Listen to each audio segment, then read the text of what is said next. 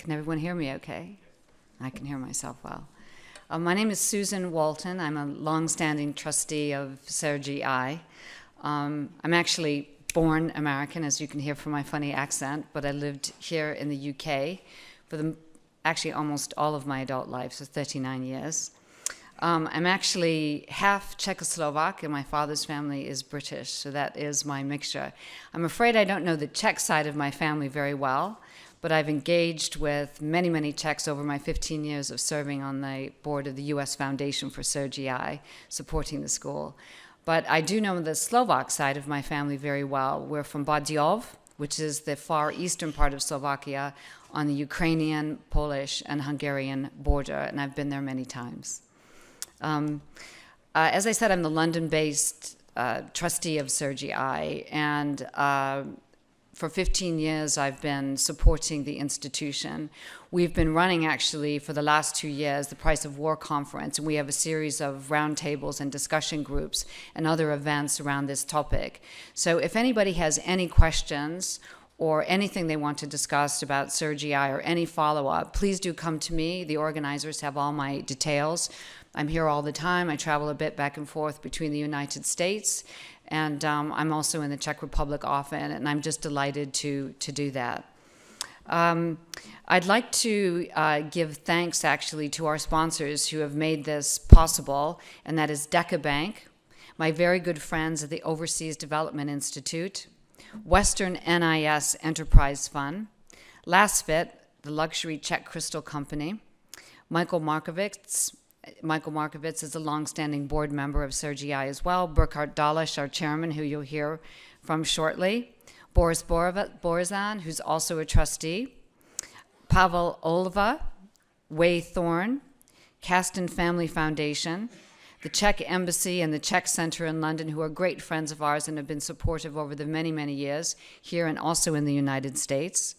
Also a wonderful young man called George Butler, who has his illustrations of conflict zones in beautiful watercolors, and they're on display in the room next door. But I'll give you a little potted summary of what CERGE-EI means to me and why it's so important. So 15 years ago, Alan Brown, who's in the room, was the chairman of CERGE-EI. He's also London-based at the time of our U.S. Foundation, got in touch with me. He's in the same business in the city and told me about it when he heard that I actually studied Czech at UCL many, many, many years ago.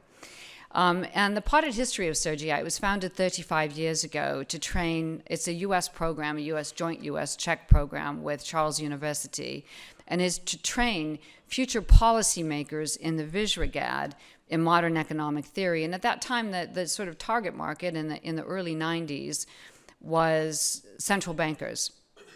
Central bankers are going to be critical in the region, into the countries, coming into the sort of Western-style economies, and they needed to be able to understand those economics, because if you were used to socialism, I mean, how you need to know how it worked.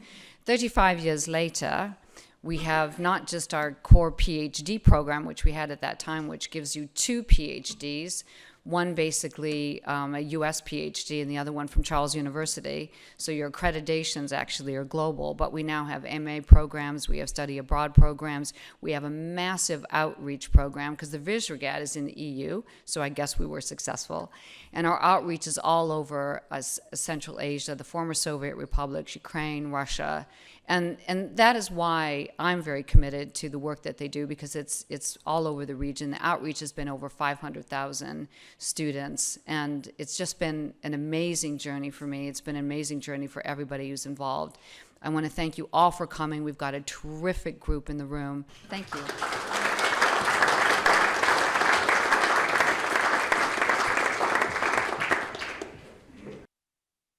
Good morning, everyone. I'm Jan Švejnar. I'm one of the 2 people responsible for this.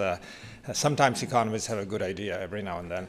So the 2 of us with Josef Zelenec, a Czech colleague, we sort of thought in the late 1980s that perhaps it would be a good idea to train the next generations of economists in these countries. We predicted correctly that the Berlin Wall would fall. And the people there were either trained as technical planners, input-output models, those kinds of things, or they were in the Marxist, Leninist sort of philosophy, right? So we visited the rector of Charles University, who was a dissident collaborator of Václav Havel, and we said, we start for you a top-notch, modern, American style, as we call it, economics department. And he said, well, economics, is there a science? And we said, yeah, we have theories, we test hypotheses. Yes, excellent. I've just abolished the Institute of Marxism-Leninism, so you can take over. And that's how CERGE-EI got started. Okay? And the Academy of Sciences joined, and indeed, it's a unique institution, unique in the sense that it trains in modern economics. We keep the standards. As you could see, we have this executive supervisory committee where Joe Stiglitz and other top-notch economists have been serving over the last 3 decades. So the quality is excellent. It's one of the best economics units, east or west nowadays. And we have touched over 750,000 students directly through alumni who are teaching and so on. So it has had major impact in the entire former Soviet bloc, including Central Asia, Central Eastern Europe, and so on. And indeed, it's now in policy-oriented circles very important. The alumni serve in, essentially a third of them are academics who are teaching others. A third of them are in the private sector, chief economists of central banks and commercial banks. And a third of them are in the public sector, including international institutions. So it really is a remarkable outfit. It needs support, and so we are very thankful to CERGE-EI Foundation, which we started in the early 1990s, which is helping to supplement the local resources. And thank you very much for coming here for an event, which is one of the events that we organize every now and then. So without much ado, let me introduce Ambassador Marie Chatardová, the Czech ambassador to the United Kingdom. She's one of the leading, truly leading Czech diplomats of modern era. She served here, she's serving here. She served in the as the United Nations ambassador in New York. She served in France as the Czech ambassador to France, Sweden, many other assignments, including in the EU, as the recipient of many awards and honors, including she's commander of the Legion of Honor of France. And so let me introduce her and welcome her, a major supporter of CERGE-EI.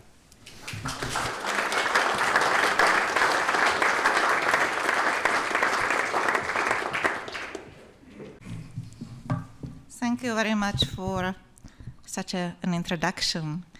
Good morning to everyone. It's my great pleasure to be able to be here and to open this symposium on such a topical issue with so many outstanding participants and guests. You remember last year we were speaking about how the world has changed and how war reached Europe again. Unfortunately, this is still the case. We might have thought it would be over quicker, but it seems that we have to prepare for a longer conflict. I firmly hope that peace will return to Ukraine. I hope this will be a reality soon, but hope is not a strategy. That's why we have to strive for a settlement that safeguards the necessity and conditions for Ukraine's continued existence in lasting peace. I think it is not an empty phrase when we say Ukraine's security is our own security. With several crises unfolding because of Russia's unsatisfied imperial ambitions, every European citizen has felt the consequences. For example, higher energy bills or rising food prices. It's true that the past 20 months have brought many challenges to all of us, both material and moral. We are now having to deal with so-called war fatigue. But we must continue providing support to Ukraine by all possible means. If Ukraine fails, we. And this failure would cost us even more. The Czech Republic is very clear on where it stands. Not only are we providing military assistance, per capita, Czechia is the 5th largest donor of military assistance. And from day one, Czechs have shown unprecedented solidarity and did not hesitate to provide Ukrainians, refugees with money, shelter, food. On a per capita basis, Czechia has taken in more people than anybody else. Moreover, I think it is clear that Putin will look to take advantage of the crisis in the Middle East, which now dominates the international news agenda, to divert attention from Russia's aggression in Ukraine. It is what he desperately needed. And I suppose a long, protracted, low-intensity war in the Middle East is what Putin is hoping for. Not enough to transform into a large regional conflict, yet lasting long enough to have the West sidetrack and divert resources away from Ukraine. Nevertheless, let us not be fooled by those who claim that in the name of appeasing Putin, peace should be achieved by offering concessions which undermine Ukraine's sovereignty and territorial integrity. In reality, what they are asking for is for Ukraine to surrender and for us to resign on our own principles. You know, 85 years ago, Czechoslovakia was in a similar position. To avoid war, some European statesmen hoped that ceding vast swaths of Czechoslovak territory to Hitler would satisfy the dictator and result in a peaceful resolution of the conflict. This hope was not fulfilled. Peace can never be achieved on the aggressor's terms. If the aggressor succeeds once, he will try to succeed again and go even further. I think that our historical experience is one of the principal reasons why our Prime Minister was, together with the Polish and Slovenian colleagues, the first foreign government leader to visit Ukraine already on the 15th of March last year. And our foreign minister became the first European politician to pay an official visit to Israel on the 10th of October this year after the terrible attack launched by Hamas. And Prime Minister Fiala visited there recently on the 25th of October. Challenged by journalists to explain the Czech position, he said that, like with the war in Ukraine, it is important to keep in mind who is the aggressor and who is the victim.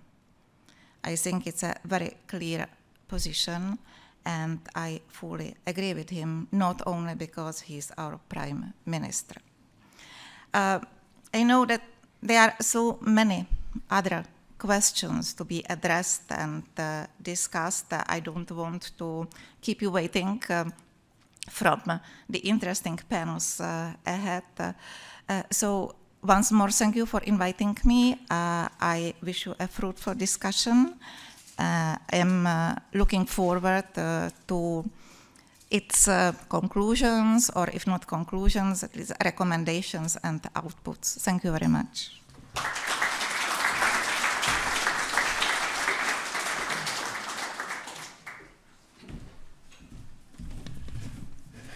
Thank you, Ambassador, for your kind remarks and being with us the second time. Good morning, ladies and gentlemen. My name is Burkhard Dallosch, and as chairman of the CERGE-EI Foundation, I welcome you all this morning to our second Price of War Symposium. I want to thank all speakers and panelists, as well as our sponsors, to make today's conference happen. The little introductory video and Professor Schweinar's remarks have given you an overview of CERGE-EI as today's organizer. It was a lot of work, and a big thank you goes to our London-based board member, Susan Walton, and the foundation's president, Tony Claudino, he will address you later, and his entire team. Dear team, well done. And now, before we start, please allow me a few introductory remarks. They will be brief regarding the symposium before I hand over to Ian Martin from Reaction, who will lead you through today's program as he did last year. Roughly 20 months ago, the war in Ukraine was started by Russia and has cost thousands of lives and caused tremendous destruction in the civil infrastructure. Furthermore, it was also a threat to the global supply chains, may it be wheat, steel, or gas, to name some of them. And it led to a widespread sanction regime that obviously has come to stay. So today, after the conflict between Azerbaijan and Armenia, which we were, as CERGE-EI, being affected of because we were active in that region, and the barbaric terrorist attack in Israel a few weeks ago, we have a second situation that might change global relations and brings immense suffering to millions of innocent civilians. That is one of the reasons to name the conference The Price of War, to remind us that war does cost lives, values, and money. To mitigate these, we have to support the ones who are directly affected, as we do with today's conference, with which we are also financially supporting the Ukraine. And we have to find ways to make our economy more resilient against the effects of these volatile situations. How can companies react, and what has to be considered in making decisions to improve the resilience regarding especially supply chains and labor markets? After all, the economy has to earn the funds to compensate the damages on physical assets, and as far as possible, improve the situation for people directly affected. And with these words, dear Ian, I hand over to you. Thank you very much.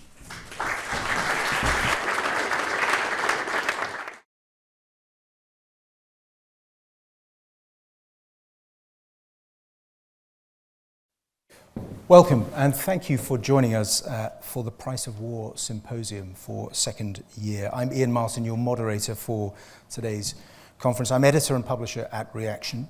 Now, there's a lot going on in the world, renewed conflict in the Middle East.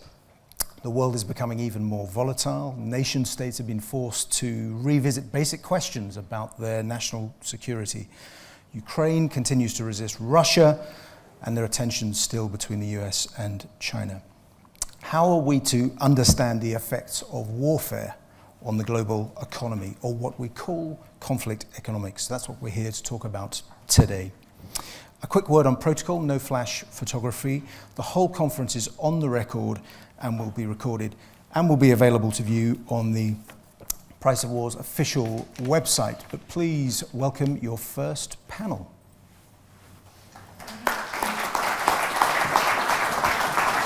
So Anna goes here. Thank you, and thank you all of you for making it through the storm in the UK, which wasn't a terrible storm. Seems to be pretty calm today in London, but thank you, all of you. Joined by Peter Frankopan, Professor of Global History at the University of Oxford, author of the hugely successful The Silk Roads, A New History of the World, and The Earth Transformed, which came out earlier this year. Anna Rosenberg, Head of Geopolitics at Amundi Asset Management, in which role she advises clients on global politics and economics. Dame Melinda Simmons, who served as the UK's ambassador to Ukraine from 2019 until last August, overseeing UK-Ukrainian relations over the course of the COVID-19 pandemic, the war, and 3 prime ministers. And Jan, who's known to you all, who you've just heard from. So I'm going to begin. I mean, there's so much to talk about. We're setting the scene for our discussions today. Our theme is conflict and geopolitics, understanding tomorrow's risks. I want to begin, obviously, with the crisis in the Middle East. And I'll turn to you first, Peter, and ask, how do you see it, and what are the risks of escalation, regional escalation, and potentially something even worse? Thank you, Ian. Thank you for inviting me in. It's always good as a historian to be asked about the future rather than the past. So I can't tell you what's going to happen. I think one can use one's judgment to take a view. I mean, what looks at the moment, the horrors, whichever which way you want to look at it, look like they're going to be contained to the poor people of Israel and Gaza. Most of the rest of the region is standing by. I suppose if one takes a step backwards, the whole Middle East is significantly less important for Western policy than it used to be, partly because of oil production in the United States. And that's meant that the shift of where this matters more as a big geopolitical puzzle probably is northwards and eastwards rather than towards the west. So I'm not quite sure what it is that we can do in the UK to try to support a ceasefire and cessation of violence. How the military campaign is going to play out, I've got no particular insight, but I mean the scenes are absolutely horrific. I mean, stepping back, I suppose it's Jake Sullivan, who's a clever, smart man, a couple of weeks beforehand had fatefully said the Middle East is as calm as it has been for 2 decades. Yeah. And things can suddenly go wrong. That's what Sir Arthur Nicholson just across the road said in May 1914.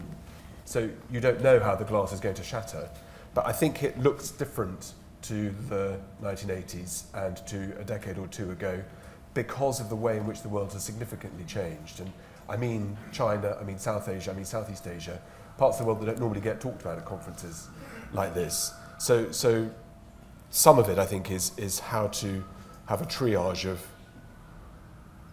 who does this really matter for. And I think it's much more complicated to play this out if you're sitting in Beijing or even Moscow than it is for us in London and the West, so it's pretty obvious what it is that we need to do. So history can make fools of policymakers and take us all by surprise. I wouldn't say that in a stone's throw from the FCDO. No, I think it's difficult. No one was expecting this, but a bit like 9/11, what Hamas did on the 7th of October is going to change dramatically lives for everybody. It's going to change not just in terms of the next weeks and months and the horrors that will follow. It will change defence spend, it will change security apparatus, it will change the ways in which regional partners in the Middle East and the Gulf in particular will want and need to think about what Palestine means to them. And the only thing I've heard about in my channels for the last couple of days has not been about Gaza, it's been about Saudi Arabia winning the World Cup bid. That's been much more significant as a sort of story that dominates the news, partly because most of the countries, including Egypt, have stepped off waiting for things to happen to try and stay away from what's going on at the moment. So Anna, since the horrific attack on October the 7th, it seems as though the democracies, external powers have somehow managed to keep a lid on it in terms of wider escalation. How do you rate the risk? Should people think that will hold through 2024, that diplomatic operation, or is there wider escalation coming? So I agree that for now it seems likely that this is going to remain a localized conflict in Gaza, the West Bank, skirmishes along the Lebanese border, and in some other Middle Eastern countries. However, I wouldn't underestimate the risk that this boils over. We had various occasions already in the last couple of weeks where this could have spilled over and it didn't. So that's a positive sign. I think tomorrow is an important day. We're expecting a speech by the Hezbollah leader. So it's Friday. This could be a boil over momentum. In the past, this has marked the beginning of wider wars. So I think watch tomorrow. Tomorrow will be a pivotal event. If it spills over, you have different levels of escalation. So assuming we get an involvement of Hezbollah in Lebanon, then it's increasingly likely that Iran gets drawn in, simply because Hezbollah is a very important militia for Iran, and they will not want to lose Hezbollah. And then we are in a scenario of a much wider war in the Middle East, drawing in Iran, which would draw in the US. And then this would, of course, have much bigger consequences economically on oil, on gas, on migration flows. So again, this is not our base case. The base case is it stays localized. However, watch tomorrow and other moments of escalation. So that's the first thing I would say. If it stays local, there are already implications of what's going on, clearly, not just in the Middle East, but beyond that. It is weakening US influence, European influence. We're going to have ramifications of what's going on right now for the US election. This is not good news for Biden. We have the European elections coming up in June. We're already expecting a resurgence of far-right parties there, so the current developments are not helpful in that regard either. So we have already various ripple effects, even if it just stays local. Jan, with your economic expertise, what are the effects of the Middle East crisis so far, and are there further likely effects to come? Well, so far, as has been already pointed out, they are limited, they are localized. I mean, they're important, so they shouldn't be underestimated, certainly not for the parties right in the region. But I think the danger indeed is that if it became broader, then I think it could affect the world more generally. Obviously supply of resources, obviously the involvement of various parties, budgetary issues involved with that. And I think it would provide a greater danger that other parties might start taking advantage, be it Putin in terms of his aggression, China's question to what extent it would at some point try to annex Taiwan by force. So I think I wouldn't foresee it as a major probability, but it certainly would increase as a probability. So in that sense, we have to be ready that the uncertainty that has been created might spill over into a broader economic impact. One thing which is interesting, mentioning the United States, the Democrats and Republicans agree on virtually nothing except for China. On China, they're resolute and they definitely are ready to stand steadfast. And so if their conflict were to spill over into East Asia, that I think would then have major global implications. You mentioned there Russia. Let's talk about Ukraine, the war that's almost at the moment in danger of being forgotten. Melissa, your perspective, you know the region very well.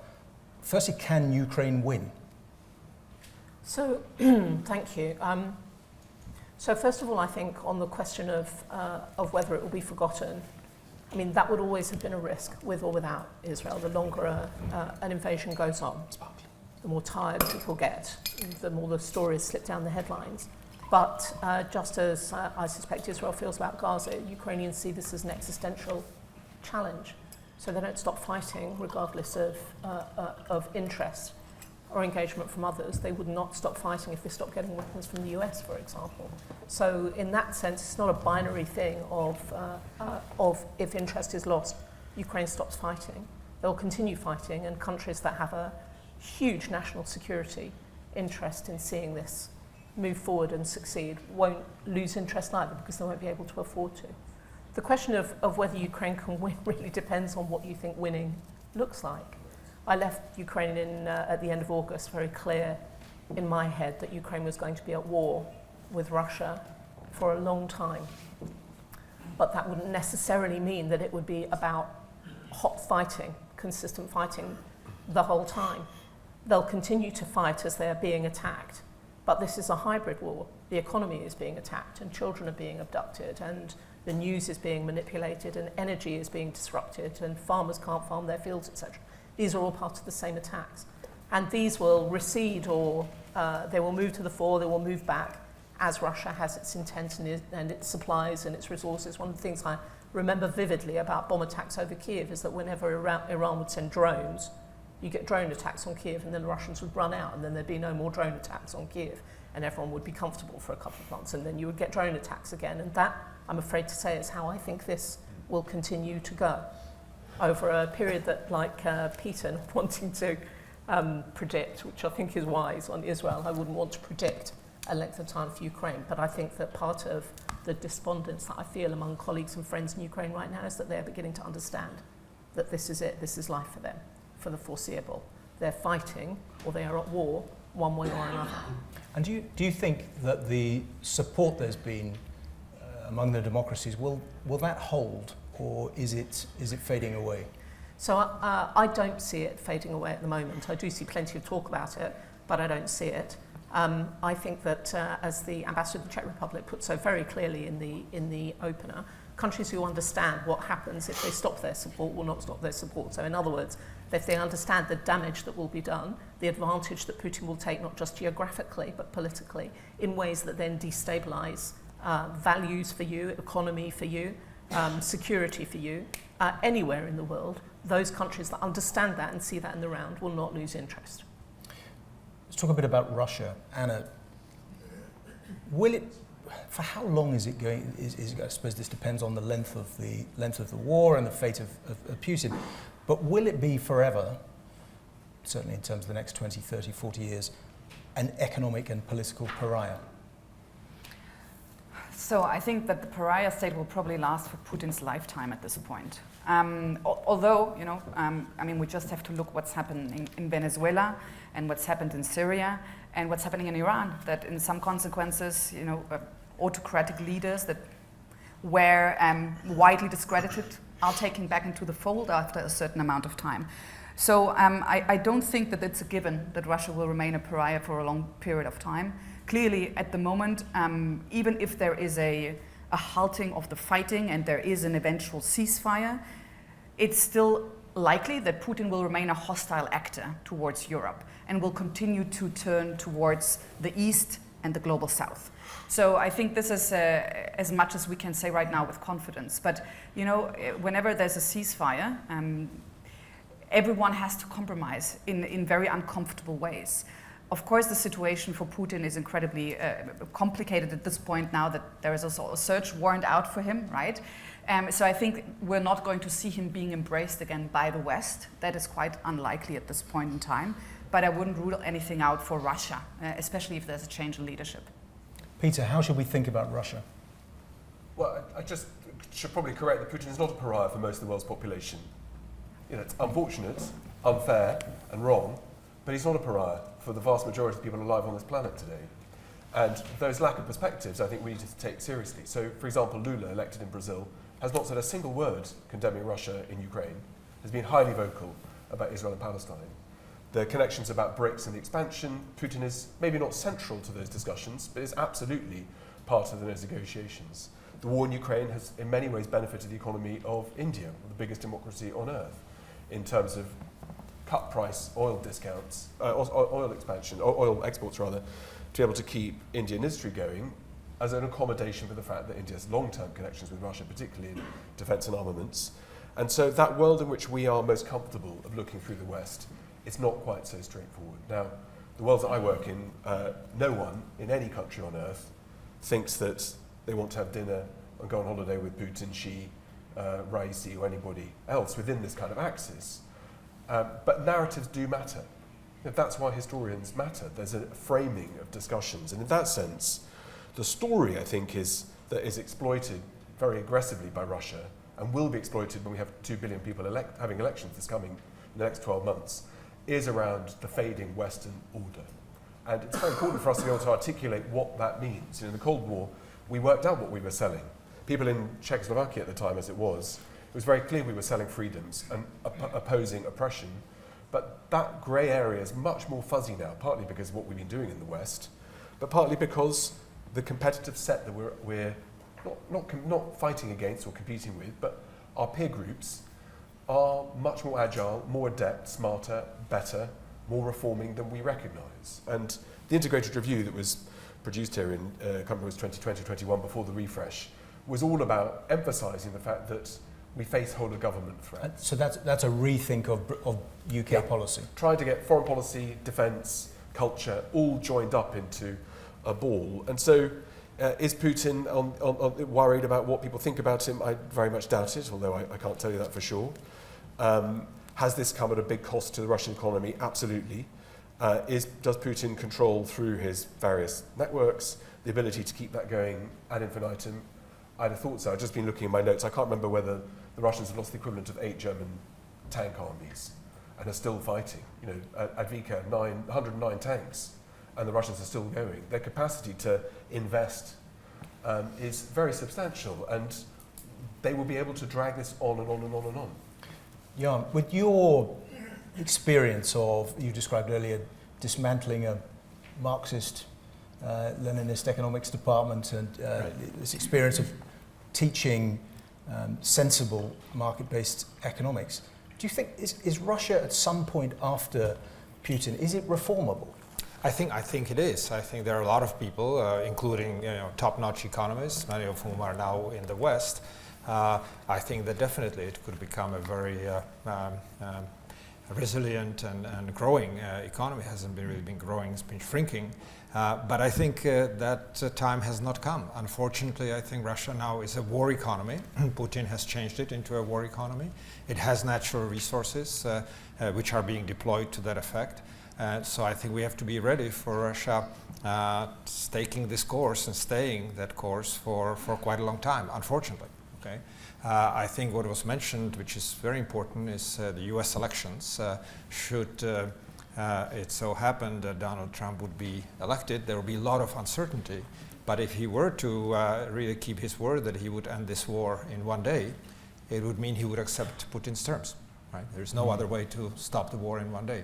So I think that's a really real danger. So we're living in a world which is very uncertain, but one thing that is certain, and the Russians have shown it in World War II and other instances, they have staying power. They just, if they're standing behind the leader, and Putin right now is not threatened by anybody, he can really stay there for a long time. And following up on what has been said, I think it's crucial for the West to really have a united front and deploy resources skillfully and shrewdly to that effect, because indeed there has been disillusion with the Western model, be it the Washington consensus of the 80s and 90s, be it the great financial crisis, the Great Recession. Many countries are feeling that the Western model has not delivered really what it was promising. And indeed, the support around the world is strikingly limited in terms of what the West stands for. Anna, you wanted to come in, and we're going to have some questions from the audience. So get ready with your questions. There's loads more to talk about: China, all sorts of subjects we've only touched on. Yes, I just think this is really the crux of the matter. And since we're talking about tomorrow's risks, this geopolitical alignment that has been happening since the Russia-Ukraine war started, and since China came up as a more forceful actor on the world stage, that's continuing next year. And it's not. I don't think we're in a bipolar world, because we have middle powers that are refusing to be boxed in. So you have this dynamic where the U.S. influence is being diluted, and they're fighting on multiple fronts, being stretched. European influence has been diluted. You have some powers refusing to take sides, and instead, like India, like Brazil, deciding to dance with all parties, right, to be in a better negotiating position. And then we have this problem now in the Middle East, which is undermining Western efforts to draw back the global South, really undermining it. And if you look to next year, we have a problem, because all of this is going on. And then we have elections in the US, which means you should have strong relationships now with your allies. But the US poses the biggest risks for Europe right now as well with the outcome of these elections. You have the elections within Europe, which means very little will happen at the European Commission, which means that this is the time we should be devising geopolitical unity, geopolitical strategy, but we're going to be busy domestically, right? Internally focusing. And I think this is the biggest threat that I see for tomorrow, that we're missing a year rather than having a grand strategy on how to challenge all these growing risks in order to position us better for these realignments. Melinda, does this, very good analysis, next year's an election year, surely Europe should be thinking about almost a plan B in case Trump wins? And how does that work diplomatically? Well, funnily enough, not to duck your question, but I was thinking that Putin has an election too. Yes. And although those elections are much more managed, and I think we can be fairly clear about the outcome, I slightly take issue with some of Peter's analysis, if that's all right, about this idea that Russia can hold things as they currently are. Because while Putin may want a low-level, localized conflict to go on in Gaza so that we can all be distracted by what's going on in that region, that is not his objective for Ukraine. His objective for Ukraine is not to take a bit of territory and then hold on to it, like Georgia or elsewhere, Moldova, etc. He wants to kill Ukrainians, do away with Ukrainianness, seize resources, and take that whole territory. Yeah. It's zero sum, and it hasn't changed. And he has also spent 8 years militarizing Crimea. I have in mind a sort of comparison between Crimea and Gaza in the sense that both territories, for whatever reason, have managed to become militarized bases for those aggressors. So he has to do two things. He has to progress in the fight, which he has not managed to do since summer of last year. It is the most utterly extraordinary thing that the Ukrainians have managed to hold Russia back across those territories, 25% of its territory, and are also raising hell in the Black Sea, which, by the way, is enabling them to start exporting grain again, which is one of the reasons why their GDP has been revised and forecast. So they are holding back that fight. So now Putin's got a bit of an issue. I acknowledge it may not be a deciding factor in a rigged election, if I may say so, but any idea that Crimea comes under threat, not for ideology, not for history, not for culture, but because he has made it, he has planted his flag, as it were, power flag on that territory, any idea that he loses it is a problem for him. And so the gaming that I agree Europe has to do next year really isn't just about, and I think President Zelensky has been beginning to be quite clear about his own thoughts about where things go if Trump does win the election, but it's not the only big election that would have repercussions in that region that Europeans need to think about. We're going to have some questions from the audience. First question here in the second row. Yes, thank you very much. I'm Martin Poliacek from the Kiev office of Globsec. First I have a remark and then a question. The remark is, we've heard a lot about what the price of war might be, but are you actually aware of the price tags? What are the details? And because I've been to many discussions like this, and after some of them, we decided in the Globsec to actually put those price tags on the historical event of this war in Ukraine. And for example, if Russia won, as the plan of Putin is, that means to take over Ukraine, that would mean that Slovakia would have Russians in Uzhhorod on its borders. We would need to spend 2 billion euros per year on military. Poland 13 million, Romania 4.6 billion, Hungary 2.6 billion. And we've also calculated the debt service for all these countries, how, for example, the investments into Baltic states would go down. So my question is, what type of data are you actually working with when you are measuring the possible impacts either of Russia winning the war in Ukraine or it's turning into a frozen conflict? It's a good question. I mean, in a country like Poland, which I think this year is going to spend somewhere between 4 and 5% of GDP on defence, so it's massively scaling up what it spends. I don't think they're thinking quite in those terms. They're just spending as much and as fast as they can in case Ukraine loses and they're on the front line. But Jan, I'll come to you. When you hear that question, it's a really good question about the financial cost. What's the willingness of electorates in Central and Eastern Europe, across Europe, to bear those costs? Are people realistic, do you think, about the scale of what's required on defense and security? I think it depends on the country you're talking about. Let me start with Ukraine itself, and we'll hear this afternoon from Yuri Gorodnichenko, who is one of the main architects of the economic reconstruction plan. I'm assisting him, so I'll defer that to him when he's here. But Ukraine clearly is ready to do whatever it takes to defend itself. I think we have seen that the countries in Central Eastern Europe have been the ones prodding Europe as a whole in order to really stand up, get ready, get more prepared militarily and so on. So they are going to lead this, and hopefully the rest of Europe will follow. But yeah, you're right. The more west in a way you go, the less knowledge there is, less understanding. And the estimates vary. I mean, with every sort of new evolution, development in the war and the possible scenario going forward, the estimates will vary. I would point out to one thing which is not always self-evident, but the evidence from reconstruction after World War II, etc., indicates that it's faster than is predicted. And the reason is human capital, that it turns out that be it cities like Hamburg, Hiroshima, etc., reconstructed much faster because of the human capital, right? So the estimates we have in countries like the United States that 70% of all capital is human capital. The rest of it is machinery, tools, buildings, and so on. So long as the human capital will be there and will be deployed properly with other complementary inputs which are needed, necessary indeed, then it could be actually faster, but it all depends on the outcome. I mean, how it will play out. Another question here, the third row.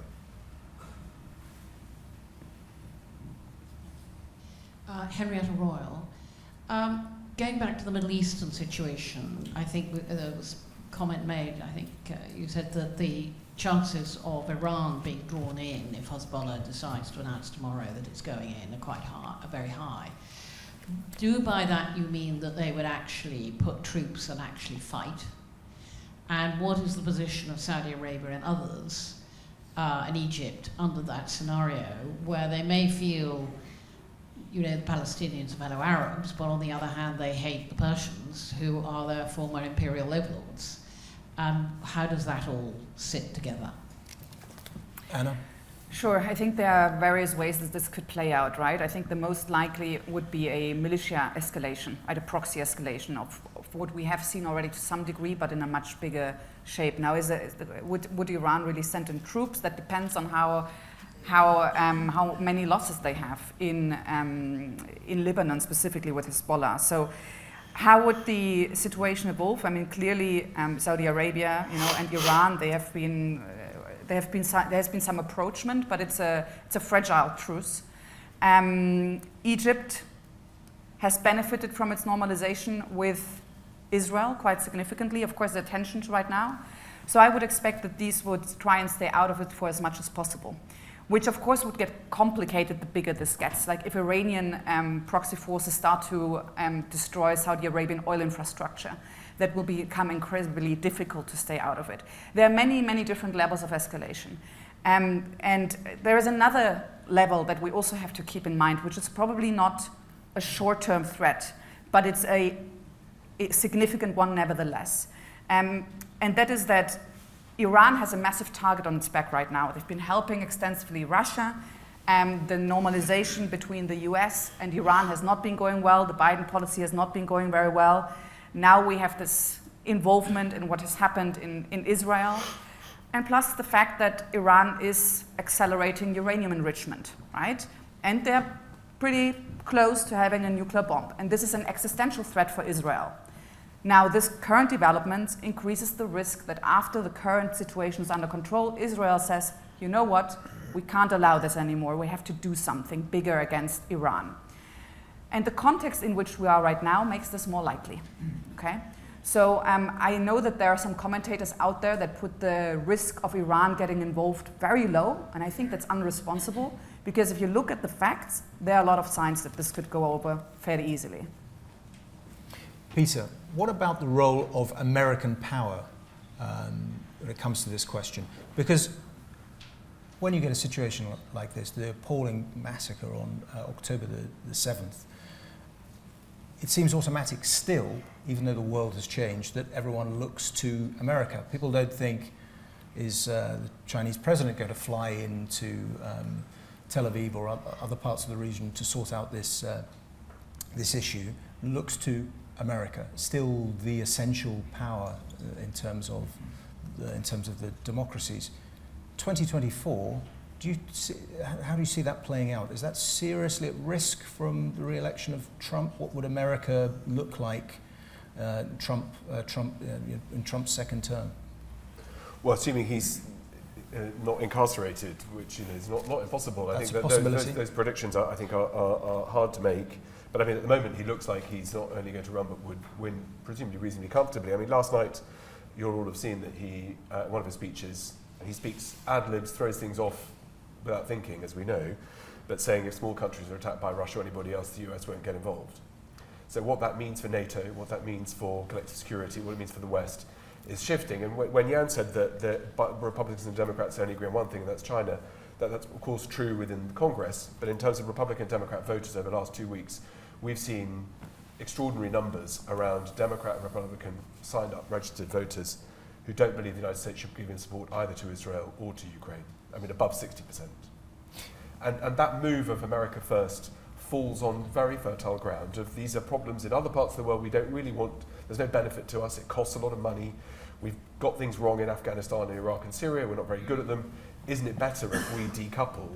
And I think that those headwinds are pretty strong. You know, Biden is struggling to explain why it is the Americans are getting involved. And, you know, to Anna's point, I take a slightly different view on what Iran will do, but that's for another time. But clearly the inflammation of street protests, pro-Palestinian movements is a cheap and easy way to try to provoke division here in Europe. And that's not hard to do. There are reasons for it. But those networks are very, very alert at the moment in terms of trying to put the brakes of saying the credibility of Western elected governments is at a weak point. And so that whole architecture, I think, around what it is that we mean, and that there is a leaky flank in Europe. And the Czech Republic is unusual as one of the former constituent parts of the Austro-Hungarian Empire that has been very clear about its support for Ukraine. But in the presidential elections, it could have gone in a slightly different way. You know, you have candidates in Slovakia, in Hungary, Poland again could have gone a different way, President of Croatia talking about either restricting weapons supply or in fact stopping it altogether and forcing Ukraine to the negotiating table. So I think that is all on the move, and that brings along, you know, very significant numbers of voters who are being told the right way to solve this is to wash your hands and get away. And that's Trump's key message that drags a large part, not just of Republicans, but Democrats alongside too. Jan, just on the China point, we haven't talked too much in this session about China, but the next session after the break is about China and the global south. But China's not having everything its own way at the moment, is it, economically? It's got serious problems on demography, property, the broader economy. How do you read it? Absolutely. I think it's a short-term hiccup. China is remarkable in the sense that really for 45 years now, it has grown so fast and become a major superpower economically, not to speak of militarily, that it's a miracle, and it becomes a role model. It's a tempting role model, right? A lot of people, autocrats or would-be autocrats, are looking at it and saying, look, there is a successful model. The Western model, as I mentioned, has had its problems, significant problems. Many countries that followed the Washington Consensus didn't get the results that they wanted economically. And so, unfortunately, in this whole sort of scenario, China is actually going to be a very significant player. It is a significant player. It's going to be even more significant player. And I think the problems that it has are significant, but they are domestic. And China has been able, with its authoritarian approach, to handle them before. Remember when there was the Asian crisis, all the countries went into a recession, China didn't, right? When there was the Great Recession, China did not go into the recession. So they have shown that they have strong willingness and power economically to proceed. Now, at some point, they're going to, be weaker economically in the sense of having internal debt and so on, which is significant. But I wouldn't expect them really to be in that problematic area yet. Now, we're going to have another question, and then I'm going to, when we close the session, ask you all for a pointer on 2024. Not a prediction, but something that we should all be looking out for. Another question. There is a question right towards the middle of the room there. Thank you. Good morning. My name is Carol Madison Graham. I chair the Sturgeon Foundation. I am not an economist. I run an educational scholarship in Uzbekistan. So my question is about Central Asia for Professor Frankopan and the effect of the war or wars on the countries that we refer to as the stands. So on their economies, do they agree with each other in terms of politics? What is their situation at present? Peter. Relative to Ukraine, you mean, specifically? Yes. Well, these countries will never not tell you that they're fed up by being grouped together. There are lots of good reasons why they are, but they all have slightly different characteristics. Taken as a sort of basket, many of these countries have big diasporas in Russia that produce large amounts of remittance that are significant in GDP. About half of Kyrgyz GDP comes from Kyrgyz workers in Russia, which is very substantial indeed. So typically over the last year and a half, lots of different businesses in Central Asian states, particularly Uzbekistan and Kazakhstan, have been beating sanctions to get goods into Russia and making lots of people very rich, often Russians who've moved to these parts of the world. And the governments in these countries have a difficult line to play, because the biggest land border in the world, apart from the US and Canada, which I don't suspect to be a point of a 2024 for geopolitical problem, is between Russia and Kazakhstan. You'll remember, we've forgotten about it now, but in January 2022, there was a semi-coup, semi-uprising sort of intervention that was solved through Moscow, through complicated behind-the-doors settlements. And the Kazakhs are extremely worried and concerned that the Russians have easy win across the northern parts of Kazakhstan. That there are no land barriers, no ability to supply, no friends that will come to their rescue, solves all sorts of problems. And the Russians often talk about interventions in Kazakhstan in particular. So there's a very uneasy balance of opportunities and risk and challenges. And then on top of that, all these countries, the stans that don't get mentioned within the same bracket, Afghanistan and Pakistan, which are significant too, and Iran likewise. Infrastructure investment has been pretty good in the last few years, but a lot more is required. But I think that everybody is holding their breath. My sort of sign-off, I suppose, which is not my 2024 point, is that the war, unfortunately, has been very good for some economies. It's not been great for Central Asia, but it's been on balance, not bad from Beijing's point of view. There are winners in these equations, and we need to work out how do we both remember that, think about it, and what are our responses to how do we bring other people around the table? Because not everybody sees things the same way that we do. So, Anna, what should we look out for? What's the one thing you would flag for 2024? Well, I think it's exactly that point about winners. We talked a lot about, there are a lot of risks next year. It's a bad year for the West, I would say, overall. For most geopolitical risks, there are higher odds of downside scenarios for next year. But this environment creates winners. And so, for example, when we're looking at the countries benefiting from supply chains, diversifying away from China, diversifying away from Russia, China having to diversify away from the US, there are a lot of winners in Asia, in Latin America, in Central Asia, on natural resources, for example, as well. There are winners when it comes to gaining influence, yeah? Like I said before, India, Brazil, for example, Saudi Arabia to some degree as well. And lastly, we have to look at defense treaties and new security pacts, because in a way they're becoming new trade deals, because the security element of these new agreements is one part, but usually they come with a lot of investment carrots alongside too. So when you look at the agreement between the US and the Philippines, there's a lot of investment promises alongside it. And those provide opportunities. So I think, yes, there are downsides, but we also have to spot the winners. Peter Frankopan. Well, it's a word we haven't even mentioned, and I think it's climate.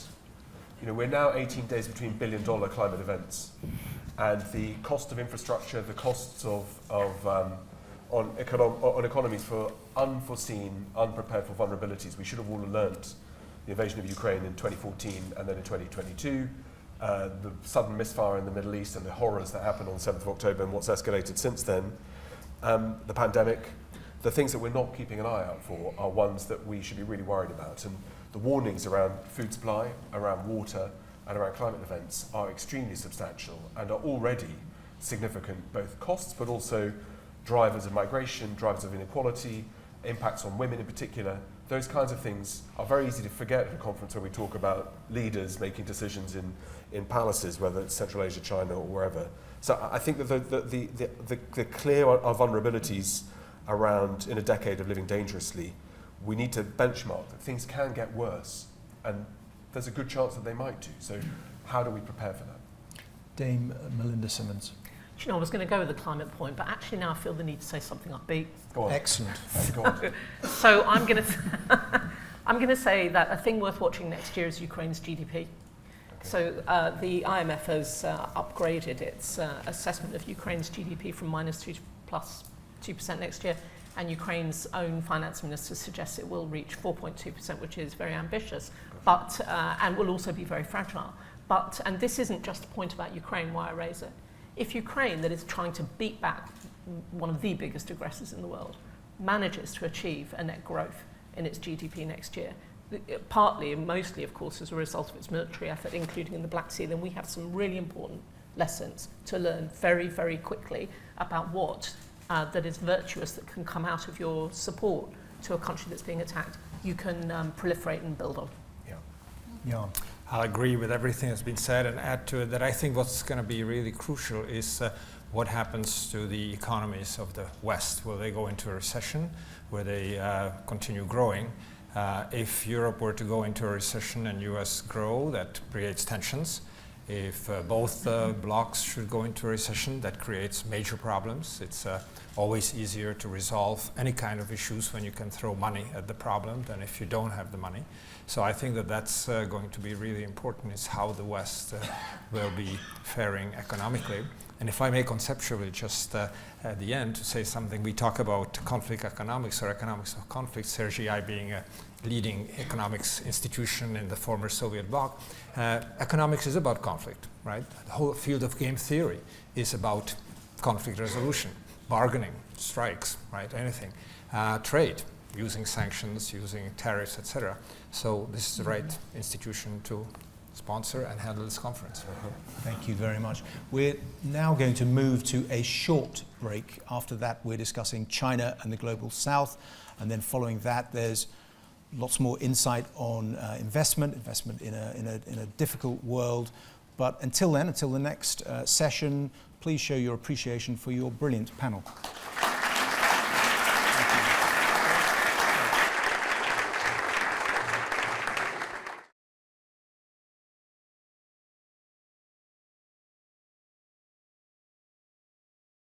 Welcome back to our next session. Please take your seats.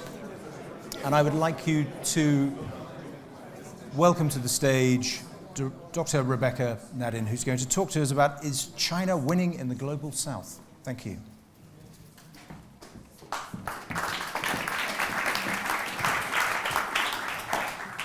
So I think all of you have a copy of Rebecca's report, Rebecca with her colleagues, The New Cold War, Who is Courting the Global South, which I highly recommend. There's a copy there for you all. And we're going to explore some of the main themes raised in the report. Now, I think I'm right in saying nearly 60% of the world's population is in the Global South, and there's some dispute about the term. Some people hate the terminology, others prefer the term developing world. Some people hate that term as well. But if we stick with the term Global South, we in essence mean the many countries outside Europe that didn't align with either the US or the Soviet Union during the Cold War. And a lot's changed, particularly the rise of China and how these countries see the world. And we're very lucky we have an expert to guide us through this, Dr. Rebecca Nadin, Director of Global Risks and Reliance Team at ODI, which, as you'll know, is a think tank committed to research on international economics and development.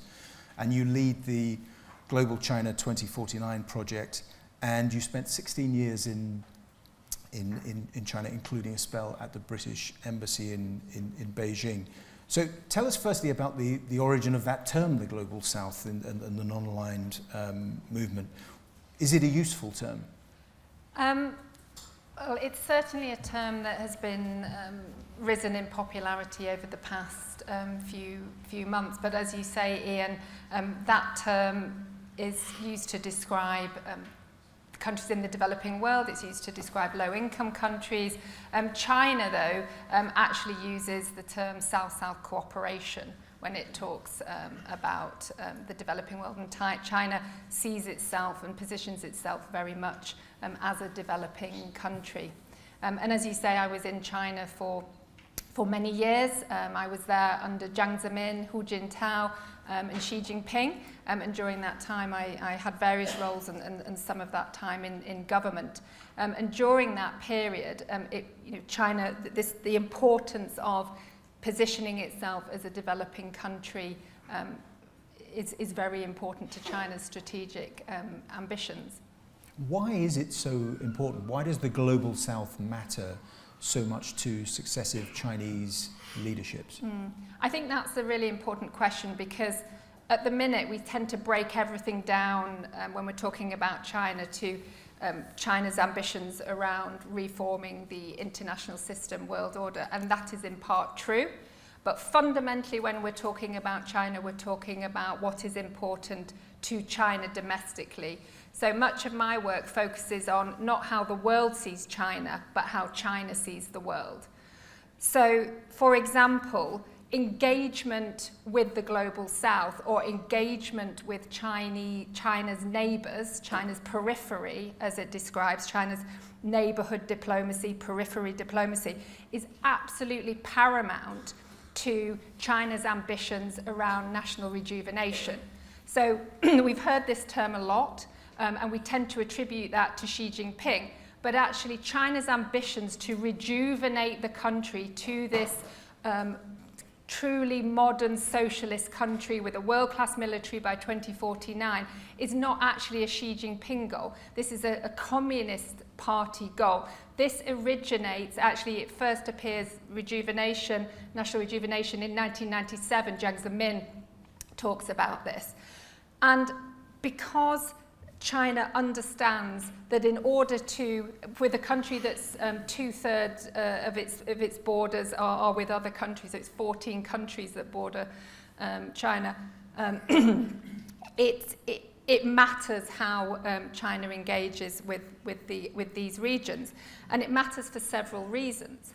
First of all, it matters because engaging a comprehensive and having a stable policy, stable external environment is critical for China's domestic ambitions. First of all, as I mentioned, this goal of national rejuvenation, it's important because it's about building economic connectivity. So the engagement with, for example, Central Asia comes about because in the late 90s, Jiang Zemin focuses on the going out policy, which is developing the western regions of China. So this is Xinjiang, the provinces in the west, and about building connectivity, transport corridors, economic corridors, trading corridors, and through, as we know from the Silk Road. And then also it's about using the Global South as a testing ground for some of China's ideas. So we have China's developed the Global Development Initiative, the Global Security Initiative, the Global Civilization Initiative, and more recently, on the eve when the US implemented more bans on China's chip access to higher advanced chips, the Global AI Initiative. So this becomes a testing ground with the Global South. But then finally, what's also critically important for China in terms of its engagement with the Global South is it needs the Global South in order to maintain its position as a developing country. So you can't be the champion of the Global South if you yourself are not a developing country. And developing country status is also very important for a whole range of other pieces of international law treaties. So let's take the UNFCCC, the climate talks. You know, China is not an Annex 1 country in that and it sticks very clearly to its common but differentiated responsibilities. To what extent is it about resources and the fight for resources? Resources certainly play a key part in that. I think one of the challenges of our understanding of China is that we tend to take China from almost as if China's engagement with the world starts when Xi Jinping comes to power in 2013, and this is a very dangerous way to view China. So China's ambitions around self-reliance, technological advancement go back way to the 1970s. Actually, under Mao, China isolated itself. But with the reform period, the four modernizations, in the 70s, China is talking about building up supply chain. In 1991, Deng Xiaoping says, the Middle East has oil, but China has rare earths. We need to make a good job of rare earths.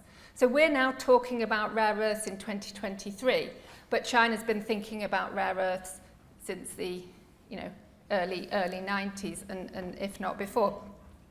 And what China certainly understands when we talk about, let's take Taiwan, like a Taiwan contingency. So we're focused all the time on will they, won't they invade, will they, won't they invade. But actually, to me, the real question is, what is China doing to insulate itself if there is a Taiwanese contingency?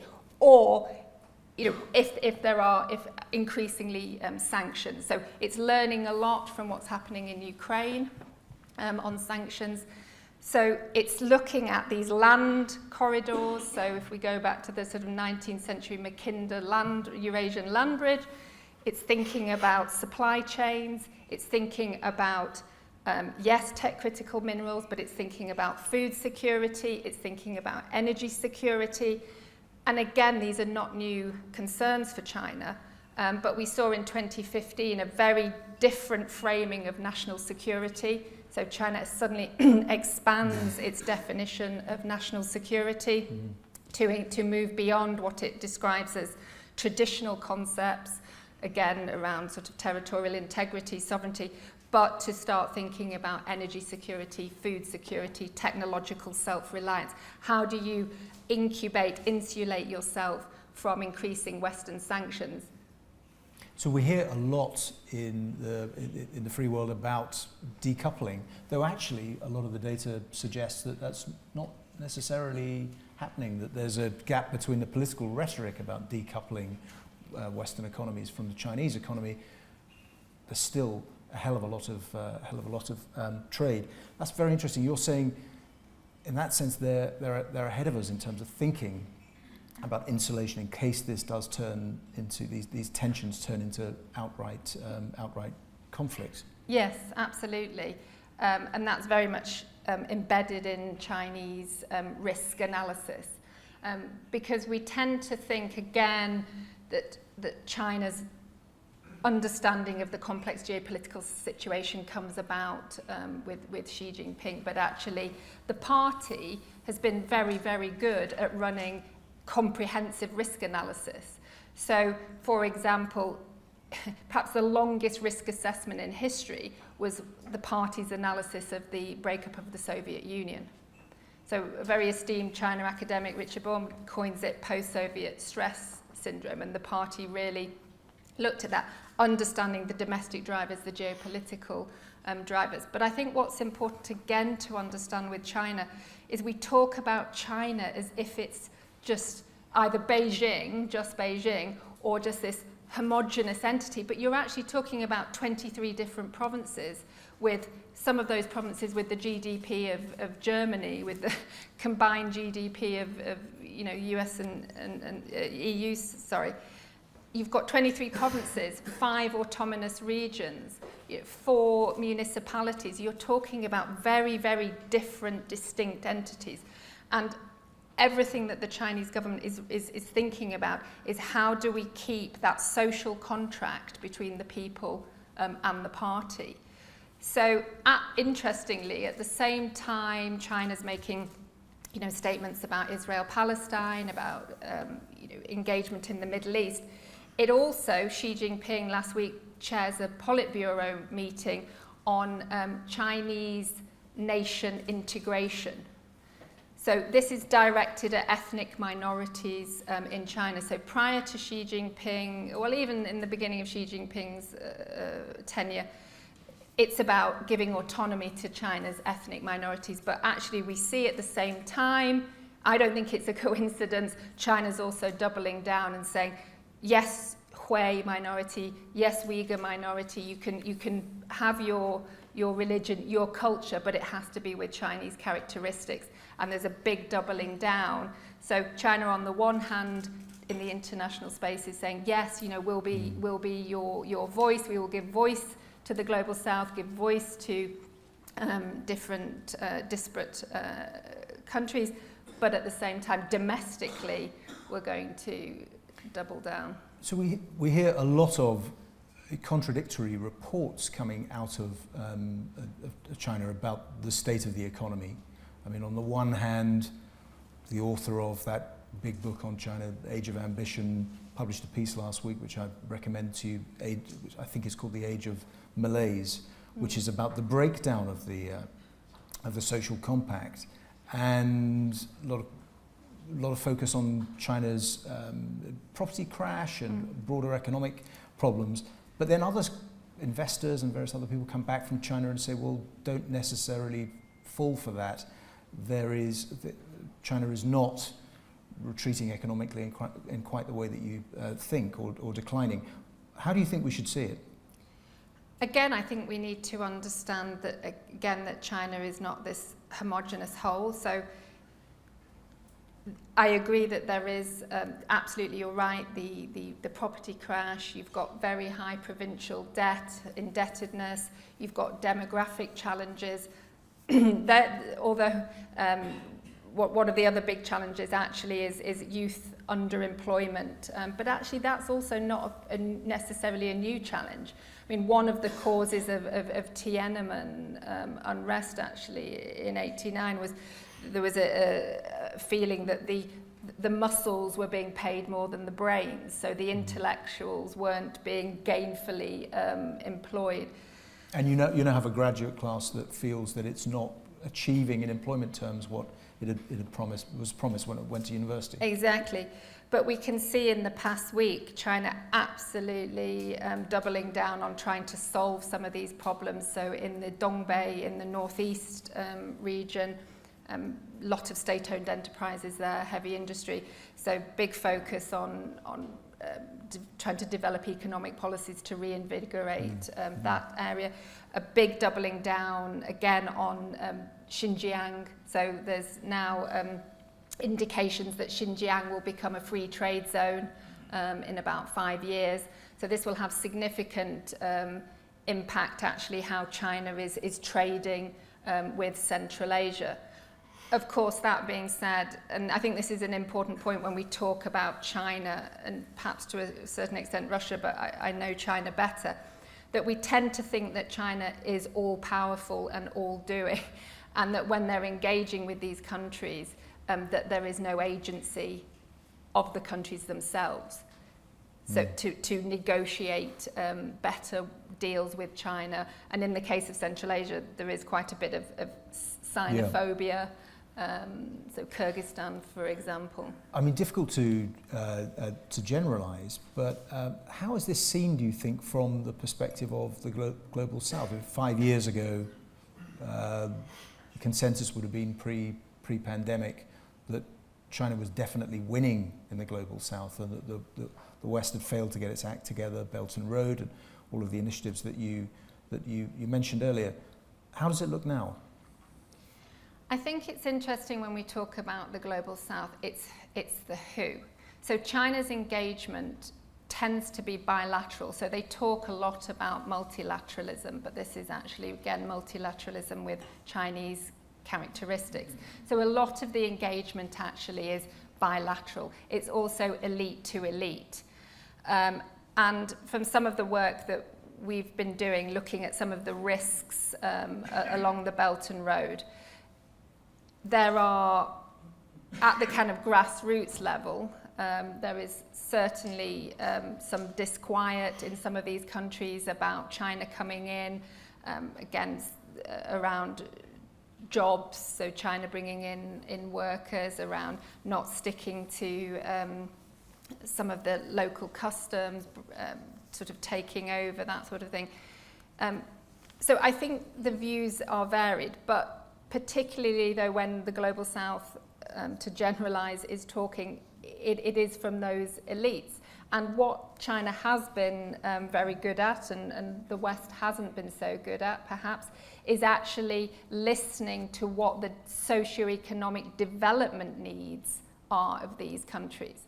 And I think energy security is quite a good example to showcase some of this sentiment, is that Mozambique, Senegal, for example, been trying, significant fossil fuel, natural resources, had been trying to get loans and investment from World Bank, from the EU, but for, a good 10, 15 years, a lot of conditionality placed on those. No, you need to invest green. It needs to be about net zero.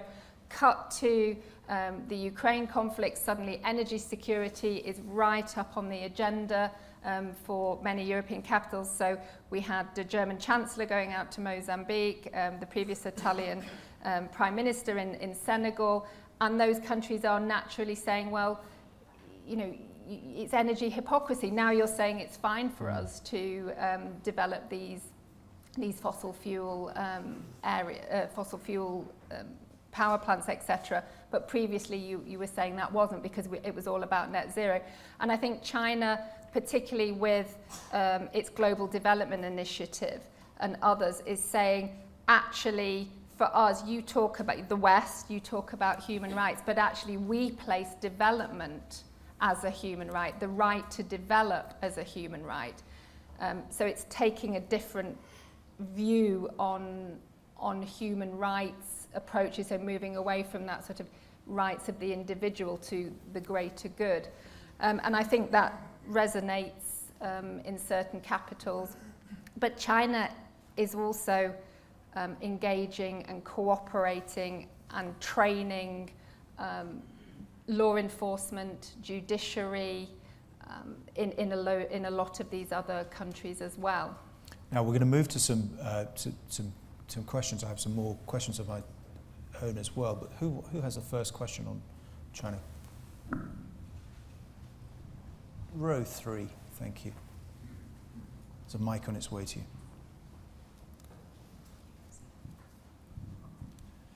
Thank you very much. James Wellesley Wesley. The demographic issues with China playing out over the next 75 years are obviously kind of well known. There's something of a collapse in the population. How does China view that, and how do you think it avoids the normal expectation of some sort of economic collapse? So it is a concern of the government, and there is they are trying to encourage people to have couples to have more children. I think what they're also deeply concerned about is falling into the middle income trap. I mean, I'm skeptical about China's economic collapse. I think the Communist Party has many tools at its disposal, fiscal and monetary policy, that other countries don't. But as I said as well, you know, are we talking about economic collapse of the whole country or certain provinces, certain regions? And in the rural population, still the demographic situation is not as dire. So we're talking again about the cities here. But this seems to be a problem as well for many countries, including in Europe. Any more questions? Question there? Jordan Anderson with S&P. So with, especially in the African continent, a number of countries increasingly having a resource nationalist mood, wanting to keep more of the value chain domestically, and with both the United States and Europe increasingly willing to step up and fund some of this development, how do you see China responding to that? Seeing as some of these developments are being done almost implicitly with the intention of competing with China for access to critical resources? Yeah, I mean, I think that this is something that China is also acutely aware of, and what we have seen in some African countries, so a shift from exporting of raw materials to actually China now investing in processing in country. We've also seen changes in the investment patterns more broadly, whether it is in raw materials mining or whether it's in digital. So we're seeing really an increase in China going into more mergers and acquisitions, less investment in kind of brownfield sites. But I think, yeah, there's definitely changes in some of the relationships, particularly like in countries like Zimbabwe and others, yeah. wanted to ask you about Russia in this context. Where does Russia fit in the global south? Well, my colleague's probably better to talk on Russian perspectives. But is there it's strange, isn't it? It's a potential rival to China in those parts of the world, but also in other senses a strategic partner. Yeah, I think Russia is not going to be able to compete against China in terms of the investment, in terms of FDI, etc. Where I think actually there's potential for sort of the two countries rubbing up against each other in the wrong way, I think is with entities such as Wagner, such Precisely. as the PMCs and the PSCs, so particularly as China now has many more overseas assets. So I think that would be very diplomatically very challenging if some Chinese nationals were killed, etc. But China is very good at managing that narrative domestically. So within the Israel-Palestine conflict, a number of, I think 2 Chinese workers, have been killed. And in other conflicts, China really manages how much of that information goes back to the general public. I mean, it's very good when they're doing, like when they evacuated people from Sudan, really putting this out. China, the motherland really looks after you, and you can rely on the motherland. But actually, looking at Weibo, you could see actually that there was a few sort of not so polite sentiment from Chinese nationals about the Chinese government's handling. Final question: how should the West, for want of a better term, the free world, to use another term, how should it respond? Can it respond? I think the first thing that the West needs to do is really get real a little bit on China. So really understand where China is coming from. So this isn't about being a hawk or a dove or a China apologist. This is about fundamentally understanding what is driving Chinese behavior. What is critically important to China. So we had at the start of this year the 2 sessions. China, there she talks about the need to balance comparative connectivity, so this is globalization, with self-reliance. China talks about upgrading the diplomatic budget by about 13%. And it also says, we are going to look at certain aspects of international law and we want to reform that. Whereas the West sees China wants to reform the entire rules-based international order. Well, it doesn't. It actually wants to reform some very important bits of the rules-based internet, so UNCLOS, so legal questions around use of autonomous weapons, space, deep ocean, but we're so busy focusing on breaking everything down into this ideological battle between good and evil that we're actually completely missing the point. And China's saying to us all, we are focused on food security, we are focused on massively expanding our grain storage, so this is going to have impacts on food prices. We're really focused on rules on international law in space, on how do you deal with space debris. We're focused on lunar mining, deep ocean mining. So I think the West really needs to understand that a little more. But in Cold War 1.0, it was in a sense easier to understand because the Soviet Union clearly, it was clear what it wanted. It advocated a global system run according to Marxist-Leninist thinking. But I think it's quite hard sometimes for people to work out, what does China want? What do you think it wants out of all this?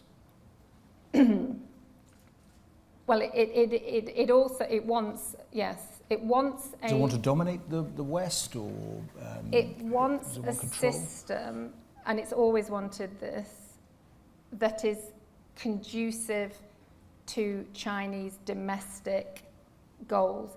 And those goals are the rejuvenation of China with the aspiring goal of having this socialist modern country by 2049, world-class military. It's about feeding its people, giving gainful employment to its people, managing its very complex environmental challenges, which did come about to a certain degree from the Deng era of get rich, clean up later. So I think, again, and I'm sure people say, oh, you're a China apologist. I'm not, but having lived there for so long, it is about people. When you talk to people in Beijing or people in the countryside in China, they're not talking about Chinese domination. They're talking about, can they get their children into a good school? Can they get affordable housing? Can they get to work easily? Can they get a new car? Just the same things that others talk about. And the party, the focus of the party at the minute is on this wealth disparity. But the danger could be if that doesn't work out. Sometimes historically, we know regimes that are in a corner then turn to war. Yes. So I know you're always asked about China, Taiwan. Yeah. But where are you on sort of risk register on this? Is it, final question, is it likely in 2024? Well, I mean, one election we didn't talk about is the Taiwanese election. So this is going to be very important. At the moment, the front-running candidate is the DDP candidate, who China sees very much as a separatist candidate. So that will have implications. How the US behaves will also have implications.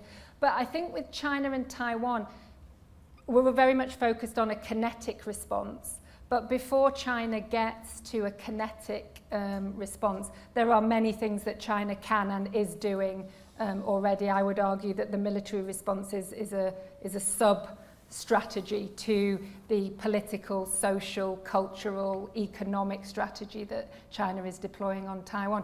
I mean, China could totally disrupt trade in the Malacca-Taiwan Straits simply by doing more of the Coast Guard exercises that it does. It doesn't necessarily need to go into a full-blown military amphibious assault to do that. And China, in terms of its own risks, because we tend to not talk too much about the big security challenges that China has on its border, Afghanistan being one. China cares deeply about that. North Korea. I mean, China, it would be not inconceivable that if China goes into Taiwan militarily, that North Korea doesn't go into South Korea. And the last thing that China wants is a whole military conflict on the Korean peninsula, plus hundreds of thousands of North Korean refugees going into North China, plus then of course India. So I think there are many things before we get to that China can usefully employ. But China is also very clear about what creates tension on the Taiwan Straits and what is a red line for China on the Taiwan Straits. So we're now going to move to a short break, and then we're going to make up some time before we have the next session with Alan Brown. But until then, I want you to show your appreciation for this fascinating insight. Thank you, Rebecca.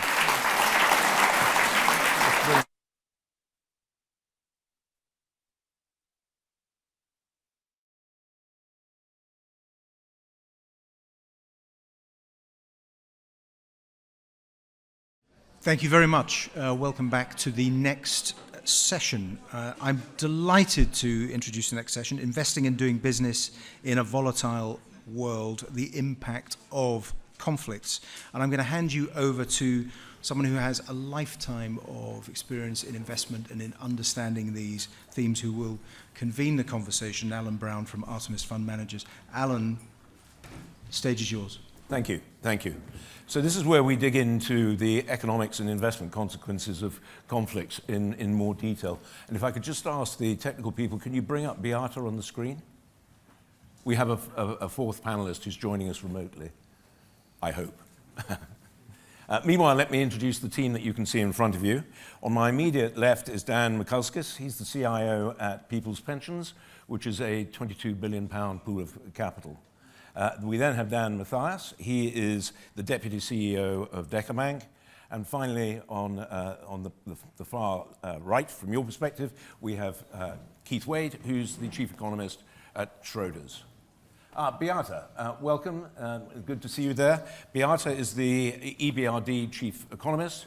She's also a Professor of Economics at Oxford and a Fellow of All Souls College.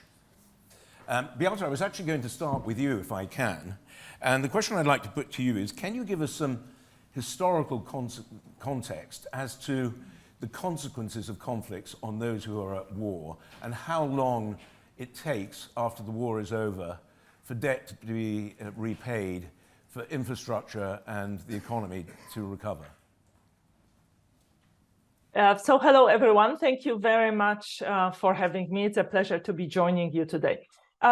So in response to your question, let me bring the analysis that we have done for our last year's transition report at the EBRD. We looked at 200 years of wars. We focused on wars between states, and we asked the question, how are these wars funded? And what you see in the data is that primarily wars have been funded domestically. Printing money went out of fashion after World War I. Taxation is very hard during the war. But a new development after World War II has been the rise of foreign financing. And more than a third of wars since that time has been primarily funded from abroad. What you also see in the data is that countries tend to be, not surprisingly, emerging from a war very indebted. On average, their debt to GDP ratio is about 15 percentage points of GDP higher than comparator countries, meaning countries that were similar in terms of size, in terms of income, in terms of growth, but had not been engaged in wars. Now, this debt burden increases further in the few years immediately after the war. So, one lesson from that is that if we want to help rebuild countries that had been engaged in wars, piling on debt, just pure debt rather than grants, may not be the best strategy. Now, when you look at reconstruction, the message that emerges from history is that success of a reconstruction effort should not be taken for granted. So in half of the cases, countries that had been engaged in an interstate war do not catch up with their previous GDP per capita trend quarter of a century later. Right? So quarter of a century later, half of the countries are not where they would have been had they not been engaged in a war. And here, if you look at sort of particular cases, think about Afghanistan, where the US alone poured $145 billion. Think about Iraq with $220 billion invested, and not that much to show for. So when you analyze what explains how long reconstruction after a war took, money that's available from outside explains only 10% of variation. Other factors, such as, for instance, institutions play a very important role. And if you go back to the Japanese experience after World War II, which was widely had as a very successful reconstruction effort, it actually took 15 years for that reconstruction to take place. Well, let me stop here. So, Beata, just picking you up on a couple of your points there. Thinking about the UK, at the end of the First World War, we had debt to GDP of about 190%. At the end of the Second World War, it was 250%. But one of the key differences was that inflation was rampant at the end of the First World War before it went away with the Depression, whereas inflation was well controlled at the end of the Second World War. Do you think that was down to a different means of financing it, that we weren't printing money in the same way in the Second World War? I think by the end of World War I, people understood that printing money is not the way to go. Now, where inflation helps is in the post-war effort, where it helps, inflate away the debt burden. But, let me bring this discussion to the current situation, to Ukraine. If you think about the amount of money that is needed for reconstruction, and the figures from last year estimated by the World Bank, European Commission, and the Ukrainian authorities talk about over $400 billion. I think it is very clear that loans will not do the trick, that grants will be needed. But it's also very clear that official flows alone will not be sufficient. So mobilization of private investment will be critical. Right. Keith, if I could turn to you, thinking about the current conflict in Ukraine and now, of course, in the Middle East, are you seeing an impact in terms of globalization, trade flows, capital flows? And if so, what are you seeing there? Yeah, sure. No, thank you. And it's great to be here. So the war in Ukraine really has just become another shock, I think, to the global trade system, because obviously we had the pandemic, and then we had the war, and then we had the energy shock. All those factors came together, and perhaps it's not surprising that at the moment, global trade is actually quite weak. It's down about 5% in volume terms. So, certainly that's the picture at the moment. But disentangling the impact of the war in Ukraine and the sort of things that we're seeing in Israel is quite difficult from what we've seen from an economy that's trying to recover from the pandemic and switching back to services from goods. The way that we've looked at it is to think about the geopolitics. And I did a paper last year where we looked at the vote in the United Nations about whether to expel Russia from the Human Rights Convention. And you could see very clearly the countries lining up, on different sides. And that, to me, just contributes to what has been described as a fracturing of the world economy. So the world economy is becoming much more regionalized.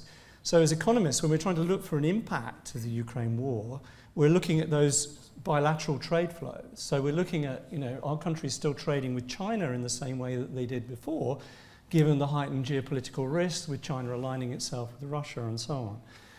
I have to say that there's not a huge amount of evidence yet that is coming through, but the lags on these things are very long.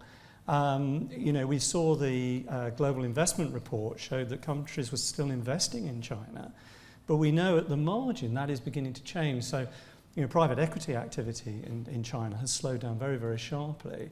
And if you look at, say, Chinese exports to the US, they're down about 20% at the moment.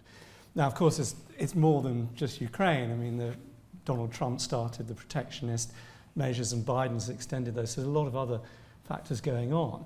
But I think that sort of long-term impact of this increase in geopolitical risk is going to make itself felt. One other thing to say is that the picture is quite complicated by the fact that countries like India and Indonesia have taken a more neutral view. And India seems to be almost playing two hands at the moment. It's still buying Russian oil, but it's still looking to engage with the West and so on. And I think, that one of the key tests or the key impacts and things that we need to watch out for is whether or not countries in the West decide that they need to start putting sanctions on some of those neutral countries because they feel that they're sustaining the war in Ukraine through buying oil from Russia, or whether or not we continue as we are, and we just sort of effectively say, no, well, that's a different thing. We're still trying to do a trade deal with India and so on. I think that will be a really important test. And do you see inflationary consequences in a partial reversal of globalization? And on the capital side, do you see China beginning to get some kind of a reserve currency role with trade not all being financed in dollars, but being financed in their currency? Yeah, okay. So on the inflation thing, yes, certainly. As an economist, we always want to have like an optimal allocation of resources around the world, things being produced in the most efficient way. And clearly, as you move away from the globalized economy that we've had, and we are seeing that global trade intensity is beginning to come down, then inevitably that means that things are going to be produced in a less efficient way, a more expensive way, and so that will be felt in inflation. There's a lot of hope that technology can step in, and we talk a lot about the idea of onshoring and bringing things back home. That will only work if you've got technology working to improve productivity, because our costs are much higher. Yep. So yes, I think it is inflationary, but there's obviously that technological aspect to it as well. I think, just very briefly, in terms of the other question about China and the dollar, yes, I mean, clearly China would love to be able to get the renminbi as a much more accepted currency. I mean, not least, a lot of the power of the United States has been demonstrated over and over again is through its dominance of the financial system and its ability to put sanctions on countries across the world because so much trade is done in dollars. And actually, I think it was Visa or one of the big sort of money payment companies recently published some data that showed that the dollar is as strong as it ever was. More than 50% of every transaction in the world is done in dollars. So I think it would take a very long time for China to displace the dollar. Right. I mean, for a start, the renminbi isn't freely traded, so there's a long way to go. Yep. So Matthias, if we shift to markets, in the markets that you're active in, if you look back over the last 20 months, what reactions have you seen to geopolitical tensions, and what are you worried about looking forward? Yeah, the interesting thing is that we have not very much seen in the markets. We had a very strong reaction in February, early March 22, of course, because that was very surprising for everybody, or for many of us. But if you look at the figures I'm looking at every day, the price of equities and all the other investments, not much happened really. And if you look, for example, today, how would I describe it? If you look at risk assets, that is equity, that is non-investment grade bonds or something like that, yes, they soften a bit, but not much. And if you look at the typical risk-adverse investments, gold and treasuries, bonds still, yes, they are firmer a bit, they are, but not significantly. If you look, maybe that's more important, at volatility in the markets. The volatility in the markets is sub-average, it's below average, it's nothing spectacular. What is the reason for that today? If you look only on the figures you see today, my impression is that the people who are active in those markets do not want to see what's going on as a paradigm shift. They say it's temporarily, it will go away. That is, if I look at today. And traders, we have a lot of them, and people who are investing in equities and so on, they do not necessarily think about the next 3 years. They are looking at the markets and doing the things that they can do, and if they do not have the perception that the stress in the system will stay for very, very long, they behave like they behave. If you're looking forward, that was the second part of your question, I would see it slightly differently. First of all, again, the base case still of the most people who are actively investing in the world, at least the most people I know, follow the, I don't know who of the ladies and gentlemen, the first panel mentioned it, stick to the base case. Somebody was talking about the base case. It was you, Anna. My base case is pretty much the same. The base case is things stay like they are. And that's how people behave in the moment, and that's how I can explain how the figures you can see outside of the capital markets are as they are. But if you're looking forward, and if you're not in day-to-day trading, and you're looking, or you're responsible for longer-term investment, things change. Then you have at least to look at bad scenarios, worst scenarios, or something like that. My bad scenario was already mentioned, that Iran is in a way directly in the conflict. So that is the bad scenario. That, from my perspective, will change a lot. So we will see, from my perspective, a significant risk reduction in most investment portfolios. And that could be significant to the capital markets, to the equities markets.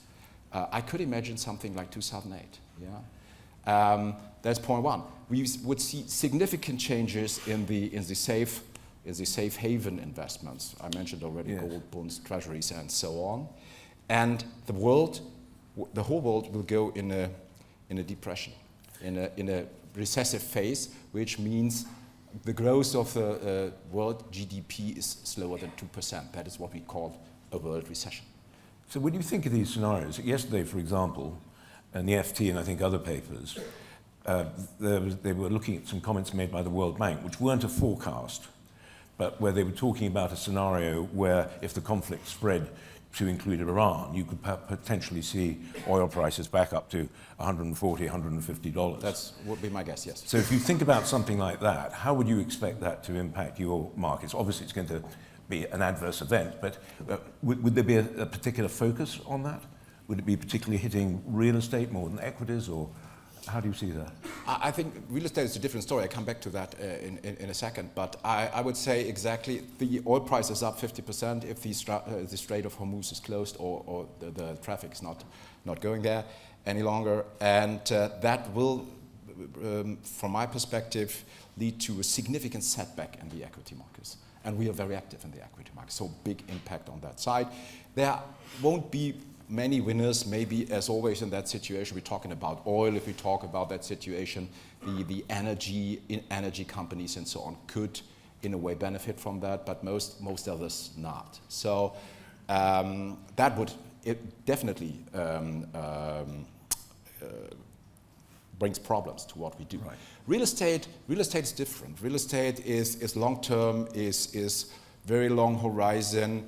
Real estate is in a difficult situation for different reasons already, but that is mainly because interest rates are up, and that is the reason why real estate suffers a lot at the moment. Why are the interest rates up? Now we're coming back to conflicts. Yes, one of the big reasons is inflation. We've talked about it. One of the inflation risk is the Ukraine war, not only the COVID programs have much more, if you're a better economist than I am, have much more impact on inflation than the Ukraine war. But Ukraine topped it up, and that put real estate under pressure. And if the situation gets worse, I could imagine that the interest in long-term investments with an investment horizon that is maybe too long to predict what's going on in the world would lead to the situation that the real estate investors, as they already do, sit on the sidelines and doing nothing. So, Dan, if I can bring you in here, and I should have mentioned that prior to joining People's Pensions, Dan was a partner at the consultancy firm LCP.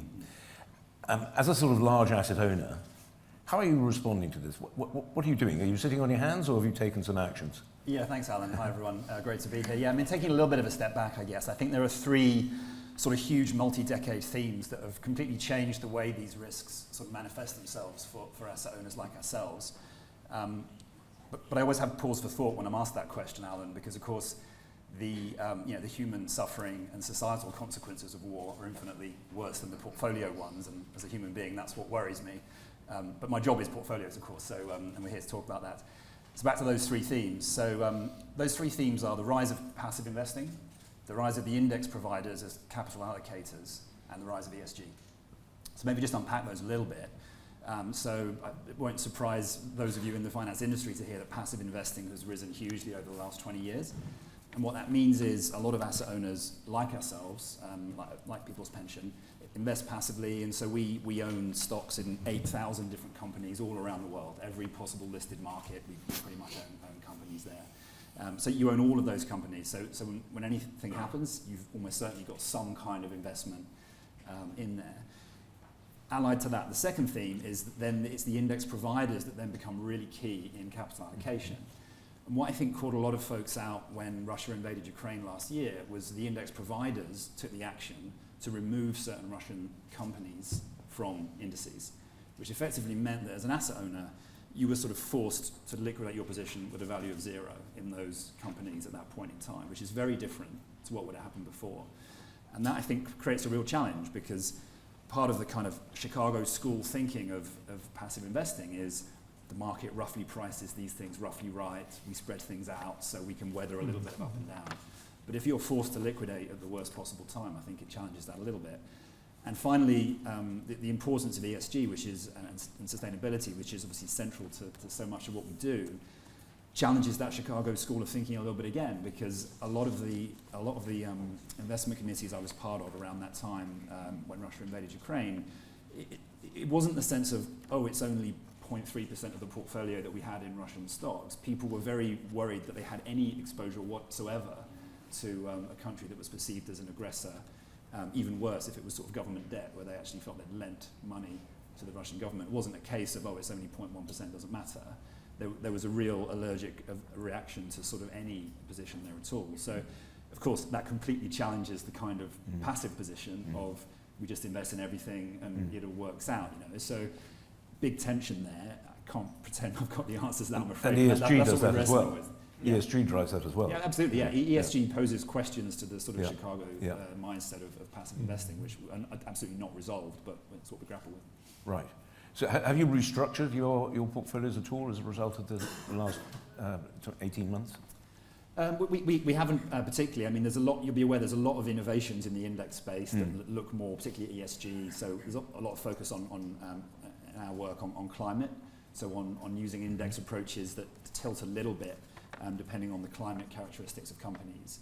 What I see could be really interesting going forward is looking more at what we call emerging markets. I don't like the expression, but it is the expression we have in our industry, isn't it, to talk about a whole load of very different countries. But approaches to emerging markets when you want to be a passive investor, I think, is something that there needs to be a lot more thought put into, because the indices there have, I think, more flaws than they do in developed markets. There's all sorts of autocracies and things in emerging markets, of course, and you can question whether you want to be allocating to them. So that's something I'd love to see more thinking done on. Okay. So a question to Beata and Keith, perhaps particularly. I'm not sure whether either of you have seen this, but there was a paper recently published by the IMF which was arguing that after we get to the other side of this inflation bubble, that if you looked at the developed world, the real risk-free rate would hover around zero. Which obviously is very different from the position 20 years ago. One, do you buy that argument? And if so, what are the implications for returns from other asset classes? And two, do you think these geopolitical tensions change that story? Beata wants to go first. Oh, you know, I'm not sure I can take this question, but if I may come back to the question, Alan, you asked earlier about greater importance of renminbi. So we have analyzed the data on currencies of invoicing used in Russian imports, and there are some very striking patterns. First, you see that while a few years ago, only 10% of Chinese exports to Russia were denominated in renminbi, now it's 2/3. Moreover, you see increased usage of national currencies by United Arab Emirates, by Turkey, by India. Now, while the percentages are still small, the trend is rather clear. And what's most interesting, to me at least, is that renminbi is now being used by third countries to invoice their exports to Russia. This is in particular done by countries that have swap lines with the People's Bank of China, countries that are not participating in sanctions. And it took off after the war started. And you see that it is most enthusiastically used when exports involve products that are similar or products that would be subject to European sanctions. Right. Keith? Yes. So actually, on the question from the IMF paper, I was quite surprised actually at that outcome, that conclusion. So we already talked a bit about the impact of deglobalization on inflation and how the world can be more inflationary as a result of that. So that will make the job of central banks more difficult to control inflation, which to my mind means that interest rates will probably have to be higher than they would have been otherwise. I think the other element of this is just the increase in debt. So, one of the key things that's happened since the war is that everybody's now going to increase their spending on defence to 2% of GDP, across NATO, finally. But, that is going to add to government borrowing. And then Beata mentioned I think it was $400 billion reconstruction of Ukraine. Once you've got expenditure that is being driven by a political imperative, because that money will be spent, because they will demonstrate that they can put Ukraine back on its feet, and it will take a lot of money, but a long time. That's inflationary, because that money will be spent, come what may. And in the meantime, we've got all the other pressures that we all know about from demographics, such as healthcare, pensions, great demand to increase educational standards, and so on. So, enormous pressures on government spending. And I think, the debt to GDP ratio that you mentioned earlier will increase. And we are already seeing some evidence in the markets that, what we call the term premium is rising. So it's not just the fact that central banks are raising rates, that bond yields are going up. It's the fact that investors are thinking, goodness me, there's an awful lot of paper coming and we're going to have to buy it all. Right. That I think is adding to that, and I think that could be inflationary as well. Right, absolutely. Perhaps we should open it up to the room now to broaden the conversation. We have a question here in the second row.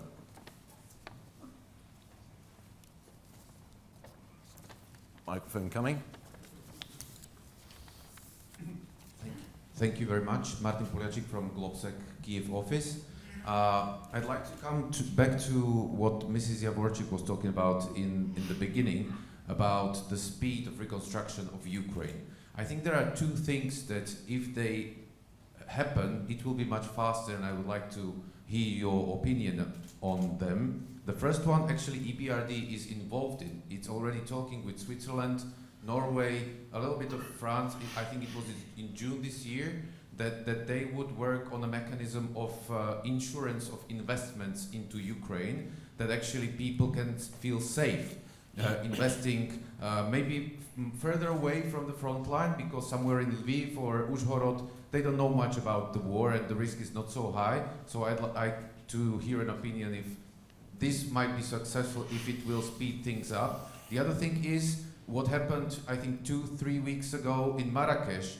G7 representatives plus the World Bank started to work out a mechanism how to use the frozen Russian assets for reconstruction of Ukraine. So what is your take on this from the economical point of view?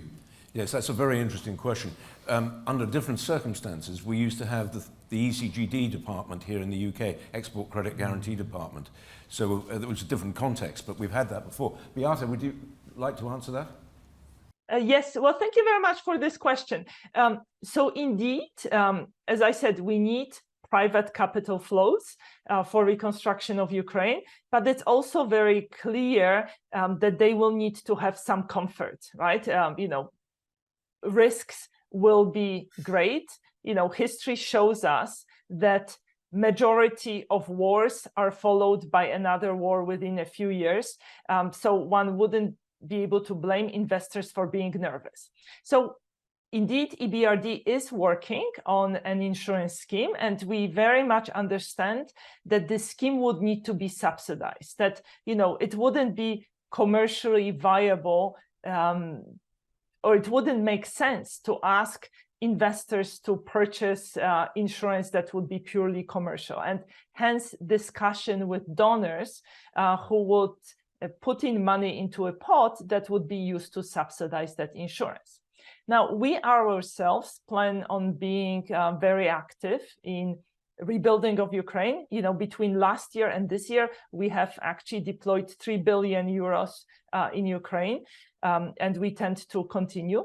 And our role will also be to mobilize investment.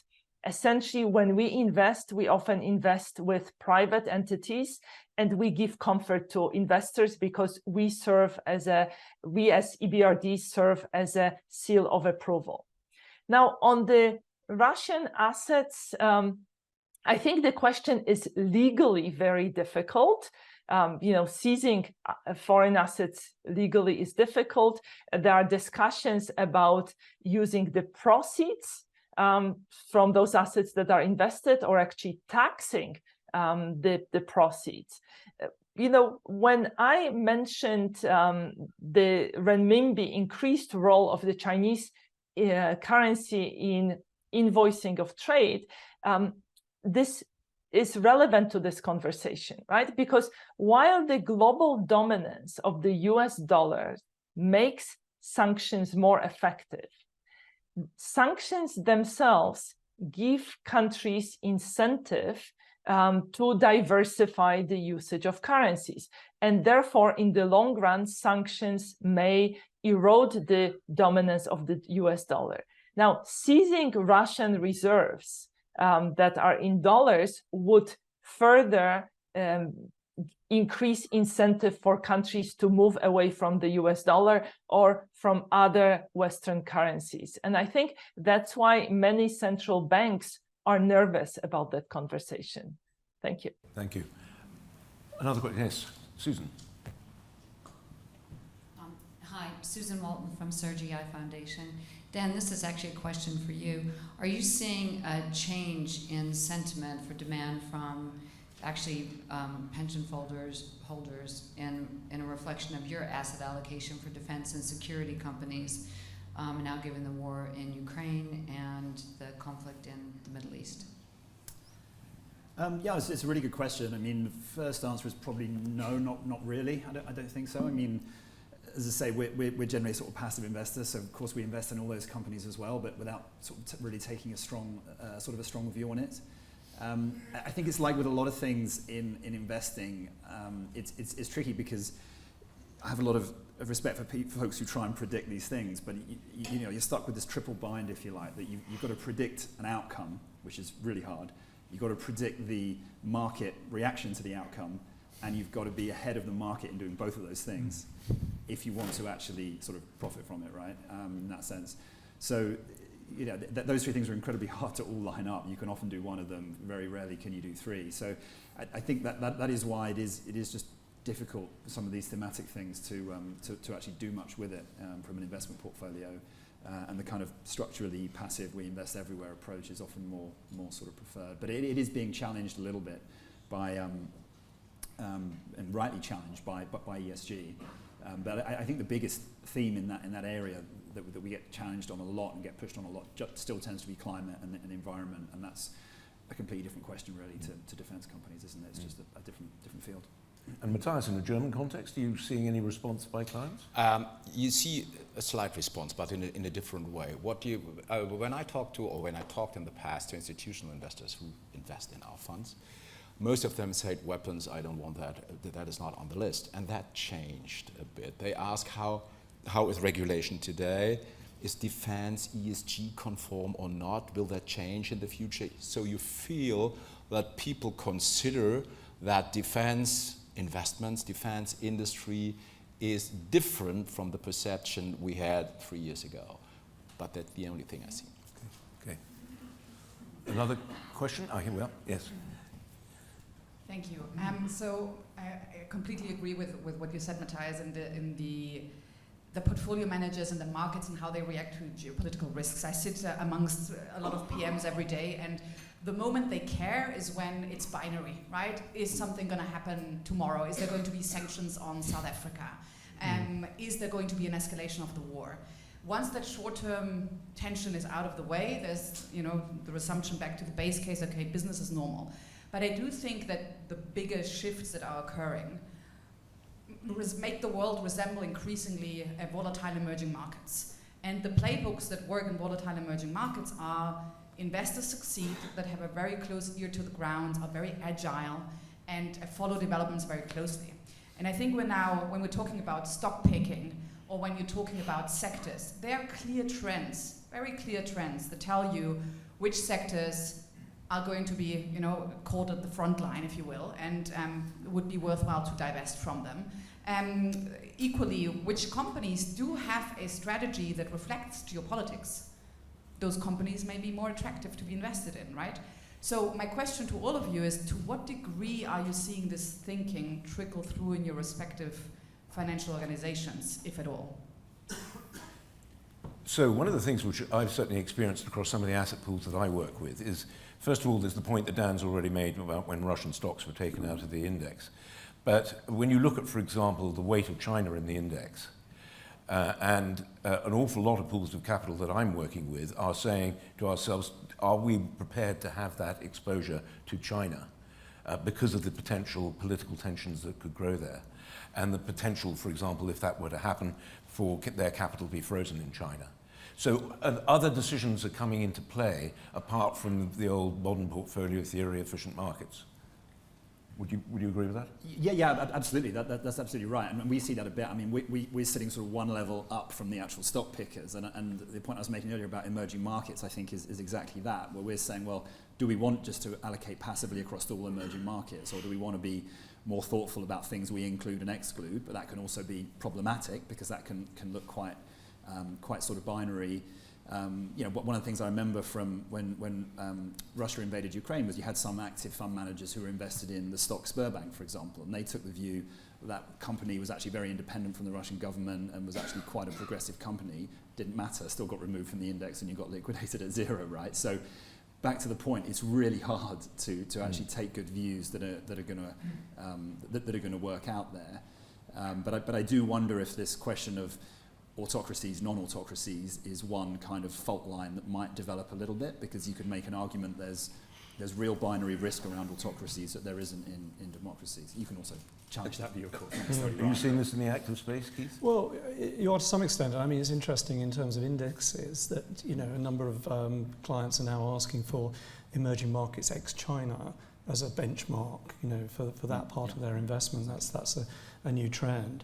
I mean, I think the whole ESG thing does, you know, come to the fore in this environment, because if you want to sort of exclude things that are seen as bad now, there's an ESG index for almost everything. And I mean, you mentioned autocracies, you could see an ESG index being created to avoid that. But the part of the issue for fund managers like ourselves and all investors is that there is no sort of general universal agreement on what these should be. And so defining the benchmark and the index all becomes very bespoke and customized. You know, we need to move to a world where maybe there can be more agreement, but I think in the geopolitical space that's going to be very difficult to do. Right. I'm very conscious of the time. I think we have time for just perhaps one more question. There we go, got one there in row 3.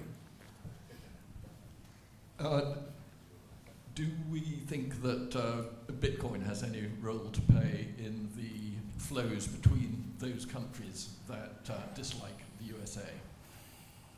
Who would like to go first on that? My personal view is that there's a massive regulatory failure in allowing cryptocurrencies to be sold in the way that they are, because fundamentally I think you need one of two things to be able to value something.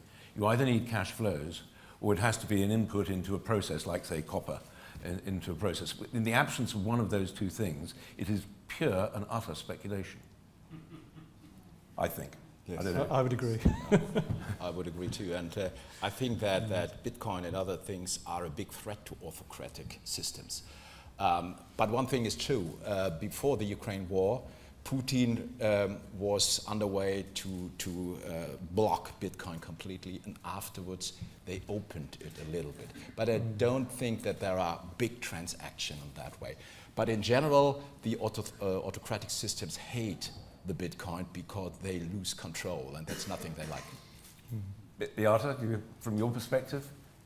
I think I would bet more on renminbi than on Bitcoin, right? When it comes to a fragmented world. And I feel that the world is on a path to fragmentation. Yes. Thank you. And I think now it's time for lunch. I don't want to stand in the way of you and lunch any longer. But if you would kindly thank my panel, I'd be very glad.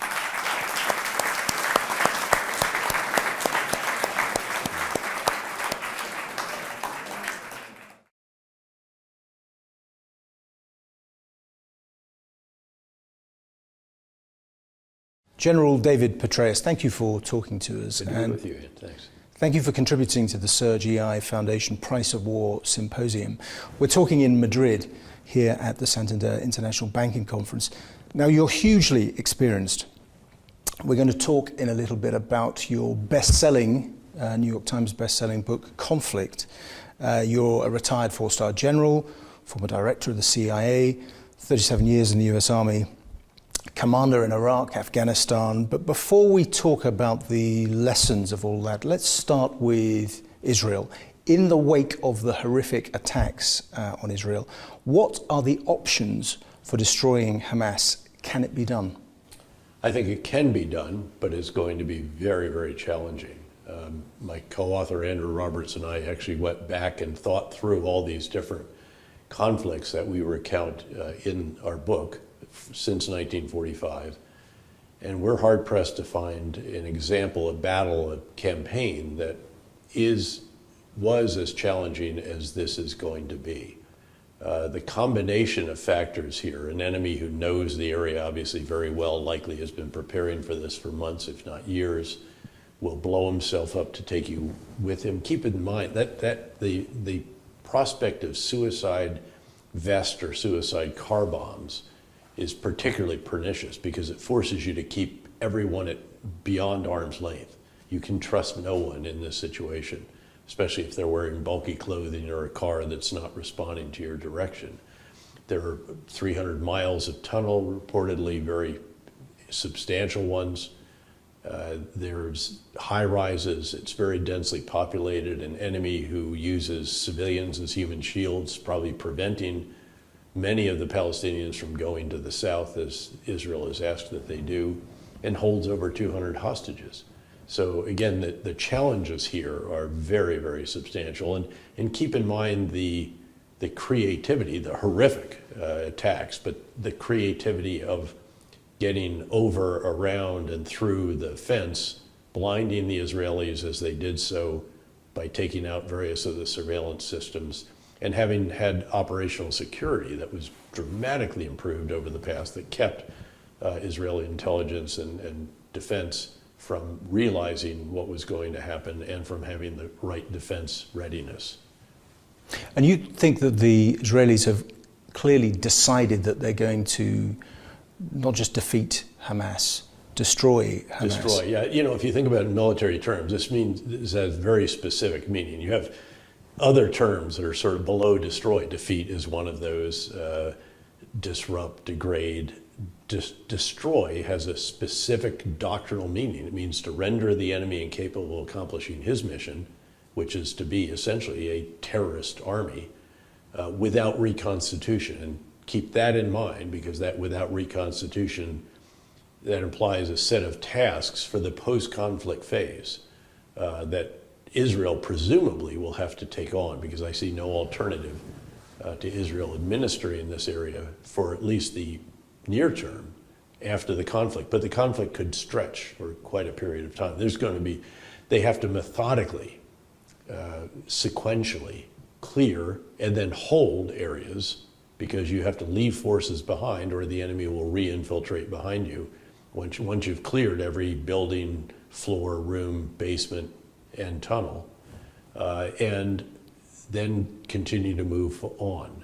And doing so with, again, in the presence of tens or hundreds of thousands of civilians in the actual battle areas against, again, an enemy of many, probably tens of thousands as well, Hamas as well as Islamic Jihad. And again, these are the equivalent of the Islamic State. If you think of an analogy, if you will, it's an imperfect one because there's undeniably an aspect of Palestinian nationalism caught up in this.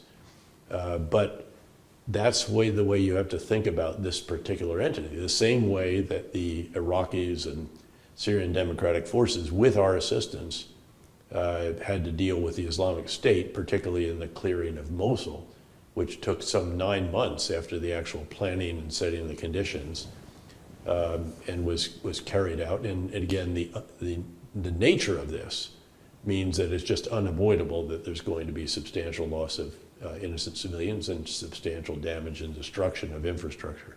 So the parallels are with battles like Mosul, but also presumably Stalingrad as well. Well, I mean, you think of the destruction, again, I don't want to overstate this. Stalingrad was a case of, even bigger, just leveling essentially the city inevitably, or Monte Cassino, again, a similar situation. I think that might be overstating this, but the challenges are greater than any that we can see back in history since 1945.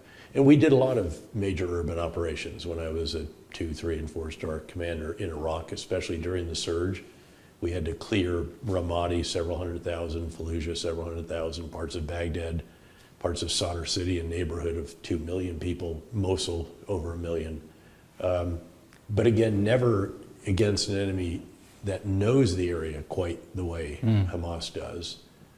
Never against an enemy that's had months, if not years, to plan the defenses. Never against an enemy with 300 miles of tunnel underneath a city. So again, the challenges just continue to mount, and it's going to be an exceedingly tough campaign. Nonetheless, they've decided on this. I tend to agree that you have to destroy an enemy like this. You cannot live with this kind of enemy. They're clearly not deterrable. You can't do a deal with a terrorist army. And keep in mind, let's back up and consider the context for this, because we see 1,400 Israelis killed on 10/7. If you put that in US terms, remembering that we lost not quite 3,000 in the 9/11 attacks, this would be over 50,000 Americans, and the hostages, over 200, would be over 7,000 or so. So we have to keep that in mind, because the context is so horrific. And then the barbarity of those attacks, just unspeakable actions carried out against fellow human beings. Again, I think that's where you conclude, as Prime Minister Netanyahu clearly has, that this is an element that has to be destroyed. And by the way, they're also dismantling the Hamas political wing. That's another publicly stated objective, which means that the governance, if you will, of Gaza, the provision of social services and all the rest of that, those are going to be eliminated as well. And that's where I think it would be important for Israel to start talking about the post-conflict phase and talk about also a vision for the Palestinians after Hamas in which their lives will be much better. We tried to do this. We did do it, I think, successfully during the surge in Iraq when it came to telling the Sunni Arabs that they should stop tacitly or actively supporting the Sunni insurgents and Al-Qaeda in Iraq and help us get them out of their neighborhoods, which they were causing so much damage and destruction and harm and loss of life. And we were able to strip them away from those groups. And then we went after the irreconcilable elements, which were, of course, the leaders at a certain level and up, even more intensively, just absolutely every night, 12 to 15 targeted operations. But ultimately, we did have to clear and hold huge urban areas. And depending on the nature of the challenge was how substantial the precautions we had to take were in these different locations. But there's nothing quick about this. There's nothing antiseptic about it. Obviously, you can already see the kind of damage that is inevitable in an urban operation. But I think important to talk about the day after. We didn't get the post-conflict planning adequate when it came to Iraq. Remember, and you famously asked, what's the plan? Two-star general at that time. I was commanding the Great 101st Airborne Division, one of the Army divisions in the fight to Baghdad, and did ask, give us a little more detail on what happens when we get to Baghdad and topple the regime. And they said, you just get us to Baghdad, Dave, we'll take it from there. This is a couple of retired 3-stars who were running the Organization for Reconstruction Humanitarian Assistance. And there was a set of assumptions that sadly was invalidated. The idea that you could just topple Saddam and his immediate henchmen and his sons and everybody else would stay in place and they'd continue to do their jobs. Then there'd be some magic political process where everybody would agree on a new leader of the country and would go home to a victory parade. I'm oversimplifying this, frankly, but again, those were obviously invalid, and I could see them being invalidated actually during the fight to Baghdad. That's why I rhetorically asked my embedded reporter, forgetting that I was on the record, tell me how this ends, a quote that I heard many times after that. But again, we got to Baghdad, toppled the regime, and our post-conflict planning was not adequate. We also didn't have sufficient forces on the ground. There were a lot of other shortcomings. And then we compounded that by taking two very, very bad decisions that magnified our problems. This was firing the Iraqi military without telling them how we'd enable them to provide for their families, and firing the Iraqi Ba'ath Party down to a level of the bureaucrats, tens of thousands of them, that we actually needed to help us run the country, or we would help them run the country, would be even better, a country we really didn't understand as fully at that time as would have been desirable. So a plan for afterwards is needed, but is that feasible with Netanyahu? In that, I know you don't get involved in domestic politics, but what has happened is essentially a judgment also on his political strategy over the last 20 years, which was to not pursue an alternative plan, a sort of alternative vision for the Palestinians. And having chosen that path, is it not going to take a different kind of leader to come up with a plan and to rally Israeli opinion? Well, I'll leave the domestic politics aside, and again, all the postmortems and examinations that will be done, and then what happens in the wake of that. This is really about reality on the ground. Israeli military commanders are going to take these areas, are going to clear and hold them, and they're going to be responsible for them. I mean, by the Geneva Convention, an occupying force is the executive, legislative, and judicial all in one. I was that in northern Iraq with the 101st Airborne Division. And you know, literally, you are making the decision, you are governing these areas until you can get somebody to help you do that. And even then, you're still responsible. So we ran the first election or selection caucus in all of Iraq within a couple of weeks of actually arriving in Mosul, and it was hugely helpful. That's not, I don't see a prospect for that here.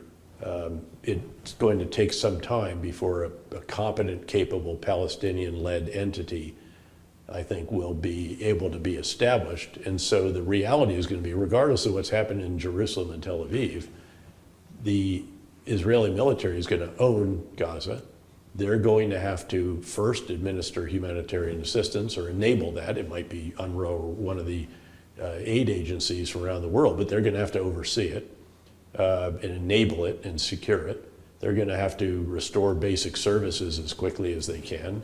And again, they may use civilians to do this and local contractors, but they're going to have to oversee it, probably fund it, at least until you can get other countries in the region supporting that. And then they, very importantly, are going to have to keep an eye on the remnants of Hamas and Islamic Jihad. That's why I highlighted without reconstitution, because they will seek to reconstitute, and Iran will seek to help them do that. Keep in mind that this is what happened when the remnants of al-Qaeda in Iraq, by then Islamic State, were able to reconstitute after our final combat forces left Iraq, and the Iraqi prime minister took his eye off them with his security forces, and ultimately you ended up with an Islamic State caliphate. I mean, think of Hamas, actually think of Gaza as a caliphate, frankly. These are extremists, these are terrorists. They're running an area of several million people. And again, they have to be destroyed, is the accurate term. But whoever it is that destroys them and also dismantles the political wing is going to own Gaza. And I see no alternative right now. But beyond that, I think it's just important to highlight that. There are people, to be sure, in Jerusalem and Tel Aviv who are working on this. We know, we believe we know who they are, that they're embarked on this, but the sooner that can be announced, I think, the better for the world. And also, again, to tell the Palestinians, your lives will be better. By the way, while they're at it, do something in the West Bank in that regard as well, because the unrest there has been growing in recent months, recent years, and it's actually at quite high levels right now. So again, there should be a discussion of what the future will be for Palestinians in the West Bank. And I know, you know, you'll say the domestic politics don't permit that. That may be, but again, this is what I think should be done. It's very important to do it.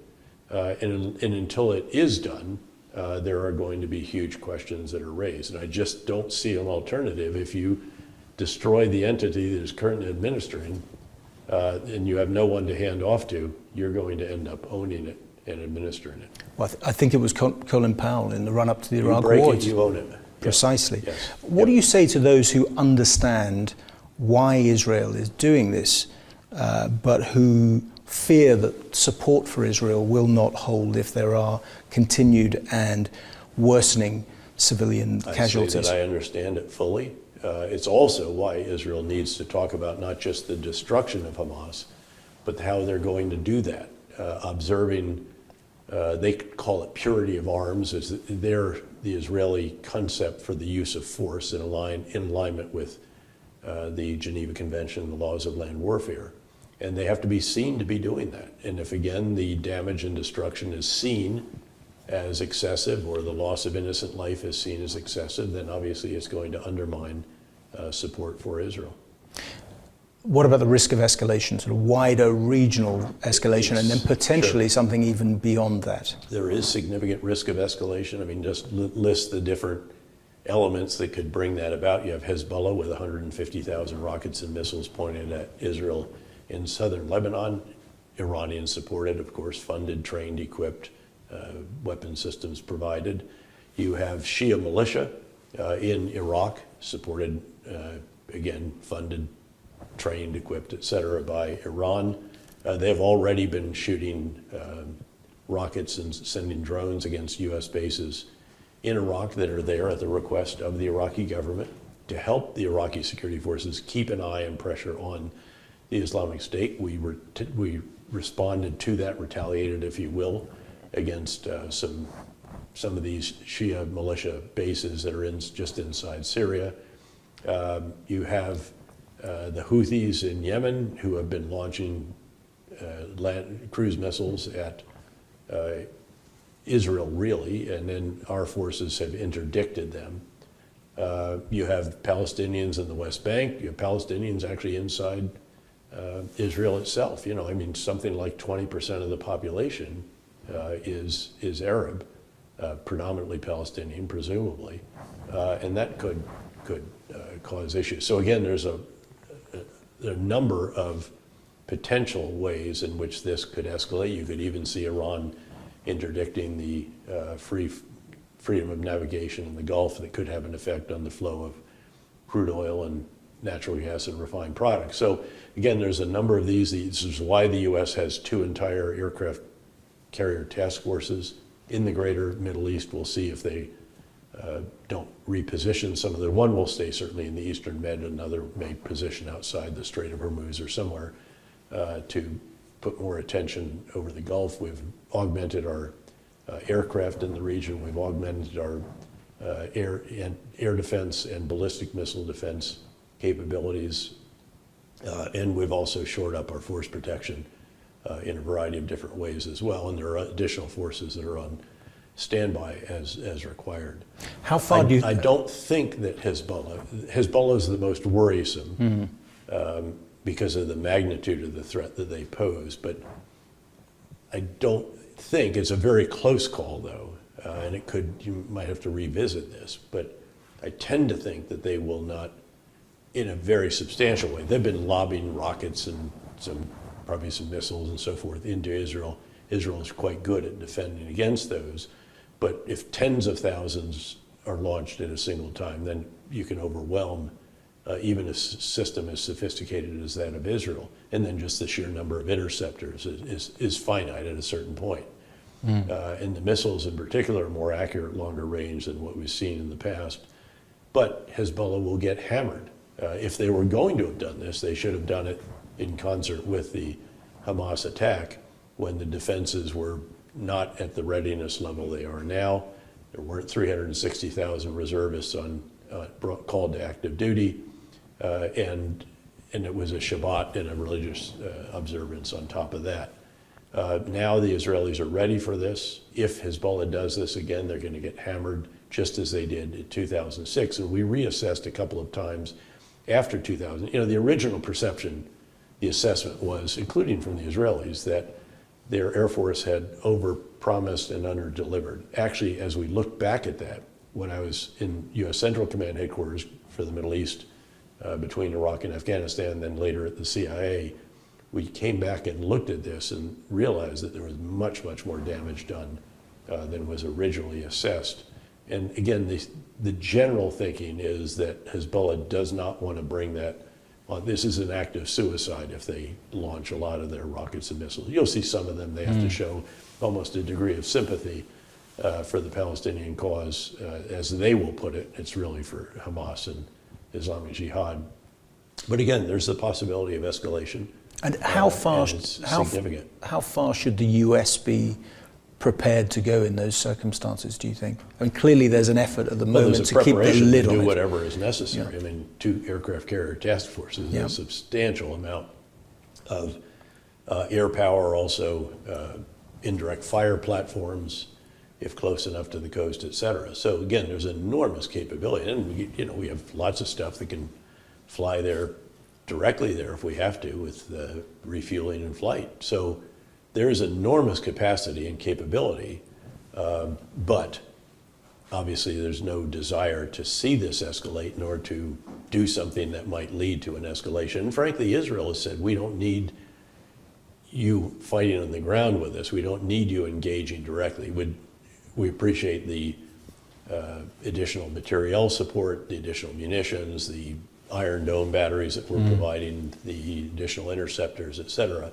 But they don't need our help directly at this point.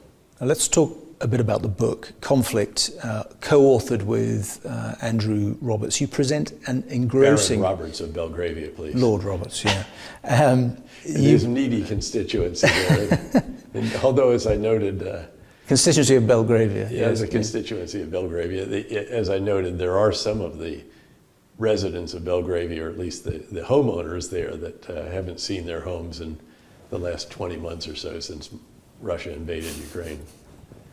Exactly. A lot of lights don't come on at night in Belgravia. You present an engrossing assessment of the fastest evolving strategic landscape in history. What's changed since 1945 in warfare? Technology, but a lot has remained the same. I mean, look at Ukraine. Our great Washington Post columnist Max Boot has observed correctly, I think, that Ukraine is where All Quiet on the Western Front meets Blade Runner. So you have elements of past wars there, World War I, World War II, certainly the Cold War.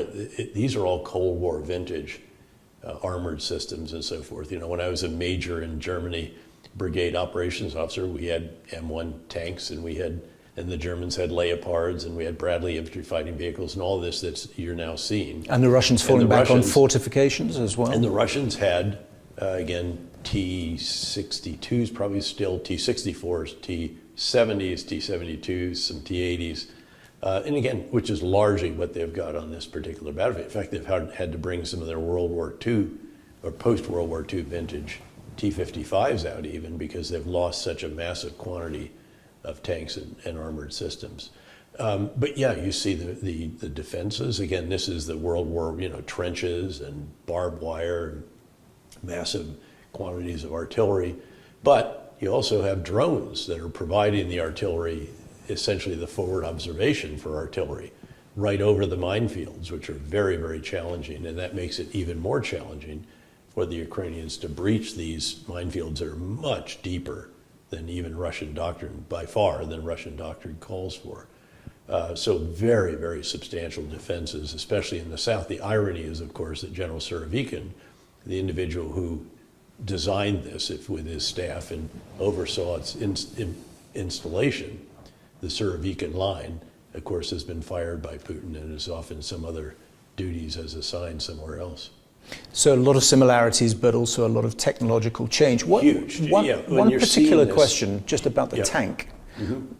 Where are you in terms of the future of the tank as an instrument of warfare? Obviously, so important in the last 70 or 80 years. Before. I mean, in 1973, you saw the introduction of the Russian Sager, the anti-tank guided missile that was so devastatingly effective against tanks in the outset. And then within a couple of weeks, though, Ariel Sharon counterattacks with his tank force and traps the 3rd Egyptian army, and the tanks are poised to continue to Cairo when Henry Kissinger and others broker a ceasefire. So again, it's an offense-defense constantly evolving. Andrew loves to quote supposedly an American general who observed that the tank is like a dinner jacket. You don't need it that often, but when you do, nothing else will do. And there's something about that.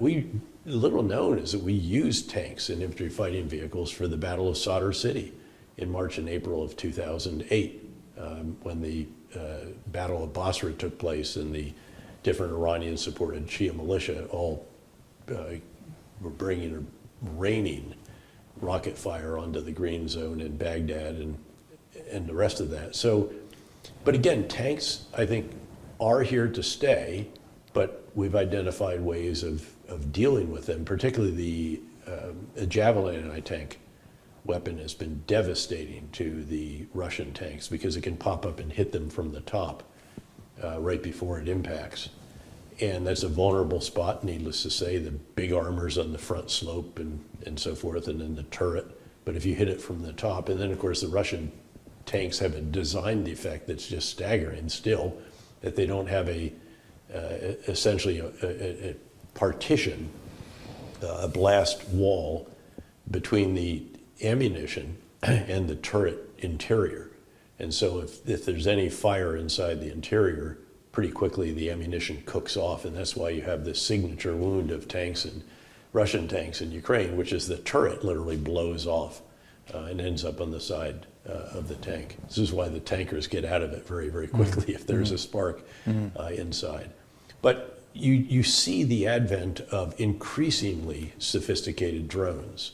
Now, again, they're nothing like the ones that we deploy when you talk about the Reaper or even the Predator or some others. But these maritime drones that the Ukrainians have used have been devastatingly effective against the Black Sea Fleet, as have some of the munitions that the UK provided, for example, the ground-to-sea munition that was provided early on, now Storm Shadow and others.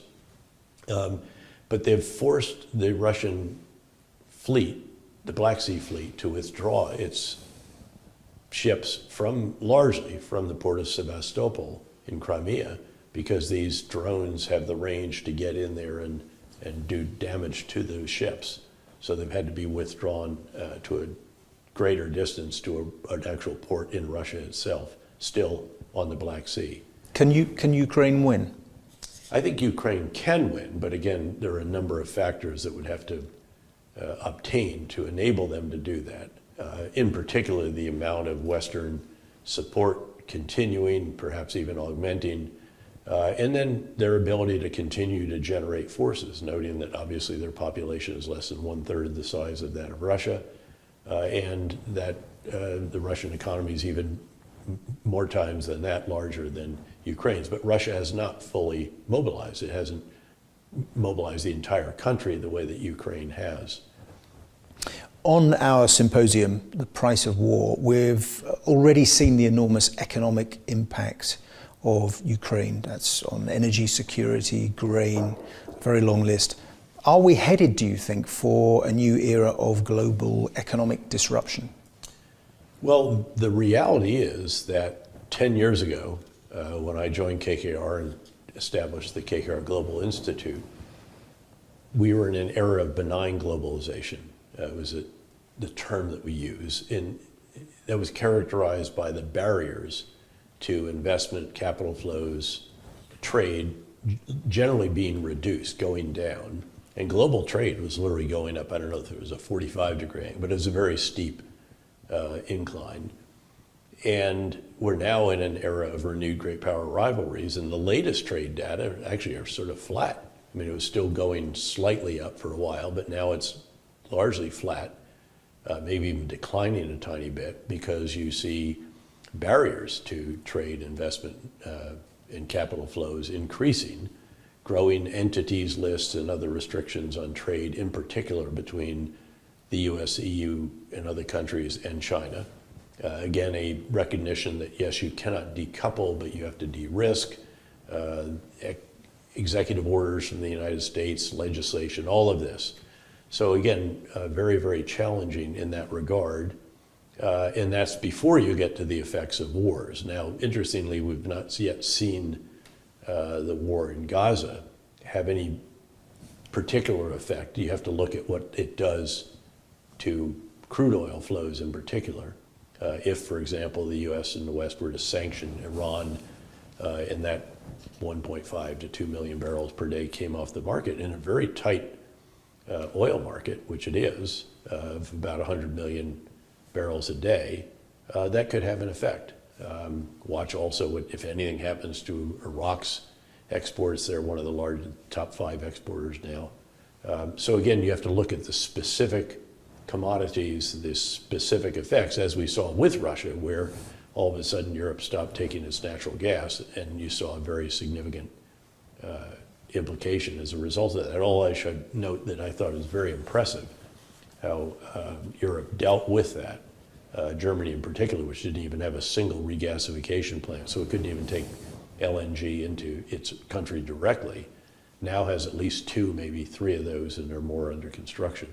And they managed with policy to avoid a huge impact on individuals in particular, and to a degree on industries. But inevitably, there is going to be, there's fallout from that, because if you use natural gas as a raw material and a lot of energy in manufacturing, then clearly there is an impact. How do you see it in geopolitical terms? Is it surely Cold War 2.0, if you think of it in terms of the autocracies, Russia, North Korea, Iran, China, whether or not it is organized and coordinated, they're a bloc with supporting countries. Yep. Should the West or the free world, for want of a better term, see it in those terms? Probably not. I mean, I see the ways in which it's analogous to the Cold War, but we see so many ways it's really not at all. And the biggest difference is, of course, that the U.S.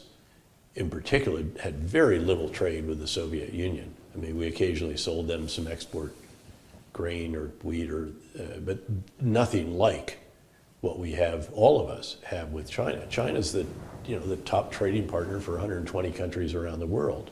It's our 3rd largest trading partner, only after Canada and Mexico. We're literally part of the same, economic bloc, essentially, with the U.S., Canada, Mexico agreement as sort of the NAFTA 2, if you will.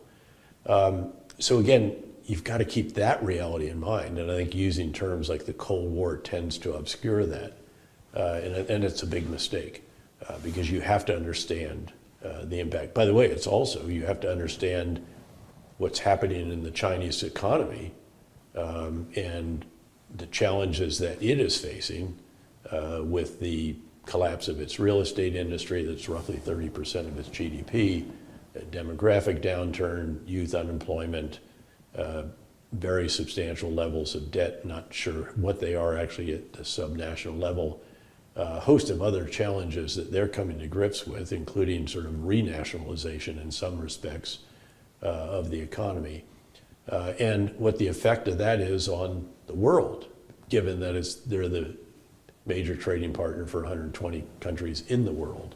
So, and that's what we try to do in the KKR Global Institute, is to understand all of this, to appreciate not just the macro terms, but then to translate that into specific deals and during diligence, and what effect it will have on the prospects for a deal being successful or not.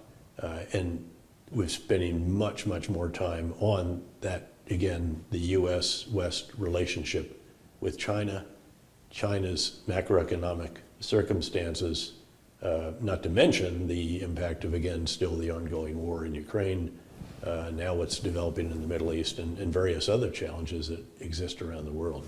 Final quick question. What makes you optimistic about the future in this time of turmoil?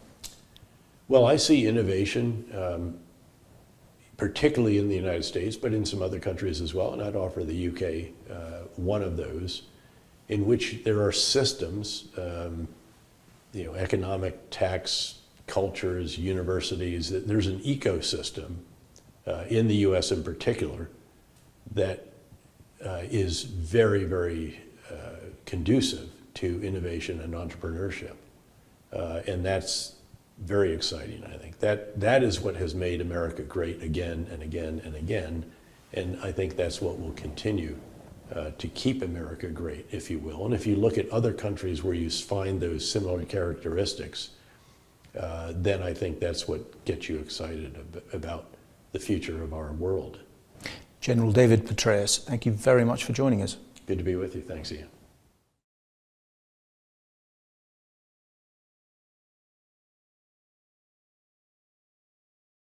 Now, I'm delighted to welcome our keynote speaker. Sir Lawrence Freedman will be known to many of you because of what he did with war studies at King's College London, which is thriving. He's written extensively and perceptively on British and global military history, including nuclear strategy, deterrence, and he authored the official history of the Falklands War. He's going to speak to us for about 20 minutes or so, and then I'll return to the stage and facilitate answering some of your questions. I welcome him to the stage. The stage is yours.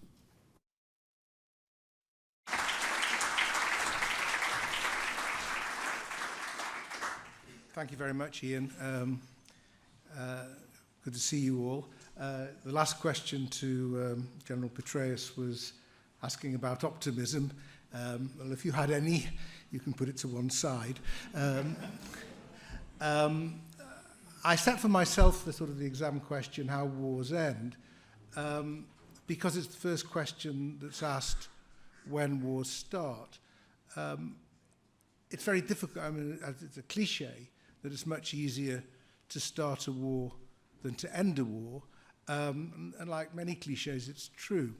What I'm going to do is to look both at the two wars that are dominating the headlines at the moment, not the only wars that are going on, but the two that are dominating the headlines, one Ukraine, the other Gaza. Let me start with Ukraine. This has now been going on 20 months. You all know the history of it. Almost as soon as it started, there were negotiations to end it. And there's, as with everything else to do with this war, there's now disputes about how close the two parties got to a deal. I think they weren't as close as they thought they were at one point, and there are reasons for that. There's a problem with ending wars, which is basically the distinction between a peace treaty and a ceasefire. A peace treaty resolves the issues. Peace treaty, Treaty of Versailles. Lots of issues that have to be addressed, they're complicated. And if you just start to list the issues that would have to be addressed in a Russia-Ukraine peace treaty, it's very long, and it's not a quick way to end a conflict. War crimes, reparations, return of prisoners, abductees, delineating boundaries, if that's what it comes to, the meaning of neutrality, if that's on offer. What happens to neutrality if with that you have security guarantees? So in effect it's no different from Ukraine than really being a member of NATO. You just list all these issues and you think that's not going to happen quickly. So if you wanted to end a war because there was an urgency to it, you can't get a peace deal. So you go for a ceasefire instead. The advantage of a ceasefire is nobody has to give away anything on the fundamental issues. But the point of a ceasefire is that forces tend to stop at the point where the whistle is sounded. And therefore, those who hold territory will continue to hold that territory. And that's why ceasefires tend to be favoured by those ahead and discouraged by those behind, if they believe that they've got a chance of catching up. So if you think a war is going to end with a ceasefire, you're going to make sure you take as much territory as you can before the issue is put to your opponent or to the international community, or whoever is going to try to implement and enforce it. That is why, quickly to go to Israel, Israel has fought all its wars with the likelihood of a ceasefire being imposed upon it. In 67, in 73, in all, for different reasons in the various wars since. It hasn't always acceded initially, but it has done eventually. And therefore the last days of these wars have been marked by a real effort to get more territory before they come into effect. The problem with a ceasefire with Ukraine is that neither side is satisfied at the moment with the way that the territory is divided. The issue is largely put with a sort of standard commentary in the West, which goes like, well, Ukraine has done a tremendous job, they've been very heroic, they've actually recovered quite a bit of their territory, but it's gone about as far as it can go. Isn't it time to try diplomacy? To which the answer is maybe, but where's the partner? Because Russia has shown absolutely no interest in a negotiation except on its terms. So the difficulty you've got is that although it is assumed that the problem somehow is Ukraine not being willing to admit that it's gone as far as it can go, actually the problem is also Russia not being willing to admit that it's gone about as far as it can go. And that while, as you'll have seen in the press over the last few days, particularly the story in Time magazine about Zelensky's problems, the fact is that Russia has mounted two major offensives of its own this year. The first starting from January, the second starting at the beginning of October. The first one ended with Bakhmut being taken at a time when they could do absolutely nothing with Bakhmut by the time they'd seized it. This one may or may not end up with Avdiivka being taken, but the cost is extraordinary. The amount of people that have been thrown, amount of equipment that have been thrown at this problem and been lost thus far, probably makes it one of the heaviest engagements of all the war. And whatever was supposed to be achieved by this, it's very unlikely that there's going to be sufficient combat power to follow it through, even if there's a sort of symbolic success as there was at the end with Bakhmut. Meanwhile, of course, the optimism that surrounded the Ukrainian offensive in the spring has dissipated because large amounts of territory were not taken by Ukraine. Now, I think that was known by July that was what was going to happen.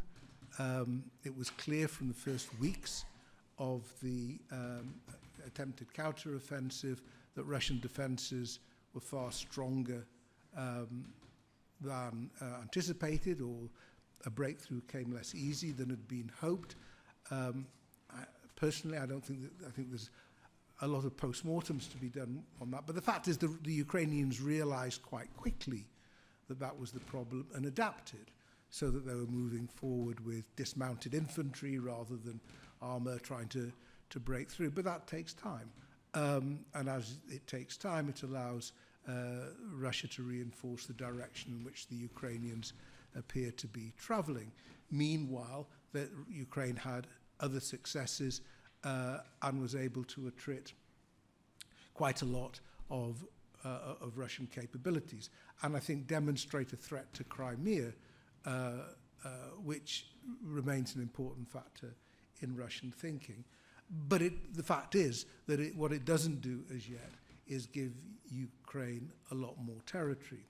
So how are the two sides, therefore, looking at this at the moment? To be honest, I tend to spend more time trying to look at the Russian side because, for the reasons I've given before, I think we tend to assume Putin's position and what he wants. To me, the second critical moment in this war came in September last year, when, after the Ukrainian breakthrough in Kharkiv, when Putin, I think, had the choice whether to cut his losses or to double down, and he doubled down. And he doubled down in a number of ways, particularly the mobilization, but also, and I think this is what makes a peace deal even harder than it was before, by having the phony referendums and announcing the annexation of the 4 additional oblasts in addition to Crimea. And at that point, the great advantage of doing a Substack is I can see what I wrote when I wrote it. At that point, I thought it was going to be much harder to see how you got out of this, because he's got to walk away from it. And you can see in what Putin says, frustration that he hasn't got any of these 4 extra oblasts completely under his control. And that's partly what I think the Battle of Avdiivka is about. What's he waiting for?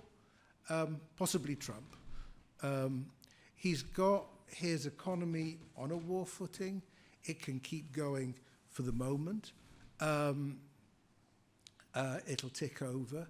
And I think it's important to note that a ceasefire, while giving him something of what he wants, first, that something is pretty battered and depopulated by now.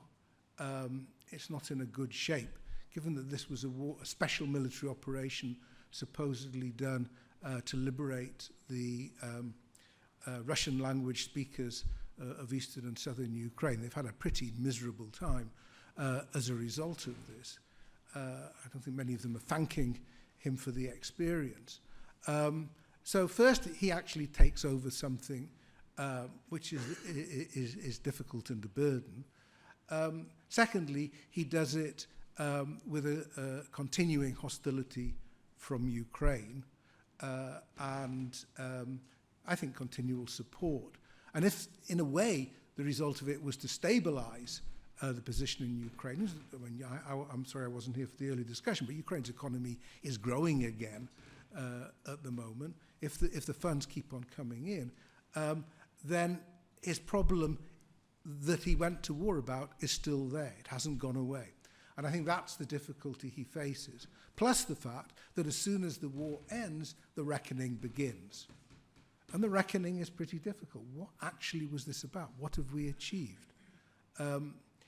Plus the fact that the whole thing is now presented in terms of Russia versus NATO versus the US and its allies.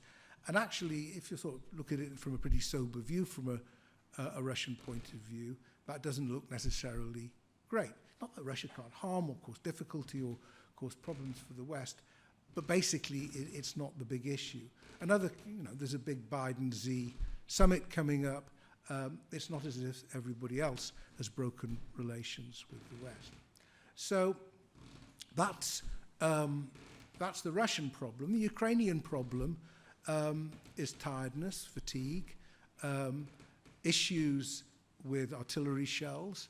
I think the next 8 months, 6 to 8 months are going to be pretty difficult. Ukraine has better long-range artillery, not as much, and of course Russia has just got lots of shells coming in from North Korea. Western production has been unimpressively slow to pick up. It will pick up, and American production in particular will pick up towards the end, before the end of next year. But that period in between is going to be difficult. There's already started the same thing that we saw last winter, which is the attack on critical infrastructure, which is going to be very difficult to deal with. Plus the issues of manpower. Ukraine doesn't give numbers of dead, and I don't trust any of the estimates. I think they never trust a casualty estimate that comes in round numbers. So I don't know, but it's clear that there is an issue. And those of you who read Zelensky's latest interview in The Economist, just come out, well worth reading, will see that he is thinking about how do you hold a position over the coming year. He's not talking about maneuvers anymore. He's talking about holding a position for the coming year, and that essentially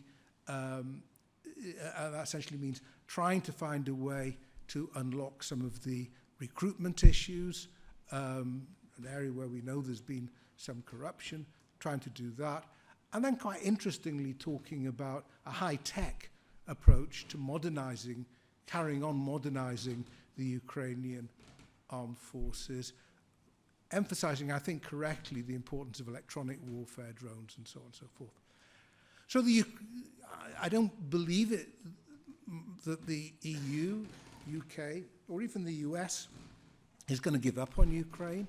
I think the commitment has been made. We know all the issues in Congress, but there's going to be a question about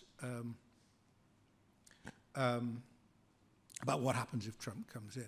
We can talk ourselves silly about what happens if Trump comes in. Anybody who believes that they can predict a Trump policy is better than I, because this man guide to policy is what suits Trump on the day.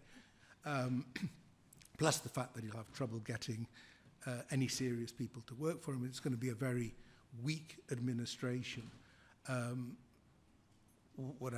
whether it has even the ability to pull off some of the things he'd like to do, we shall see. But if I was Putin, I think I'd probably wait for that to see what happens. If it doesn't happen, then maybe Putin will look at it again. But my suspicion is that this is something that can go on. It may go on at a lower key, less intensively, thinking more about conserving resources for a longer-term effort, but it will go on. And at some point, with a change, maybe in Russia, maybe less likely in Ukraine, there'll be some sort of conversation. That you can never preclude these possibilities, but it's hard to see what it is at the moment. Let me very briefly, and I will be brief, turn to Gaza.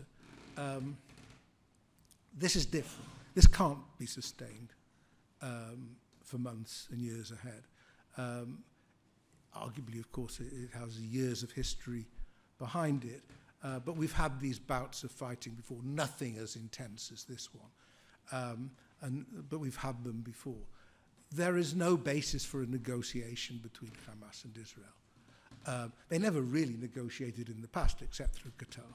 But there's certainly no basis for a negotiation now.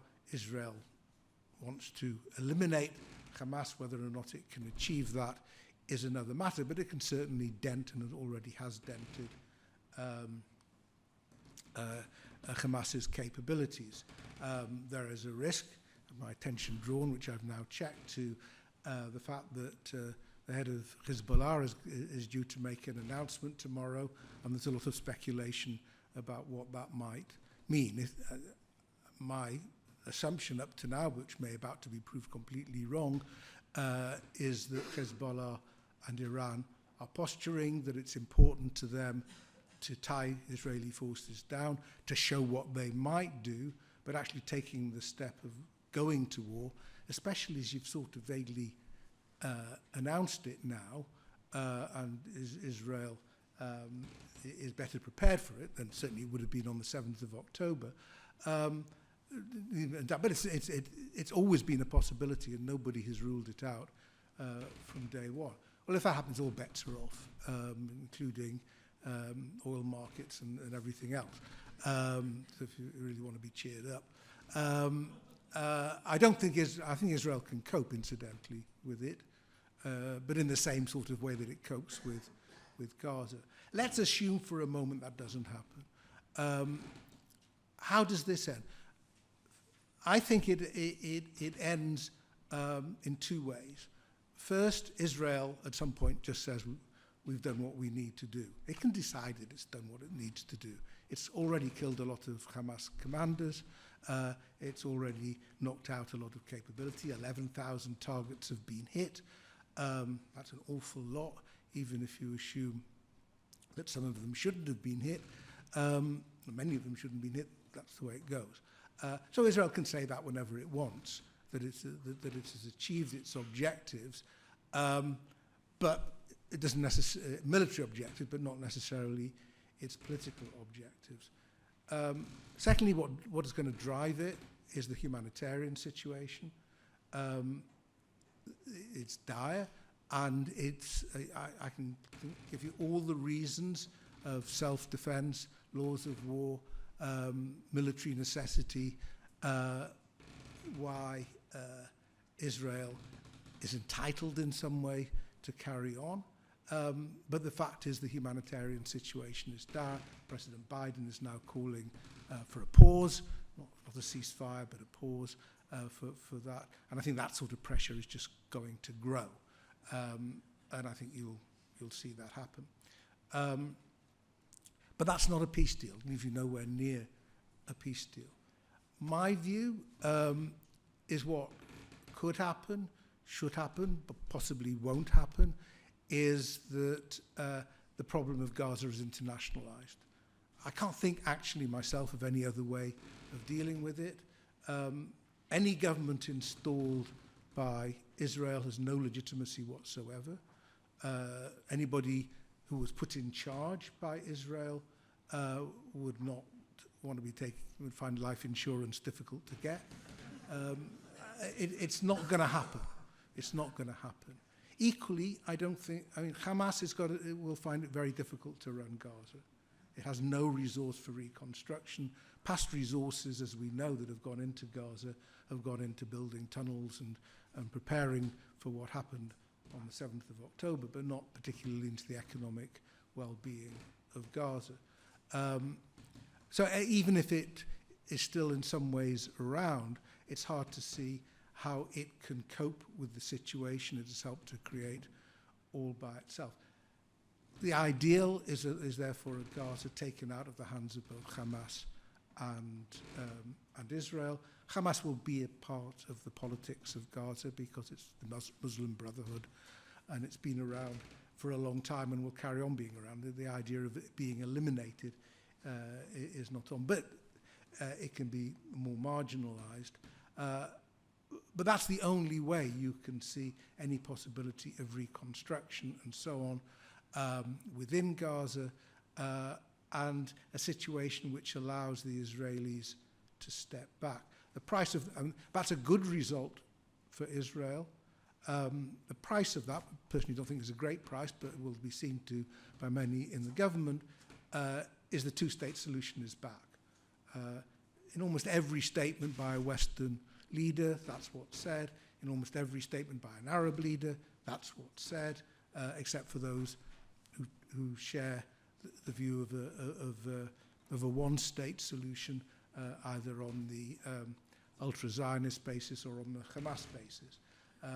But I don't think that's on. So these wars like this change a lot.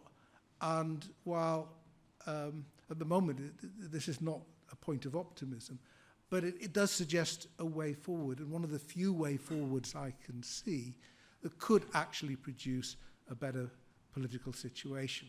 But to get from here to there is a long way. And on that point, I'll stop.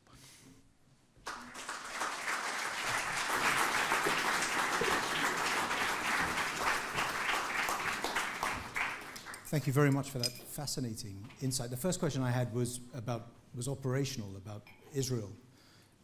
To what extent can Israel be self-sufficient in military terms? To what extent can it sustain this? It needs the Americans, but does it need anyone else, or can it just ignore the criticism from other parts of the world? It needs the Americans. I mean, it really does need the Americans. I mean, as we've seen with Ukraine, stocks of artillery, and it's the basic stuff that you go through. I mean, it's not that it's going to may lose a couple of tanks and so, but that's not the issue. The issue is stocks for the Iron Dome and also for artillery, aircraft, and so on. They're American. So I think that will I mean, America has enormous leverage in these situations, time and time again. And in previous stages of the conflict, America has said enough is enough. America said enough is enough. I think, you go back 50 years to the October War, I mean, absolutely fascinating interaction between the United States and the Israeli government then, with Kissinger obviously playing a key role, in which the leverage was used quite brutally in some ways, because Israel was pretty desperate to get some control over the aftermath. And quite early on, I think it was Gallant, the defense minister, when they started to let relief back in, basically said we can't ignore the Americans. So I think the role of the Biden, I mean, this is a very Joe Biden sort of diplomacy. You hug them very close and then whisper in their ear what they're not allowed to do.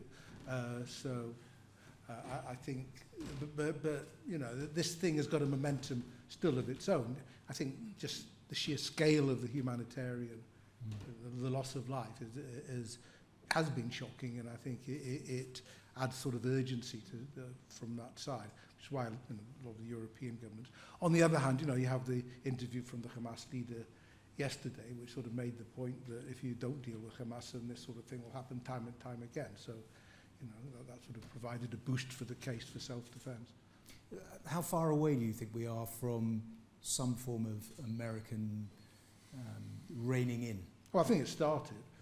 I mean, there's a number of demands, one of which was to open the gate into Egypt.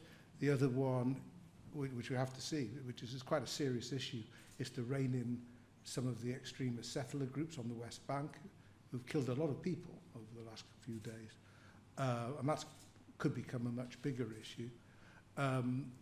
Third, you've got the hostage question. You know, there's 400 Americans, maybe a few less now, in Gaza, plus American hostages, and 200, whatever, 60 or however many it is, other hostages. That issue hasn't gone away either. So I think the pressure has already started. But again, it's what I described before, this sort of Israel rushing to see what it can get done. It now seems to be on the outskirts of Gaza City. That's maybe the next stage. Maybe that's the point where it'll pause. I don't know. I mean, I've got not privy to any special information, but you can already see the pressure is there. Questions from our audience. Lots of questions, lots of hands going up. 1, 2, 3, 4. This row here. Yes. On the day after October the 7th, Israel was in a very strong position as far as world public opinion was concerned. And the Israelis say, oh, well, we have now to have an eye for an eye and a tooth for a tooth. But did they?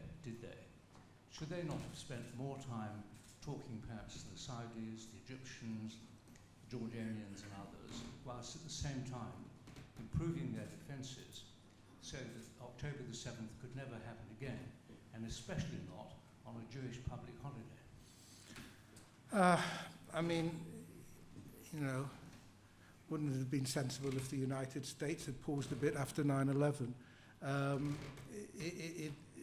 You can say, and you know, just again looking back at what I wrote, immediately the sort of solution, quotes unquote, that I can see now was the only one I could see then too, which is to internationalize it.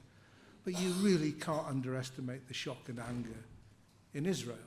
And remember, you know, this thing, first the revelations were carrying on for a few days, but actually, you know, dealing with the Hezbollah fighters, Hamas fighters, had already started. But I think the problem is not that Israel should just have waited. I think the problem is that there was something just sort of almost from the playbook. You know, this is what we do in these circumstances, rather than trying to work out what would be an effective strategy at this time. They didn't need, I mean, nothing was particularly going to change if they waited for a while. They didn't have to act in that way immediately, but they couldn't have waited for very long. I mean, just the sheer anger of public opinion. And there's, you know, peaceniks, I know in Israel are as convinced as anybody else that this is now a threat that has to be dealt with in some way. And they just basically don't trust anybody else to deal with it.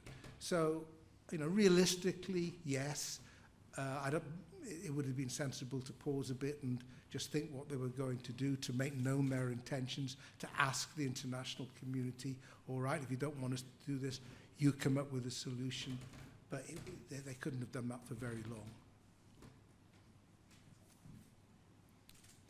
Question towards the back there, 3 rows from the back with a pen, holding a pen.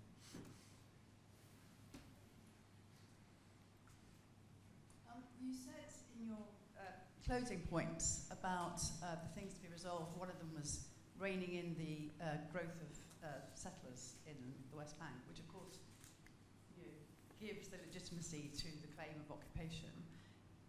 To what extent is that possible? You know, without, you can't really do that without Netanyahu's coalition being broken up, and does it depend on Biden making that conditional on support on the road? Yeah, I mean, so, you know, the odd thing is, I mean, Hamas, Gaza is not occupied. The point about Gaza, it's not occupied. Much of the West Bank is. And the population is hemmed in, where they're not wholly occupied. This whole... Would Hamas have done this if the government of Lapid and Gantz had still been in power? I don't know. But certainly the activities of this government aggravated the problem. First, partly because they kept on pushing on the West Bank and in East Jerusalem, partly, therefore, because the IDF and the police had to put their effort into protecting them, as they warned at the time, that this was requiring disproportionate effort to protect these characters. And that meant that the southern border was not properly manned, and all sorts of reasons that will be looked into as why they were just complacent about the situation. That complacency which Hamas did its best to encourage. So, I mean, the coalition is already doomed in some ways, I think. The obvious extremists are not part of the war cabinet. They're still making statements, but they're not part of the war cabinet. Gantz is in there. And looking at the polling, Netanyahu's days are numbered. It basically, my view is, again, it basically requires a split in Likud, which could happen. I mean, there's a lot of tensions now within Likud because many of them thought already Netanyahu would become a liability, and that's even more so now. So yeah, it's around all of that, but at the moment, you know, a lot of Israeli opinion is not in the mood to give concessions to Palestinians. Look what happens when we do, or when we leave southern Lebanon, what happens? We leave Gaza, what happens? So, you know, it's not a mood for concessions. However, again, I don't... This is just one of those moments where there may be an opportunity to revive something that everybody thought was lost. And that's all I can say. And Gantz is very much the key person, isn't he? Whoever the next leader is probably needs, or certainly needs, the approval of Gantz. He'll be the power broker. Gantz will now play a role in any future coalition. Lapid has kept himself out of the coalition and has been highly critical of the government. Very few Israeli are desperately impressed with how, you know, even things have gone since 7th of October. I mean, this is the hostage issue and so on. I mean, this is a mess. I mean, Israel is doing one thing that it sort of knows how to do, but you know, well aware of the context turning against it. Gentleman, 3 rows from the back. I'm Tim Judah. I work for The Economist, amongst others. I've got 2 quick questions. Some people have said we're in a kind of July 1914 position again. Do you think that's sensationalist nonsense, or is it horrendously possible? And secondly, you talked about internationalization of Gaza. Could you be a bit more specific about what that could mean? Thank you. Yeah, you know, I'm always wary about going back for historical analogies, whether it's appeasement or July 14. I think, you know, if it was a real July 14 moment, what you'd be worrying about would be the sort of Iranian coalition versus the Gulf coalition, of which Israel might be now a part. I mean, other than that, to be frank, if Iran really pushed it and Hezbollah really pushed it, especially even if America joined in, they'd win. I mean, the West would win. So long as it's a conventional, I mean, once you get into more insurgencies and so on, then you have all the problems we've had with insurgencies. But I don't think that would be the issue. The issue would be to demonstrate that whatever you think you're trying to do, you can't do it. But it would be very nasty and very destabilizing. So, I mean, what do I mean? I mean, if you look at the ideas, and this isn't, you know, this is not just my bright idea that I'm trying to propose to everybody else.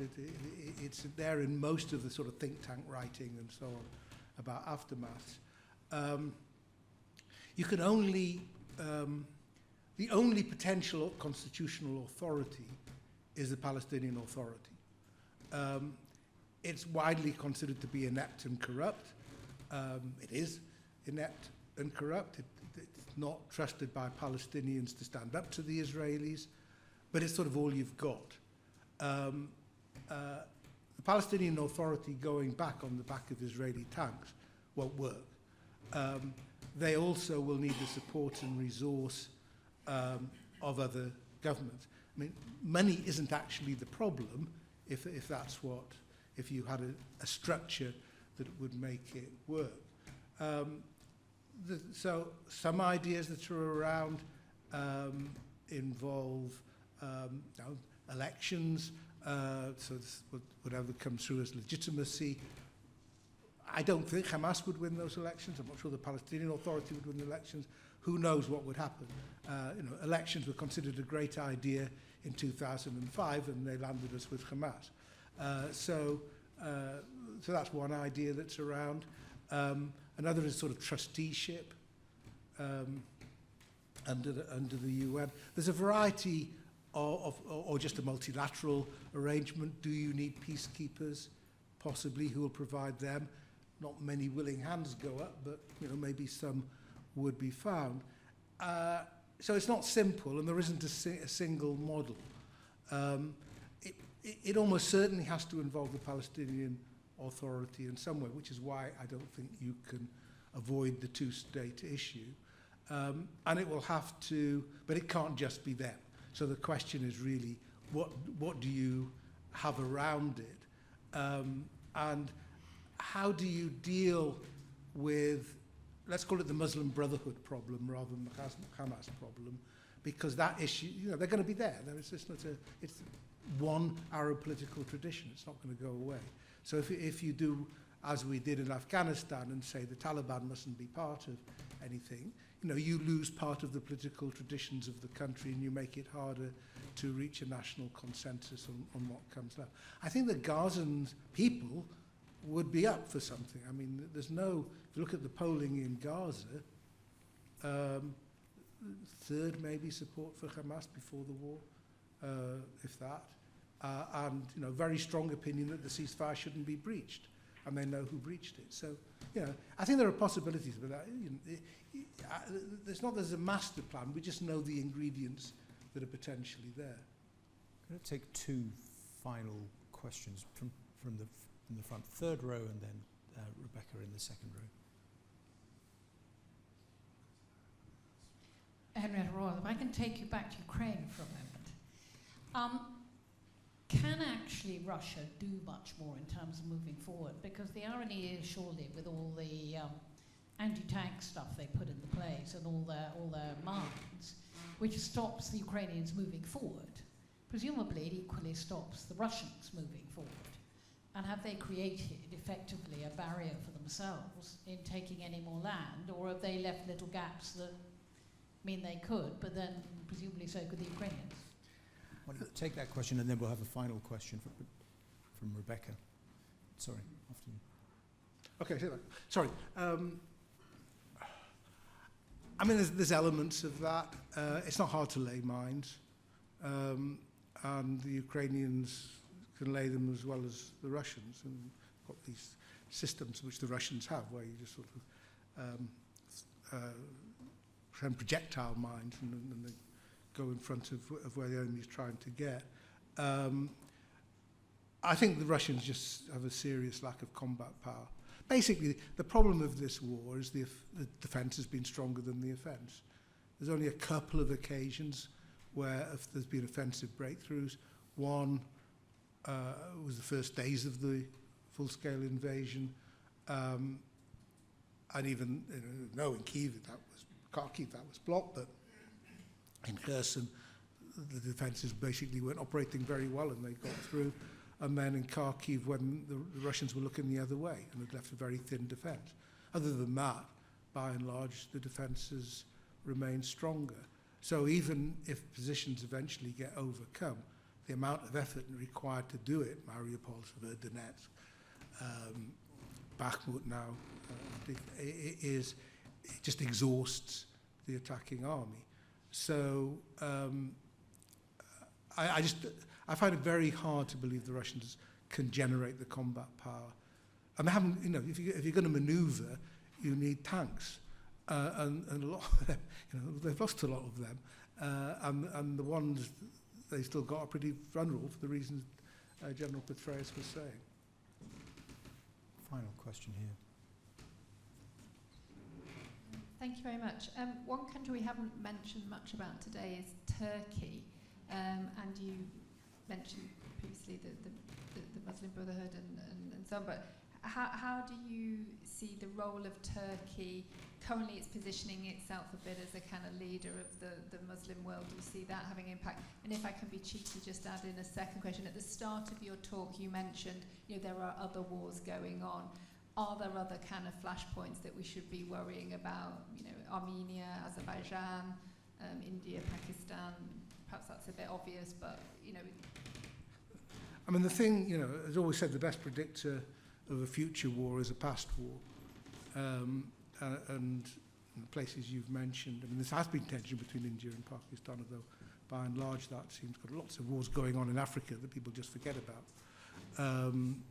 Because they sort of ebb and flow, and you're not quite sure whether it's organised crime or actual, but it's all pretty nasty.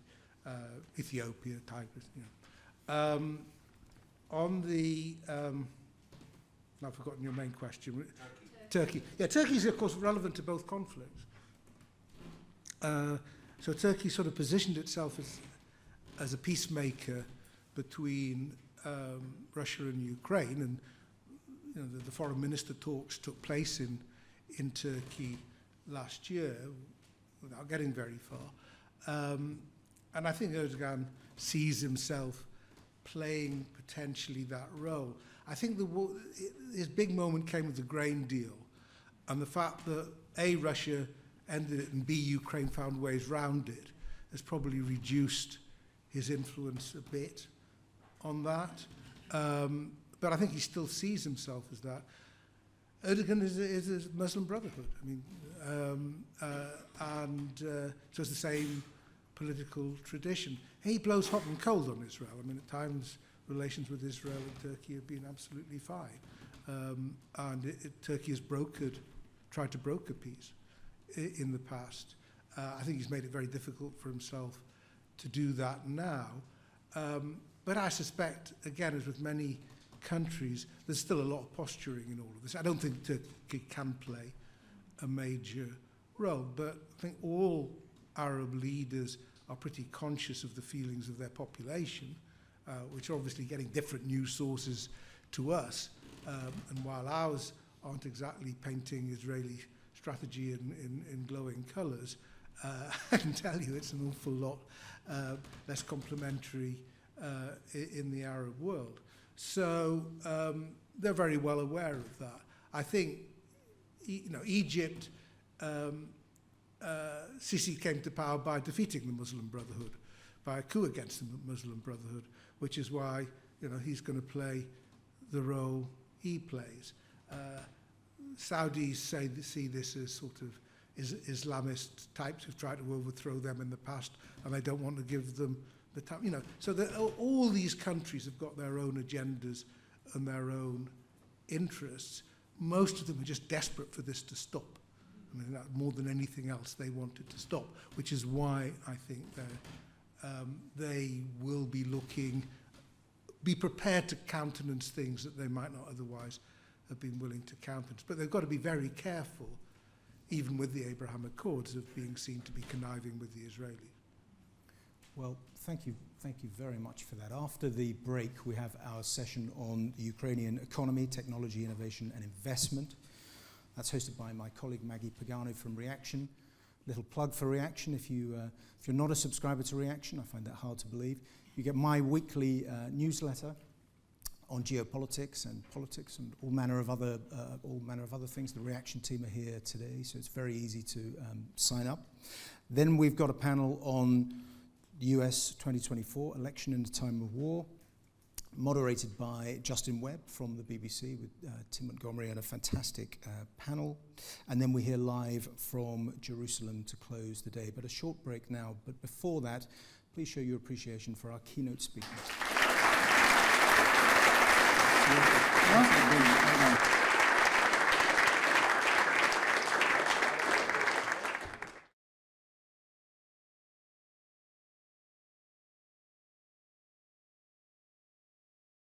Welcome, ladies and gentlemen, to this afternoon session on the Ukrainian economy with special emphasis on technology, investment and innovation.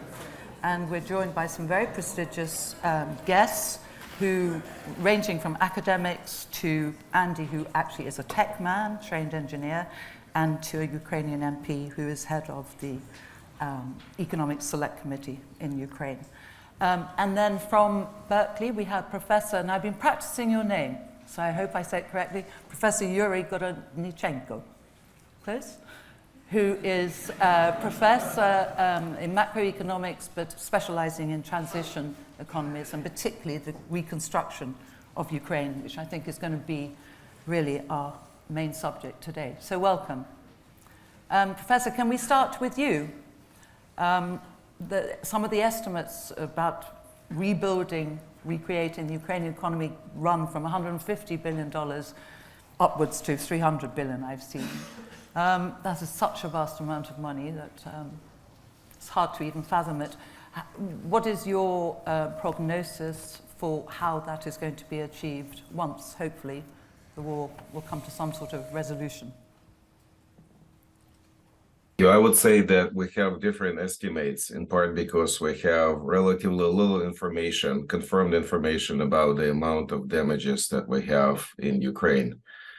For example, 20% of the country is still under Russian occupation, and we do not know what is happening there. And so these numbers that we hear, anywhere between $400 billion to $1 trillion, these are only rough estimates. And the size of the damages, the needed sums for reconstruction, this may be much, much, much higher. My rule of thumb is that every day of the war in Ukraine costs at least $1 billion. And this is a staggering amount, but we should also understand that this is not a one-time payment. This is going to be something that is going to be stretched out over 10, maybe more years. And so when you do that, say you start with $600 billion, you divide this by 10, $60 billion per year. This is an amount of money that can be handled by Ukraine, various allies, international financial institutions. And I sincerely hope that some of the costs are going to be covered by Russia. Reparations. Do you see it being done in a similar sort of Marshall Plan that helped reconstruct Europe after the Second World War? I mean, how else will you be able to raise that amount of money? I hope so. You know, one of the objectives for Ukraine is to join the European Union. And so I hope that the European Union, through its own internal funds, is going to cover some of the costs. I also hope that our allies outside the European Union will contribute to the reconstruction effort. And as I said, you know, $60 billion seems like a lot of money, but if you spread this over many countries, many institutions, this is not going to be a huge burden for any of these institutions or countries individually. We need something like a Marshall Plan, and I have been strongly advocating that we need an institution that is going to collect and manage this money. So far, this is really just, you know, a collection of various donors, and coordination is there, but it can be a lot better. Okay. Dmitry, I forgot to say your second name actually, Dmitry, not Luca.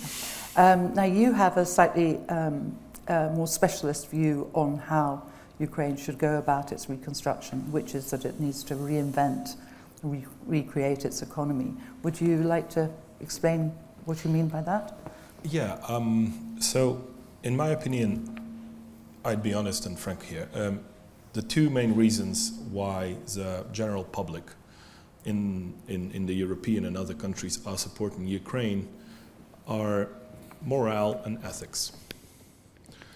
And the problem here is that when Ukrainians will physically stop dying, when this conflict will enter in a phase like it will freeze or something else will happen, the attention will naturally go to internal problems in the countries that are currently supporting Ukraine. And this is absolutely natural, and we should be aware of it.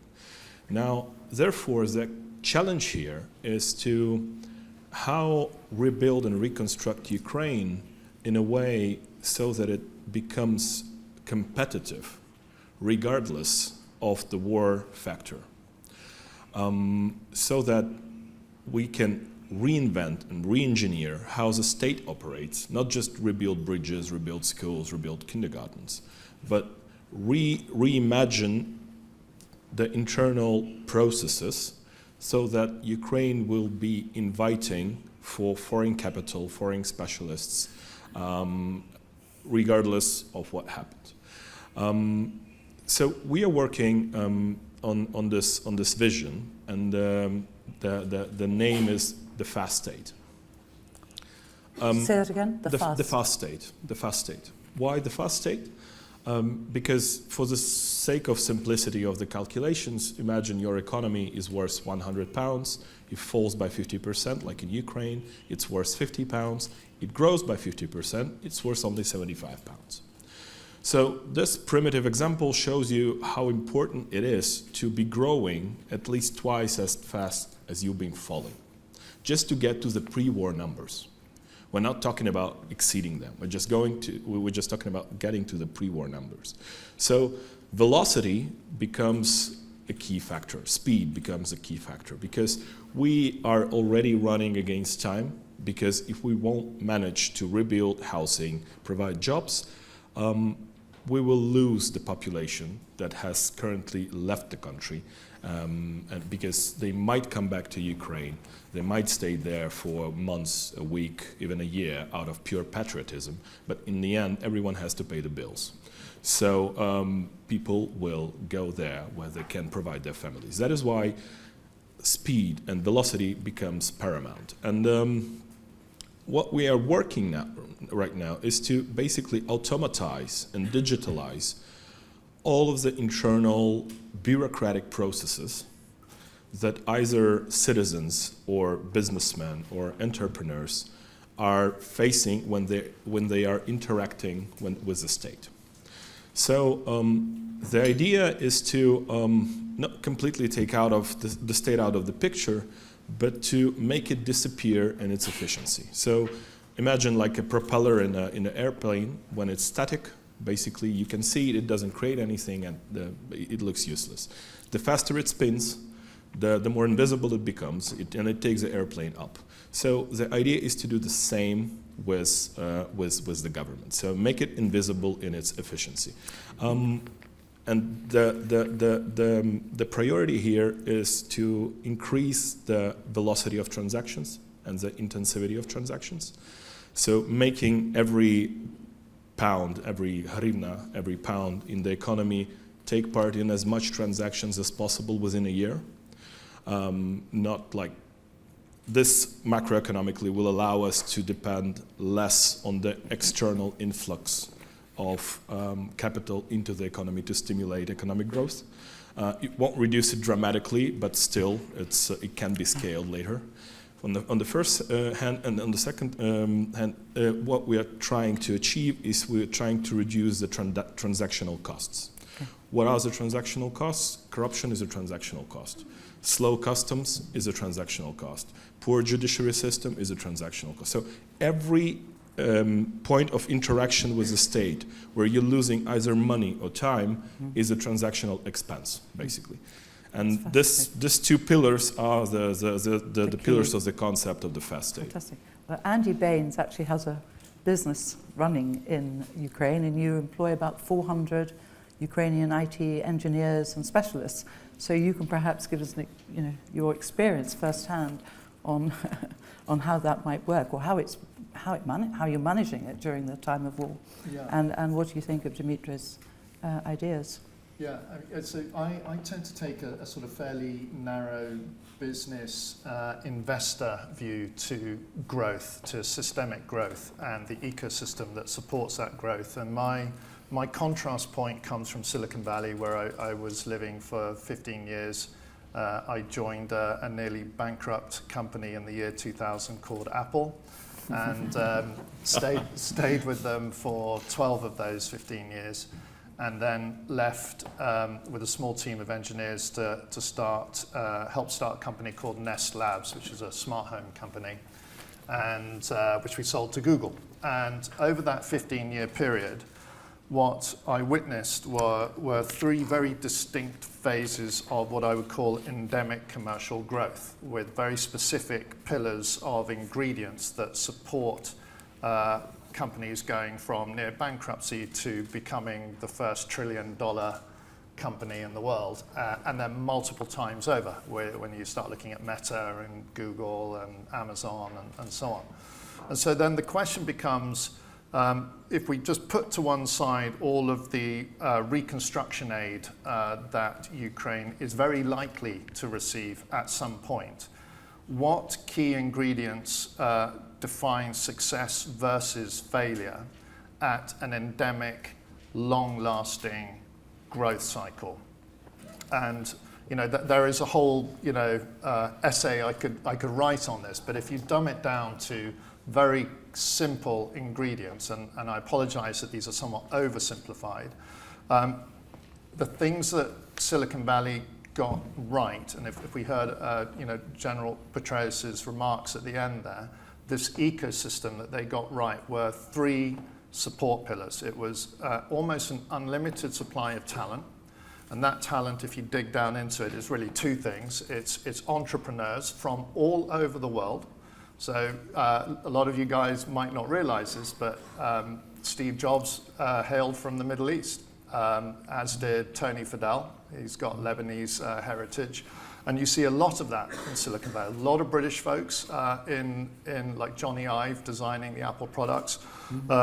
So it is a center of gravity for the world's best talent, whether you are an engineer or an entrepreneur, to come together and perform miracles on a daily basis. So that's the first pillar.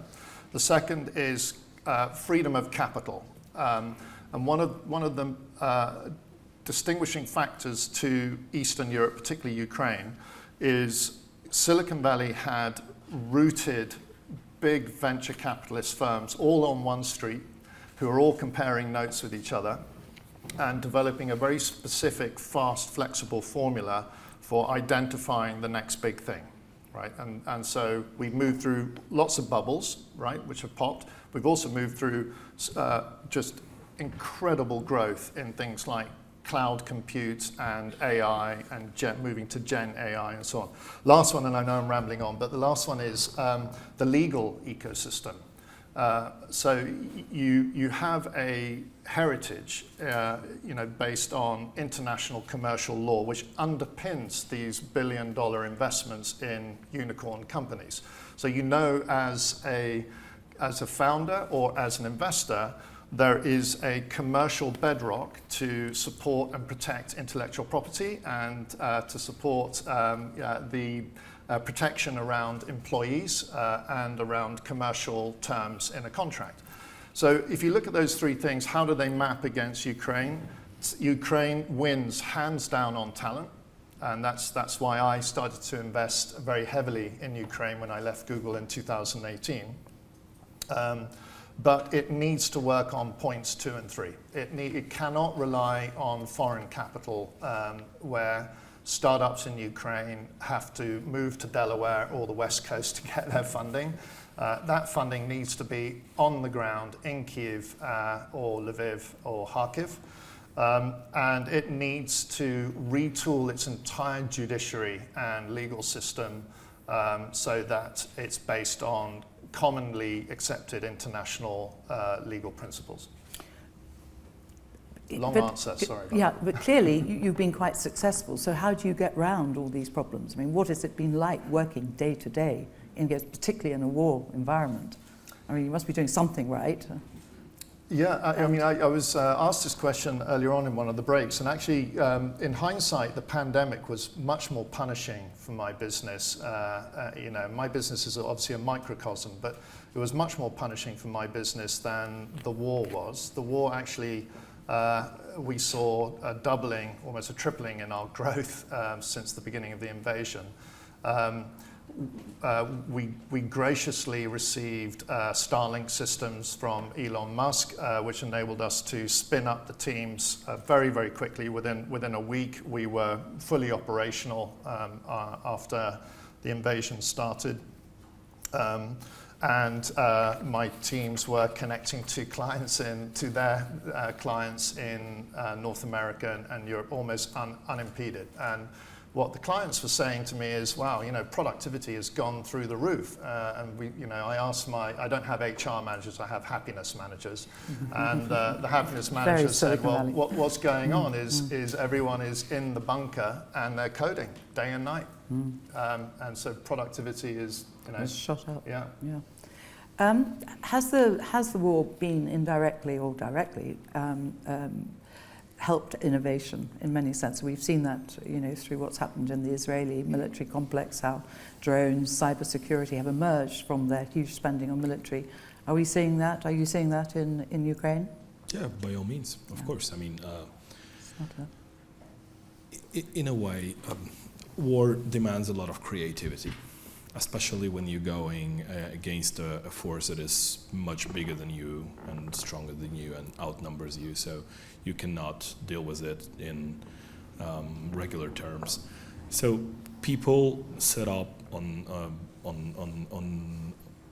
an enterprise to create different technologies and solutions, starting with sonar systems that identify the movement of drones, can predict where those drones will be in half an hour, and how to take them down, and ending up with basically pinning down the movement of enemy troops and aggregating that data and feeding this data to the Ukrainian artillery units. Although all those solutions have been developed by civilians who had nothing to do with war before Russia invaded. So it was an incredible boost for Miltech, for radio technologies, for software development connected with this. And Ukraine has been known for a strong IT sector. And in this a year and a half of war, I think we have seen probably like the boost of it, the brilliance of it. Yeah. Just like to turn to Yuri. I have a broader question. We're focusing on IT, technology and so forth, but I think the one thing that we've all learnt here, certainly in the West, has been Ukraine's extraordinary agricultural sector. 50% of the world's sunflower oil, potash, fertilizers, grain, barley, and a huge part of your GDP. and it's crippled you, but it's also worldwide had such an impact on food prices and so forth. Is that an area that could now benefit from this period? Will there be more technology, more automation? Because we saw the vulnerability, the ports closed, the silos were closed, grain rotted, you tried to take it to Poland, and so forth. I mean, it's been a big area. Is that not an area that you could actually invest in even more? Yeah, so it's true, agriculture is very strong in Ukraine, and it is going to be stronger in the future, irrespective of the war. Just to give you one statistic, if you look at the productivity of the agricultural firms in Ukraine relative to their peers in the European Union, the Ukrainian productivity is going to be roughly a half of what you see, for example, in the Netherlands or in Germany. And why is that? Well, it's because you don't have the right technologies, you don't have enough machines, you don't have enough fertilizer, you don't have the right seeds. And in principle, all of this can be overcome, but you have to have access to funding, to technologies, to seeds. And I think after the war, this is going to be one of the fastest growing sectors in Ukraine, in addition to others. Many people don't know, but for example, the number one export from Ukraine to the United States is IT services. So Ukraine is not going to be just an agricultural country. It's going to have a very diversified production base. It will be IT, it will be metals, it will be mill tech, it will be IT. So we should not think of Ukraine as, one sector economy. Yeah, sure, very balanced. And I think at that point we might open up to the floor for questions. Please, I've been told there is somebody here who works in tech, sustainable sector, has a question. Yulia, yes. No? If not, we'll please go around the floor. I don't have a question, but I have a comment. My name is Yulia. Thank you. Yes. Hello, good evening. And my name is Yuliana Onishuk. I'm the founder and CEO of Energy Act for Ukraine Foundation. So what we are doing, and it is very much connected to what you just asked, whether the war catalyzed the innovations. So in our case, I found the foundation right as a response to the war. And what we started to do is to build absolutely new approach to how the electricity might be supplied to critical infrastructure in Ukraine, which means that we started to build hybrid solar power plants in schools and hospitals in the areas that were damaged because of war.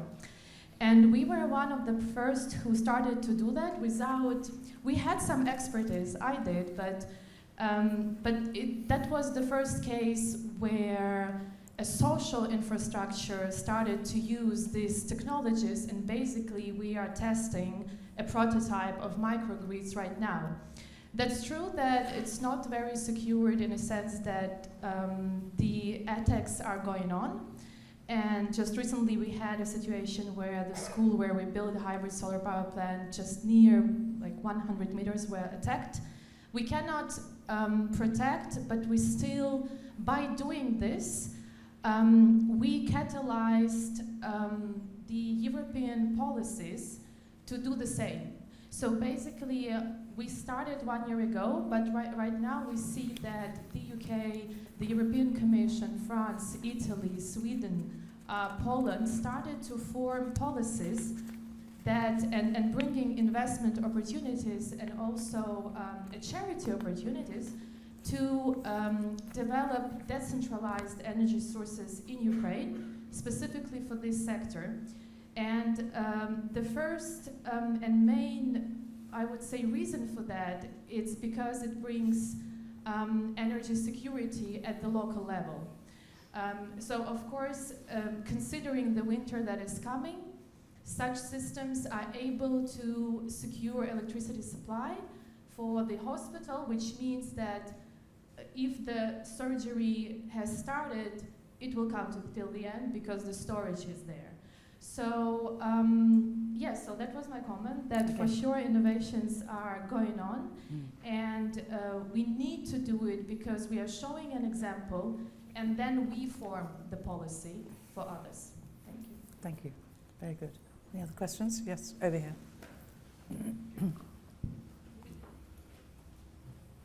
Thank you. Martin Poliaci, Globsec, Kiev office.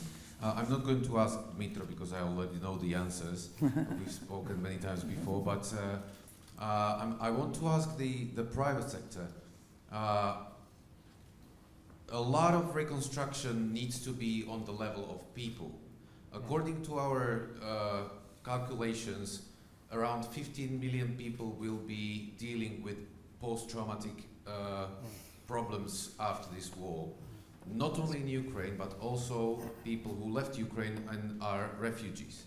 And there are many, many activities done by either government or the First Lady, she's doing a tremendous job. But is this something of concern also by the private companies? Because many studies that we already know show us that if we invest into mental health, and this is not only mental health, this is actually trauma treatment, it will actually bring money on the level of the working force later. So how are you thinking about this? That's a really good question. Yeah, it's a great question. So you probably heard me mention earlier that I don't have an HR team, I have a happiness team. And the reason why we have that, I know it sounds like a bit of a kitsch phrase, but the reason is my team came to me and they started to report some long-lasting mental health issues, people not seeing daylight for weeks on end, under a lot of pressure with post-pandemic catch-up on delayed product cycles, coding away day and night. And so, I think my advice is to anyone that's building an enterprise in Ukraine is they have to have a budget item for assimilation of people who've experienced physical trauma, as well as some of the much more difficult to identify long-term mental issues. It's something that was a little bit laughed at Google. They kept on giving us free this and free that, and medical support and counselors and things like that, and it had very little uptake. But I suspect, in the context of something like Ukraine, it has huge benefits associated to it. But to finish that point, in terms of the 15 million. The number one thing that keeps me up at night at the moment is brain drain.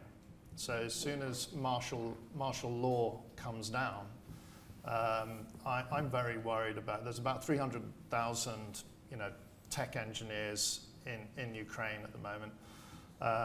There's going to be a big percentage of those that will fly to Portugal, Netherlands, and Canada, given half a chance. So you're going to find a way of keeping them back. That's right. But as a point of detail, I would have thought a lot of your engineers are male and of the army age. I mean, have not most of them been called up? Or what is your workforce? How are they working? So interesting point, and a huge surprise having come from Silicon Valley, where it was sort of an 80-20 mix in engineering between male and female. It's about 40-60 in Ukraine.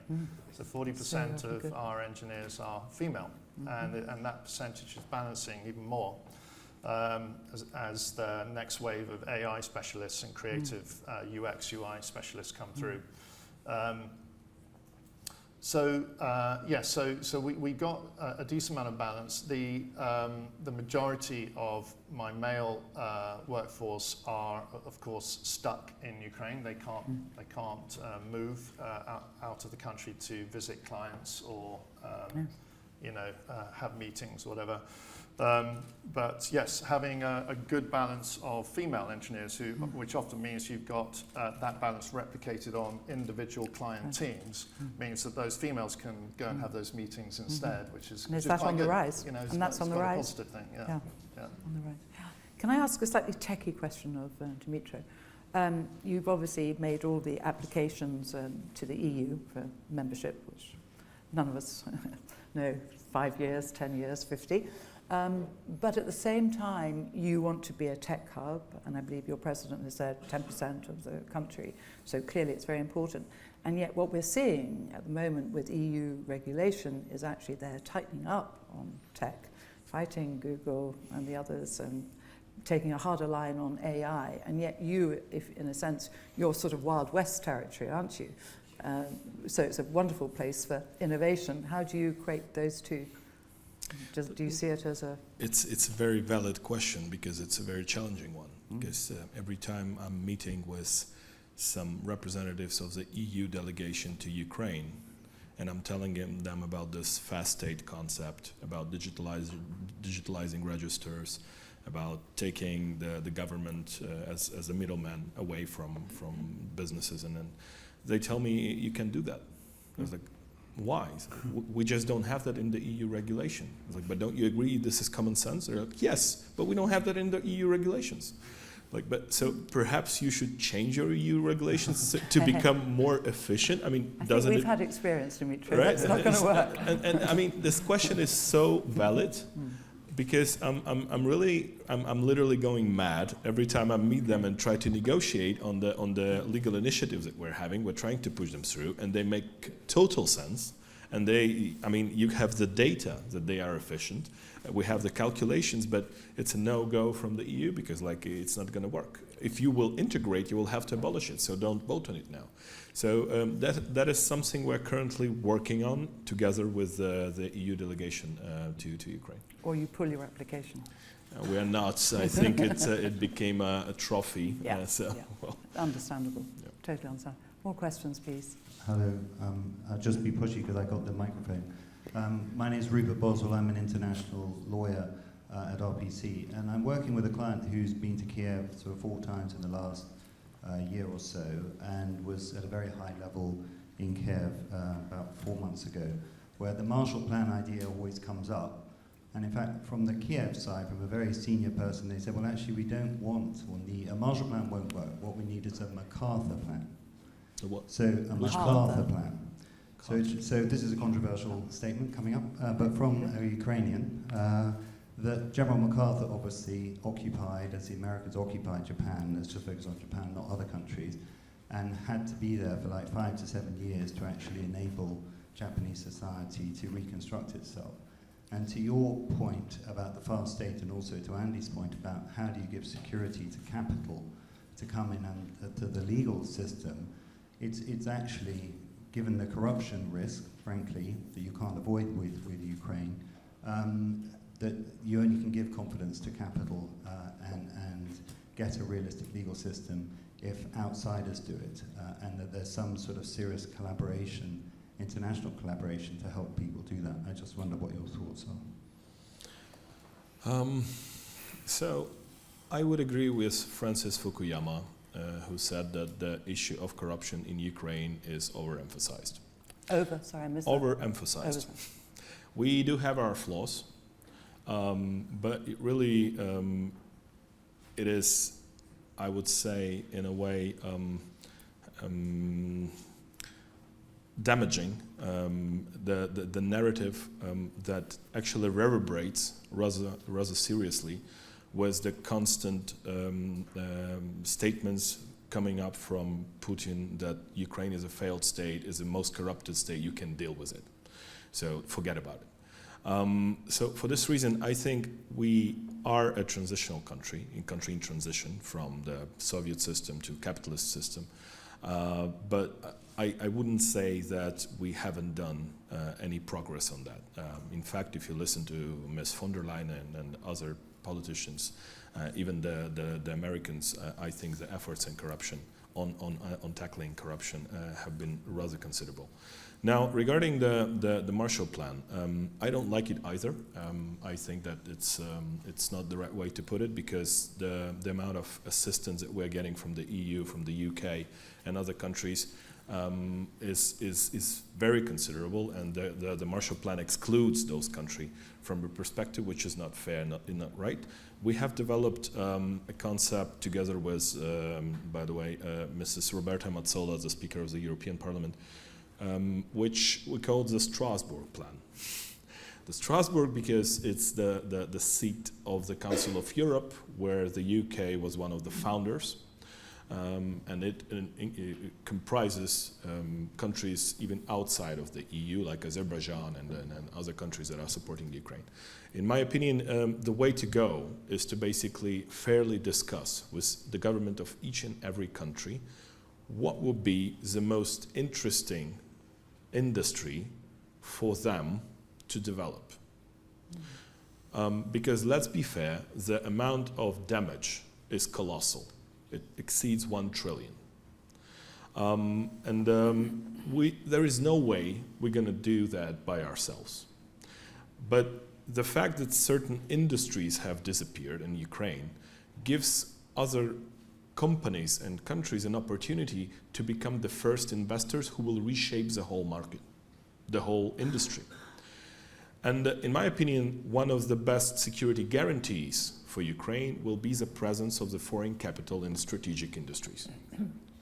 If that would have happened before 2014, if Shell, for instance, would enter the Crimean oil market as it intended to, we wouldn't have 2014 in the first place. I'm sure about it. So what we need to do is basically, and the idea behind the Strasbourg plan, is to have a very fair negotiation with every government that is supporting and is interested in Ukraine, and tell them, listen, we want you to pick agro, we want you to pick logistics, we want you to pick nuclear, we want you to pick oil and gas, and so on and so forth. So ensure your companies that will become anchor investors in Ukraine. We will do our bit, our homework. We will fix the legislation. We will find a way to provide an interesting tax regime for you, and so on and so forth. And let's do it together. It doesn't mean selling the country to anyone. It just means that creating a strategic partnership that might be mutually beneficial. That's the idea. Is the idea to always demand joint venture partnership? Yeah. Why not? Or total ownership? PPPs, public private partnerships, I think they're absolutely viable. Lovely. We've got to finish any minute now, so I'll just ask Yuri, what do you think of the Strasbourg idea? and do you have your own idea for restoring international confidence once the war is over? Critical. And Andy, I'm going to ask you the same as well, finally. Thank you. I should know more about the Strasbourg plan. Yes, we'll do pushing it. Yes, we'll get it out. Yes, and we should have another meeting to discuss it. But I would say that we don't need the MacArthur plan. It was a very different structure. Ukraine is a democratic country. We don't have an emperor. We have a democratically elected government. We don't want to replicate some of the things that were done in Japan, for example. That was built on kind of restoring the power of huge conglomerates in the economy. Ukraine doesn't want to do this. We have very different objectives. But at the same time, it's very clear that the initiative has to come from Ukraine. It has to be local governments or the national government that drafts the plan for reconstruction. Because if you have somebody from outside who is going to control the reconstruction process, this is going to end in tears. We have seen this in Iraq, we have seen this in Afghanistan. So it's unlikely that something like MacArthur plan is going to work. But one lesson I have from this discussion is that many of the things that should happen in Ukraine, the notion of modernization of the country, you don't have to wait until the war is over to start doing this. Right. So many of the things, like, if you have a corruption concern, we don't have to wait until the war is over to try to fix this issue. If there is a problem with the legal environment of freedom of capital, we have to work on this now so that on the first day of the peace, we can start, doing things right away. We don't have to wait until more reforms are going to come. So we have to be forward-looking. It has to be Ukrainian ownership. And as Metro said, security is going to be the most important factor in all of this. We have to be either a part of NATO or have some, ironclad guarantees that Russia is not going to attack us anytime soon again.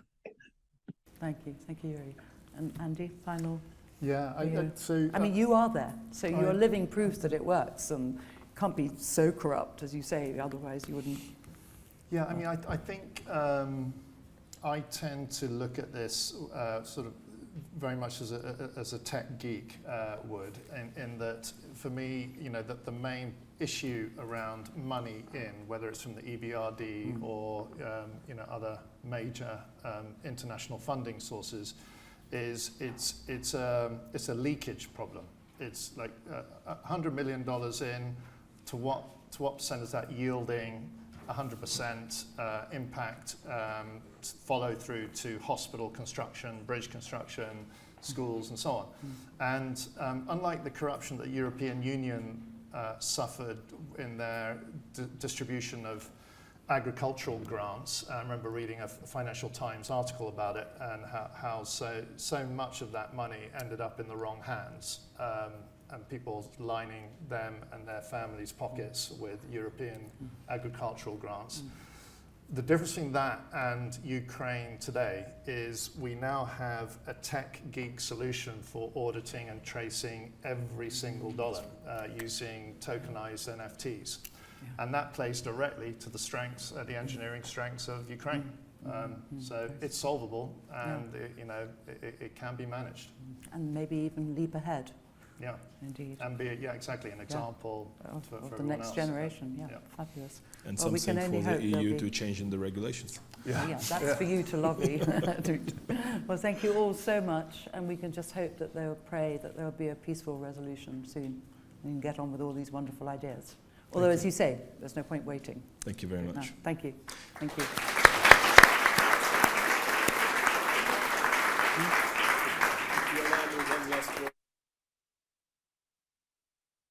One last word as a Ukrainian. I just wanted to thank everyone again for your kind support and your kind assistance. It is really very much appreciated. Sincerely, thank you.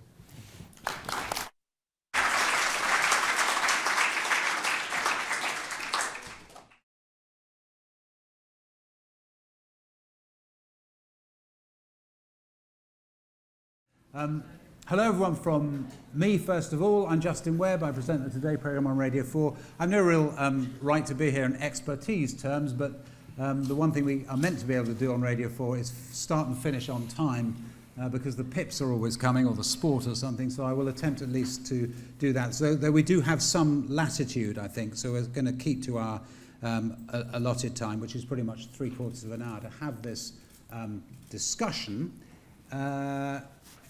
I used to be the BBC's North America editor, so in the old days at least I knew something about the States, and my daughter, my youngest daughter, is a US citizen, so she's enormously proud of that. She's not yet aware of the tax implications.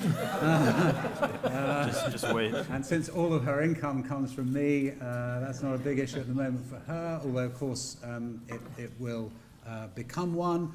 We're here to discuss the impact of war on the presidential election 2024.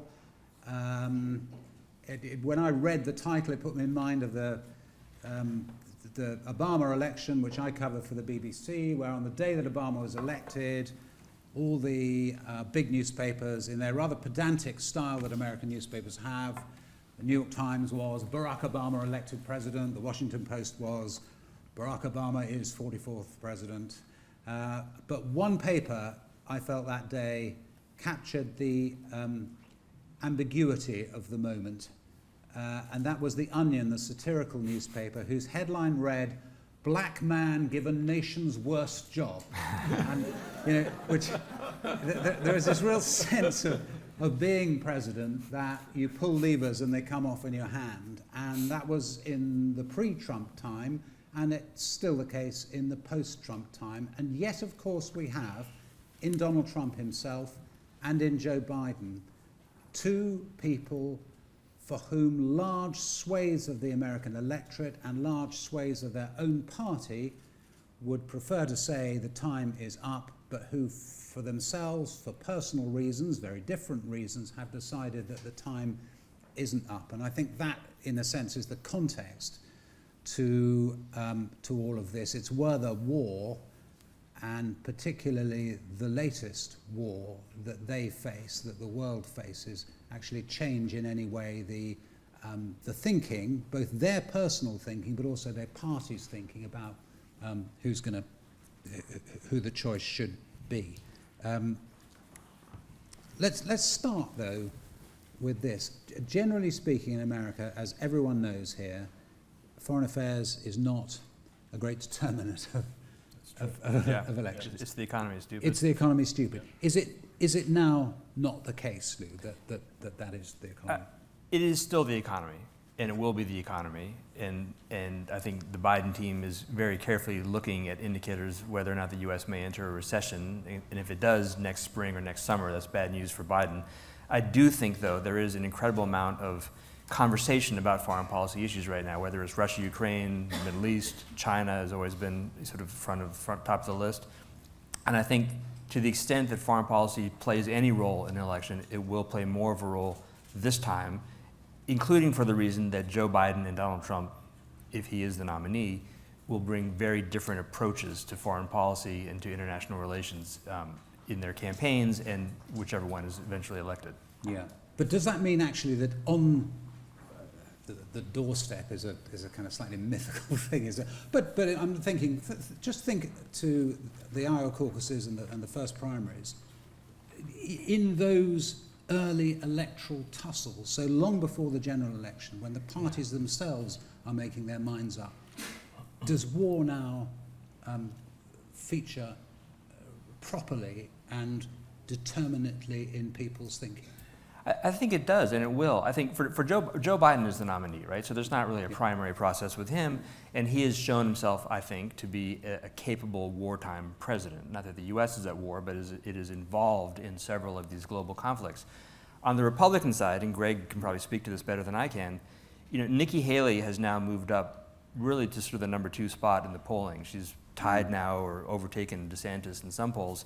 And part of that, I think, is due to the fact that she is pushing herself, promoting herself as a candidate who has serious foreign policy credentials. Yeah. So I think in the Republican primary, I think these wars in foreign policy may end up playing more of a role. Greg, the rise of Nikki Haley is a real big story at the moment, isn't it? It's from, I think, 6% to 16% in Iowa. So let's keep our excitement for Nikki Haley in proper. But still, I mean, it's a rise. It's a 10% rise, and it's a sudden. She's having her moment. Vivek Ramaswamy had his moment in July, August. Tim Scott clearly had a moment in the summer when he was polling, over 10 in Iowa anyway. And then they kind of fade. Will she fade? I'm not sure. I think what's important to keep in mind, I agree with Lou that she is definitely advocating herself as a hawk and with experience. And that's helpful, and I think that maybe she's getting some of the numbers, but it's not moving the needle that much. The one who's actually had a great few months is Trump. Whether we like it or not, and I'm not supporting him now, but he's the one who's gone up. When you go from 4 to 8, who cares? When you go from 40 to 60, that's a move. Yeah. And so that's what I'm kind of concerned about as far as the primaries go. The other concern for Nikki Haley is she's got this appeal to the never-Trumpers for sure, and maybe to the moderate wing. Not for any particular reason, that's just the perception in many cases.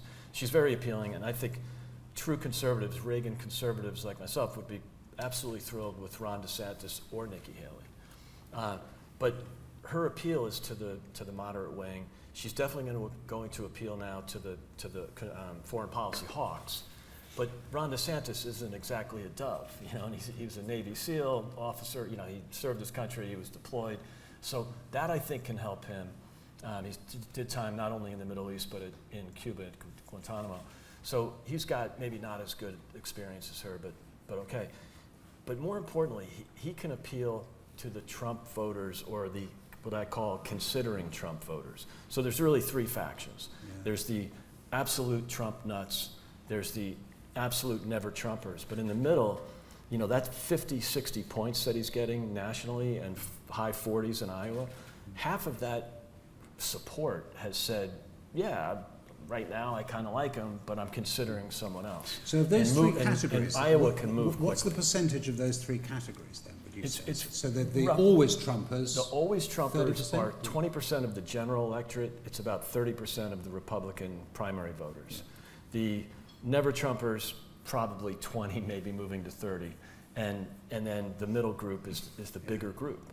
And so a lot of his support is not really sticky. And that's why, especially in a place like Iowa, where it's caucuses, so people move around, they go to the school gym or to the local church, and they can, you know, they could change their mind at the last minute, and actually change it several times. So it's a really interesting process. It's hard to be optimistic about a Trump alternative right now, but a lot of things can change. And this, as Professor Freedman said earlier, you know, the sheer unpredictability of Trump can maybe move the needle.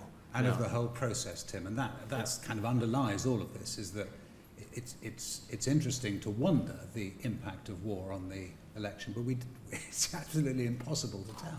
Absolutely. I would slightly differ, though, with what Lou said earlier about and maybe some of your questioning, even, Justin, because actually I think one of the defining events of the Biden term so far, although funnily enough it's largely been forgotten, but I think its implications were huge, was the withdrawal from Afghanistan.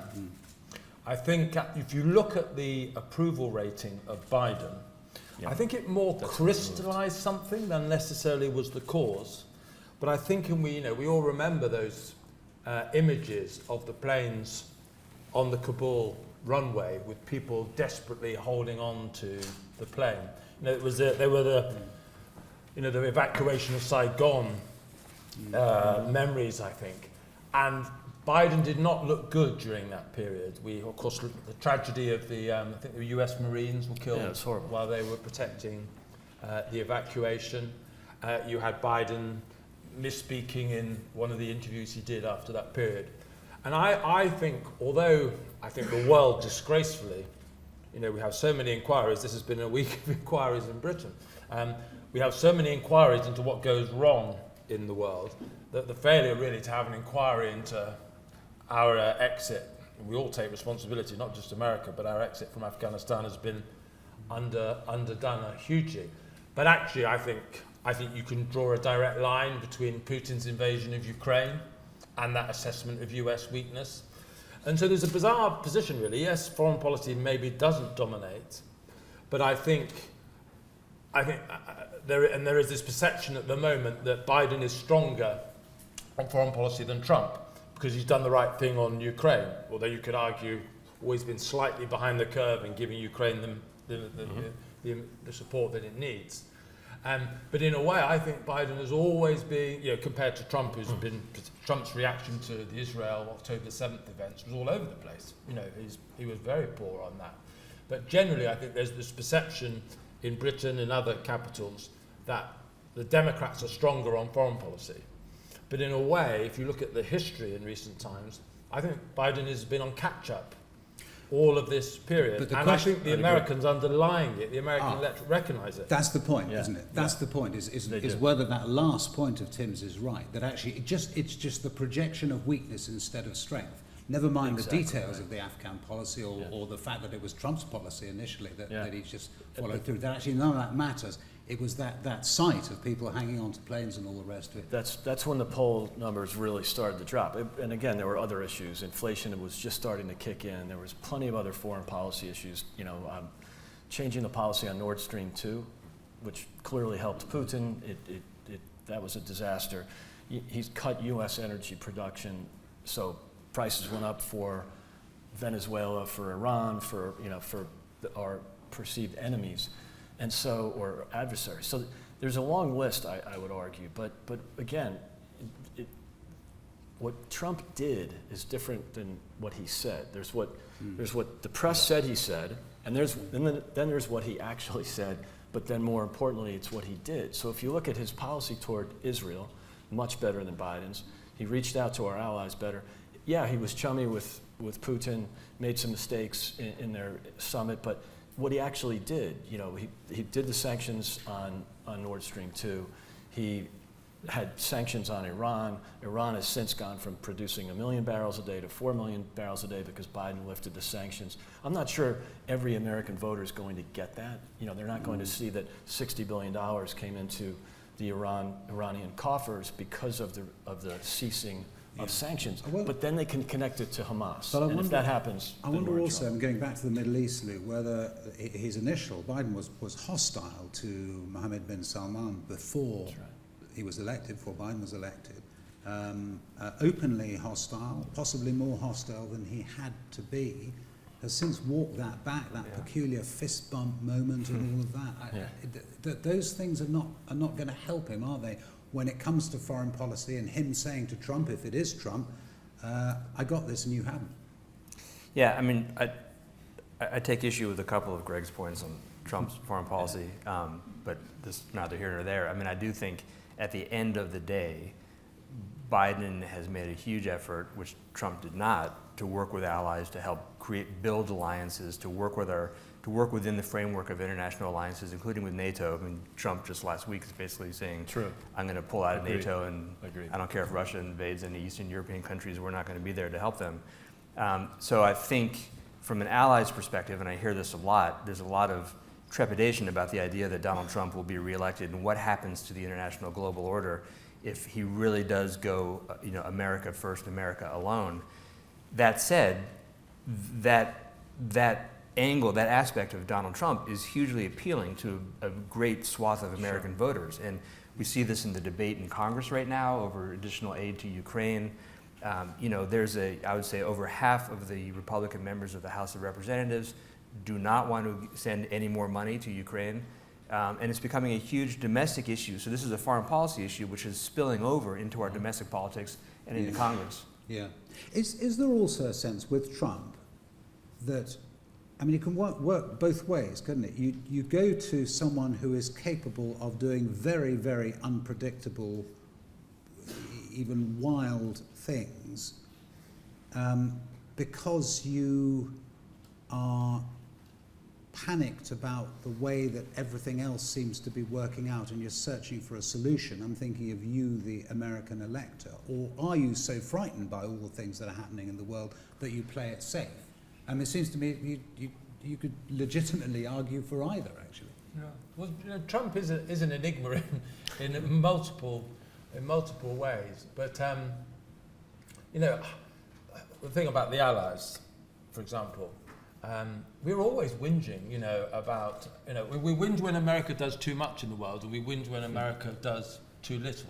And actually, we say that Trump isn't committed to the alliances, and back to this point about there is often a difference between what Trump says and what he does. In fact, there's a massive difference. If you examine Trump's record, in terms of the legislative and other achievements that he put through while he was president, in concert with Mitch McConnell, my favourite Conservative in the world, but that's another subject. If indeed he is still in the world. If he is still in the world, yeah, anyway, bless him. There is a track record there which actually stands comparison with most Conservative American administrations. Absolutely. What he says is a whole different ballgame. And actually, I think we needed the kick up the behind that Trump gave to NATO, etc. The discombobulation, can't even say it, that he represented, the impact that it had on us, has forced all of us to increase our military spending, and we've realised actually we do need to bear more of the burden. And back to your question, Justin, I think Americans kind of know that in their heart as well. And one of the most interesting meetings I had when I was briefly US correspondent for the Times, was going to a church in South Carolina. Amazing fried chicken after the service, by the way. I finally understood why so many Americans go to church. I'd be there every Sunday.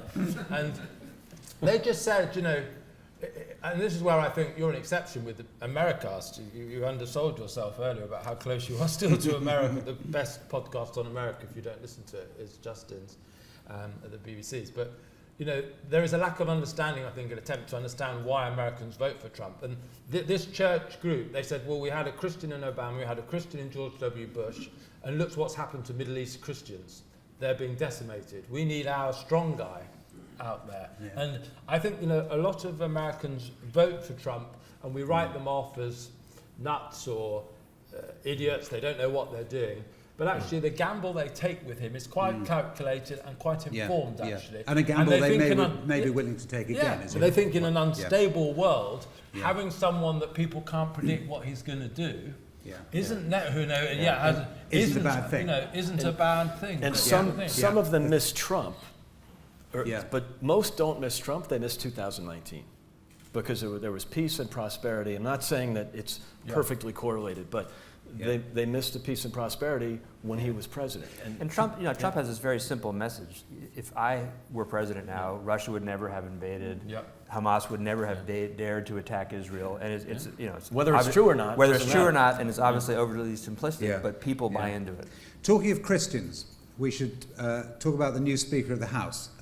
I assume he is still Speaker of the House. He wasn't with us, I checked. He may not be by later this evening. But, I mean, in all seriousness, he says, if you want to know anything about me, just read the Bible, because that's what I believe, and which has got a lot of people scratching their heads. Maybe fewer of them in the States, because you sort of understand what that means and where you're coming from. But when it comes to the nuts and bolts now of what is paid for and what isn't paid for, the kind of crucial thing that the House has to do, and the Speaker is so important because he brings it or doesn't bring it to the floor, what do you think is going to happen? Like many, I had never heard of him until 10 days ago. And so I happened to be in Washington last week.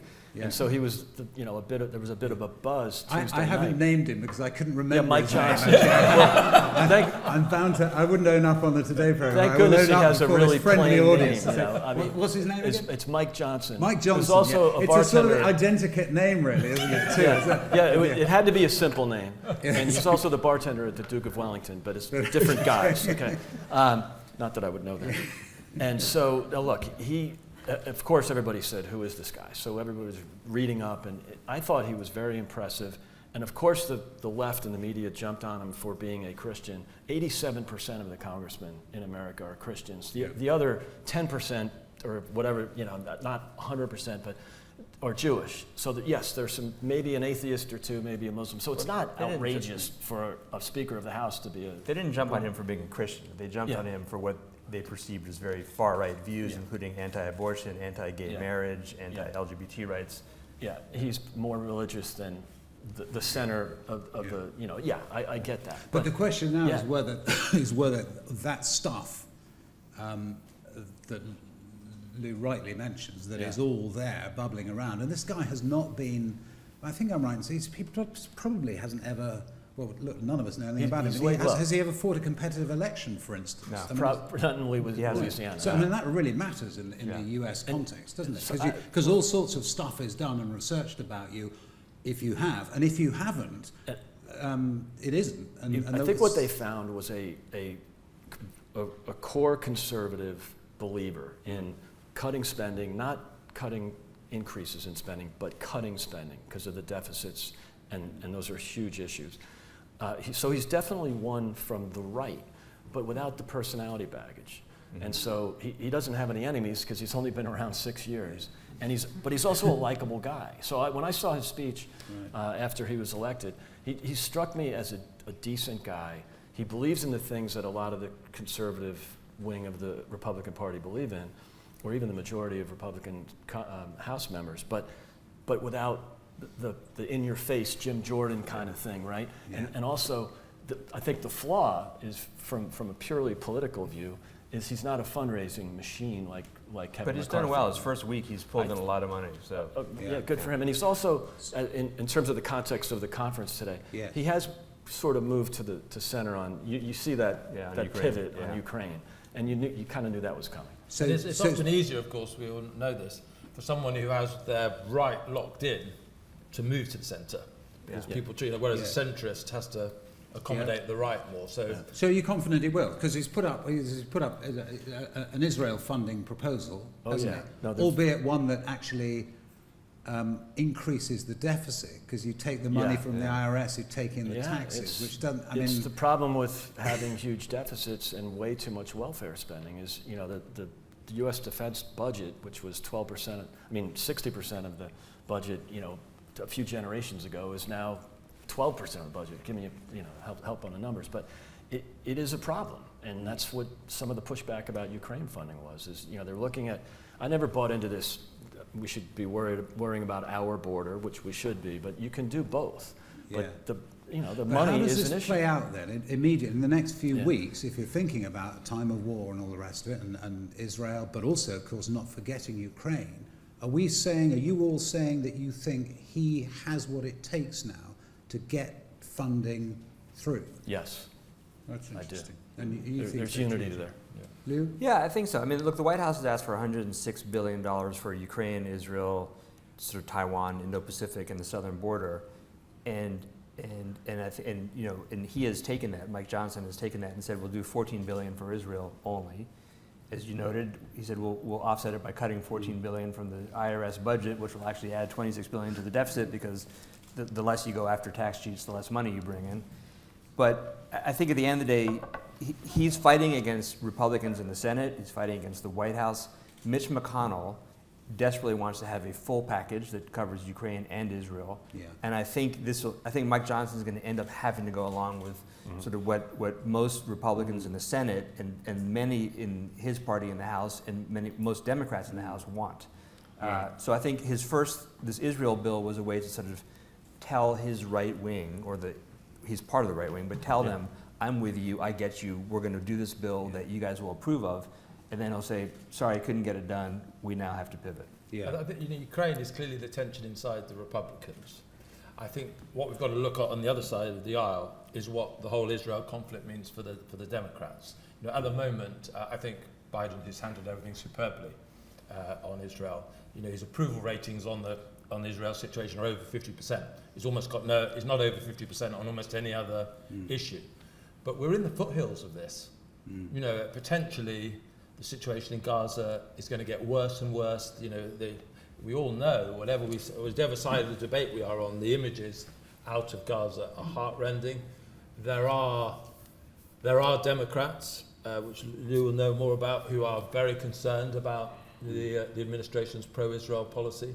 There isn't clearly a challenger of stature at the moment to him in the race, but this is potentially the sort of issue where someone could start running against him, not winning primaries, but warning that and mobilizing the Israel skeptic vote in America, which won't undermine his ability to succeed, but will begin to weaken the Democrat coalition. So I think we've got the Ukraine issue on the Republican side and the Israel issue on the Democrat side, which could yet turn this into a very dynamic situation. Weaken how much, Lou, do you think, that coalition? Well, I think you're right. I don't think there will be a credible primary challenger to Joe Biden, assuming he stays healthy for the next year. But there's a lot of dissatisfaction. There's a lot of dissatisfaction within wings or branches of the Democratic Party, including young progressive students, Arab Americans now, and I think the danger to Biden is those people just don't show up to vote next November, or vote for Cornel West. Just beat me to it. Or I mean, and it doesn't take much. It only needs. Well, this is the point, isn't 2 it? points. I mean, I suppose if you think of some of those key states with big college towns, Cornel West not now standing for the Greens. I mean, he's a strange guy, isn't he? And a bit of a kind of performer in a way, but he's also serious in many respects, and he does have appeal to people, and he's. It seems to me, I mean, that he possibly does have the funding to get on at least some ballots in some states. Yeah. And he does. That is a real risk. I mean, he is a serious intellectual, and he appeals to many of these Democratic voters who will be dissatisfied by Biden's reaction or the way he's dealt with this Israeli crisis. Yeah. And I think that the support for Biden has been really good, because I agree with you both that he's done a good job with this thing. Not perfect, but who is? But it only takes a few points in Wisconsin or Pennsylvania where there's some universities, or there's some maybe some cities like in Michigan where there's a lot of Muslims, in Detroit. It doesn't take much to swing an election when elections have been decided by 20,000, 40,000 votes in these states. I mean, in many ways, I think, war could help. It helps an incumbent, depending on the timing. And so maybe the timing's pretty good, because this could help Biden look presidential. But these and wars look like a great leader. These wars are different in the sense that there's usually a rally around the flag effect, and that helps the incumbent. But we don't have American troops involved in either of these wars. It's a proxy war. So there's not quite the sort of rally around the flag effect. Yeah. And just to underline Biden's vulnerability for those who aren't following this closely, but a mutual friend of ours, Jerry Baker, Justin, was interviewing Mark Penn, the Democrat pollster, in his podcast. I was listening to it this morning. And he was saying that Trump is now 4 or 5% on average ahead in national polls. And that in America, when the race is, that's the same amount that Biden won last time. And Penn, who is not a Republican cheerleader, said this is very worrying for Democrats. This has been now fixed for quite some time. Now, there's an awful lot of water to flow under the bridge. Trump could get into all sorts of more legal trouble, particularly when the cases start being heard. But Penn was saying, at the moment, the Democrats are behind in this presidential race, which is very unusual for incumbents. So the Democrats can't really afford for things to go south in Israel or in foreign policy, because their position with Biden as the nominee is at this moment fundamentally weak. And it comes back to how you started. Is the economy stupid? Americans feel that they're not making it right now, that the economy is not doing well, even though by many objective measures it is, but the voters aren't feeling it, and so they're not enthusiastic about Biden. Yeah. Let me throw it open to anyone who wants to say or add something. Yes, gentleman right at the back, and we'll bring a microphone to you. Here we go, and then lady at the front. Thank you. Christopher Godwin, the Ambassador Partnership. I was wondering if I could just ask, given the controversies at the last election where Trump would not accept the result, I was just wondering what changes will happen for the next election to make sure that whatever the result is, both sides accept it. Yeah. Thank you. That's an interesting one. That's a tough one. I'm guessing we agree on this, but first of all, it's a state-by-state thing. So the best thing for election confidence is for the individual states to do it really well. Remember the disaster in Florida in 2000? They cleaned it up in Florida. 8 years, 10 years later, it's a pretty well-oiled machine. But as far as from the right, I would hope that we do our best to embrace mail-in voting, embrace ballot harvesting if it's legal in a particular state. The Republicans have to do a much better job of that. The Democrats were just smarter and better in 20 and 22, especially in the states that mattered. But whining about 2020 has been a proven election disaster for Republicans. And so, do your best to fix it. And even here in the UK, we're going to do our best to get voters registered and to if whatever is legal about getting ballots mailed in. But the election denial is a proven disaster. But is it also not true to say that the kind of behind-the-scenes revolution that was going to play out, where Trump supporters got themselves into crucial positions in key states and were able, after the next election, to overturn ballots, to interfere during the election, but crucially afterwards, just to say we're going to have a different electoral voters going to the court. That hasn't really happened. No, I mean the institutions held. A couple of crazy guys with Viking hats ran around. I mean, I'm underestimating or I'm not downplaying how ugly that was, but the institutions held, and I don't think there's great risk. And if anything, again, 2022 showed that the voters actually don't buy into the conspiracy theories. Is that another thing that your guy, that the new speaker, is going to have to slightly put in his part? Because he voted against certifying the election. Which has been going on now for several elections. Both parties have, the Democrats did it in 2000, 2004, for sure in 16. It's not good for anybody. I wish that everybody would just admit. But I think, and he had some issues with the laws that were changed in states like Pennsylvania, where the judiciary changed the voting policies when it should only be done by the. But that's like lawyer stuff, right? Yeah, and so, but that's and I think he kept it there. I don't think Mike Johnson was putting a Viking hat on. Full-scale denial. Yeah. That's an interesting distinction, which you don't often hear in the press. There's a lady right here at the front who asked. That was my question. Oh, was that it? Yeah. Okay, so apologies. Anyone else with anything else to ask? Yes, sir. Over here, and then we can get back to the front. Here we go.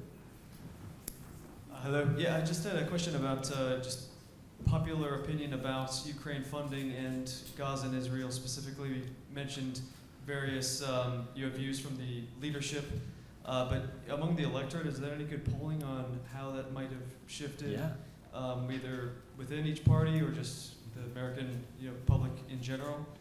How solid is the support for Israel on one hand, and then how solid is the support for Ukraine? Go ahead. So I haven't seen polling on the Israel-Gaza situation, but on the Ukraine situation, there's lots of polling, and there has been, of course, for many months now. And there is still basically majority support for assistance to Ukraine, but barely, right? It's sort of just over 50%, and it's come down. I mean, it's on a downward trend and it continues to go down. So, partly I think that's due to the rhetoric coming out of Congress. Partly that's due to, I think, what is perceived as a lack of sort of military progress. Like, we're sending all this money, but the border lines haven't changed, the battle lines. So still just barely majority support. If you look at party by party, it's obviously much higher amongst Democrats than Republicans, and amongst Republican voters, it's not majority support. And then I'm not sure about Israel, Ukraine. I got to think it's polling really high. I mean, especially on Republicans, it's apples and oranges compared to Ukraine. I think there was generally much more support, as Lou said, at the beginning of the Russia-Ukraine war. But this thing, I think, has really rallied. Biden's been very consistent with what he said. Most of the Democrats in Congress, except for one or two rogue, Omar and Tlaib, but nobody really follows. They don't really count. So I think the support is really impressive. I think interesting polling I saw a week or so ago was Mike Johnson, if I've got his name right. It's such a generic name. Such a generic. Is tying Ukraine funding in some way, getting something else out of the White House, like border funding to the southern border issue. Now, that may seem unfair to Ukraine, and I think it is unfair. But actually, when Americans feel that their issues are being addressed, their view of Ukraine funding changes quite significantly. If you ask these questions in isolation, then people feel unhappy. But if you put it in the context that suddenly the southern border is being properly defended, they think, well, we can do both. And I think actually it looks like quite a cynical thing from the new speaker. You notice what I did there, the new speaker. But actually, he is probably, in tying these things to domestic priorities, is probably in a way securing continued support for Ukraine funding more than just keeping these hermetically sealed. But the new speaker is not tying them. He's specifically decoupling them. The White House is trying to tie them together. The Republicans in the Senate and Mitch McConnell are trying to tie it together. I thought Mike Johnson's way of getting Ukraine funding through there was to call for the southern border to be addressed at the same time. I think that was my understanding. Well, he's segregating Israel. He's pulling out Israel and then saying the rest, right? So, Ukraine. But I mean, the overriding point also being that in doing that, the southern border stuff, he's kind of pushing on an open door now, because one of the kind of untold stories of the last few months has been that Biden has really toughened his stance because he's being told by Democratic Party mayors in Chicago, other big cities, look, you've got to do something because these buses are turning. He's polling at 23 on the border. I mean, I'd like to in a find way those 23 it kind of suits the people. Biden administration as well, doesn't it, to be part of that. There was a lady right in the middle who's got the microphone right next to you. Hello, so I don't have questions, but I do have a comment. So first on the question here about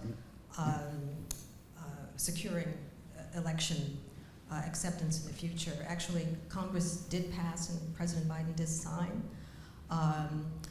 legislation which would make it harder to challenge electors in Congress, which was one of the issues in the previous elections. So that's something that was bipartisan, and that happened. And I want to say something about Mike Johnson, whose name I did know, which is that there's been a lot of comedy around him and nobody knows him and so forth. But so I'm going to say that I am a Democratic voter. And one thing that disturbed me about Trump and his ilk during his years was the increase in discourtesy, the normalization of aggression. I don't think he was unpredictable about that. We could predict that he was always going to be aggressive and attack people. And hearing about Mike Johnson and his attitude, which seems to be a bit more cordial, I think is extremely important. It may not be important to adults, but in the United States, the president and the Congress and our politicians are role models for our young people. And we had many years of disagreements. Lord knows we've been through civil rights, we've been through the Vietnam War. So have we had disagreements between politicians in the United States, serious ones? Of course we had. But in those years, we had more courteous discourse. And I think that if Mike Johnson, if Speaker Johnson, whatever his positions, and I'm sure I disagree with all of them, or at least those so far that I've heard about, if he can restore a modicum of courtesy And that is then extended to him as well. And we can begin to give young people different models for the way in which you deal with difference. This is very important because they are the role models for young people in the States. And we have seen an increase of aggression by citizens in the Trump years because people felt that this was acceptable, and it's not. But Couldn't agree with you more. Thank you for Yeah, that. good. That then raises a really interesting political question. Now, can Speaker Johnson, in the kind of Tip O'Neill mode, have a relationship with a Democratic Party president? Will he be allowed to by his fellow representatives? Well, he's already gone to the White House and met Biden. He's already had a meeting with the House Minority Leader, Hakeem Jeffries, which Jeffries and his team, by the way, said if Jim Jordan had been elected Speaker, he wouldn't have even met with him. I mean, Jeffries wouldn't have met with Jordan because there's such animosity there. So I think, to follow up on that, on that, Carol's point, like it is important to have that kind of demeanor and you know, respectability. Absolutely. I have to say, he's been the big winner of this session. Yeah. We started off not knowing his name, and we now actually wanted to run for president on a bipartisan basis. One last question, because we've gone over. We haven't seen his WhatsApp messages. Let's not bring him down. Let's not do that. Come on, Tim. Hi, Oliver Rhodes from Reaction. We've talked about Biden's economic approval ratings and voter perceptions of the economy more broadly, and how Israel and the global economy will affect that. One thing that the White House has been doing is trying to promote Bidenomics, and it spent the summer touring the country with its Invest in America tour. No doubt it will do the same next summer before the election. My question is, who cares about Bidenomics? Do voters care about it, and will it affect the election?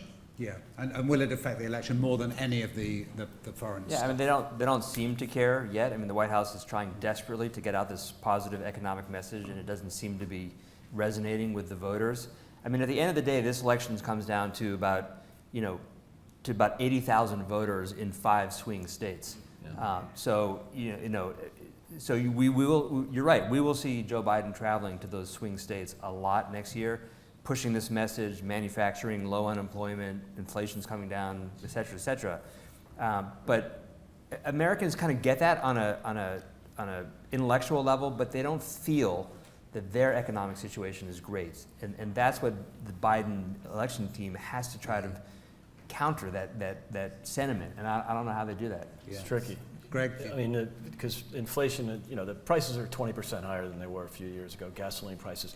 So for a lot of these voters in those swing states, that's all they really care about. And they see the 4.9 GDP growth last quarter. They don't care. It's like how much is a tank of gas going to cost me? What's my grocery bill? And can I buy my kid a G.I. Joe with the Kung Fu grip this Christmas? If they can't. Can I ask Lou a question? Because we had the giggle in the room a little while ago about Biden's health issue, and it still seems to me to be the Democrat Party are going into this election with this huge downside risk. You just look at insurance. Actuary. The fact is, he is a man of advanced years. He does look frail. He's had a stroke. He's had an aneurysm. Exactly. What do you think his health insurance was to go to Israel? What could you see a scenario which he wins the Democratic nomination and then withdraws and almost nominates someone, because he has the way your system works, if I'm right. Withdraws before the election. Before the election. No, I think there's a scenario where he wins the nomination and then, for health reasons or death, can't continue, and then Kamala Harris, I think, will automatically become the candidate, and I think she will lose. But I don't see any scenario where Joe Biden, so long as he's reasonably fit, drops out voluntarily. Now, I see a scenario where he's reelected, and a year or two in, he steps aside and lets Kamala become president. We got another question. I just want to check that we do. Do we have time to carry on? We do at the moment. We don't have the Yossi online yet. Okay, so you'll give me a wave when we do. So for the microphone to come forward to this stage, that would be brilliant. Is a scenario where he replaces Kamala Harris is it possible or practical if, say, for example, by some miracle, although there's no reason why she's any more qualified than anybody else, because being a wife president doesn't make her, but if Michelle Obama was prepared to be vice president, could he replace her with Michelle Obama, and No. would that help? No. Okay, first of all, Michelle Obama is just as sort of polarizing a figure as Kamala Harris is, if not more. She's not more able, though, people here. She's not interested in the job. Joe Biden is intensely loyal. He is not going to drop Kamala Harris from the ticket. It is. I mean, it's what you hear again and again. And as Tim was saying, I do this podcast, so I listen to a lot of them, read a lot about, and talk to actually a lot of Democrats. And the one thing they all say is just utter fantasy, although it's one that they're all they dream about in the middle of the night. There are many Democrats who are not happy with the Biden-Harris ticket. Yeah. Right? They think Biden's too old. They don't love Kamala Harris. She has the lowest approval rating of any vice president ever. Mm-hmm. But they're resigned to it. They're stuck with it. And there's a power to incumbency as well. And Henriette, I think, to add one more thing, I think the party that gets rid of their incumbent or likely and picks someone else has a huge advantage. I think Trump is the only one who could lose to Biden, and Biden's the only one who could lose to Trump. Yeah. So if whoever makes the first move, it's this weird sort of game theory thing where there are all sorts of things that ought to happen. Yeah. And everyone, pretty much, on each side want to happen, but they can't make it happen. And I think the Kamala Harris thing is interesting, and it's a really good example of that, because so many Democrats, including, for goodness sake, the woman who's chairing Biden's re-election campaign, who probably would be quite a good candidate for the job, but they're trapped.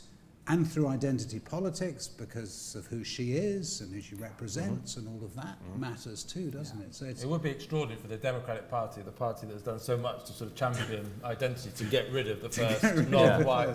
That would be really not going to happen. I think we're saying,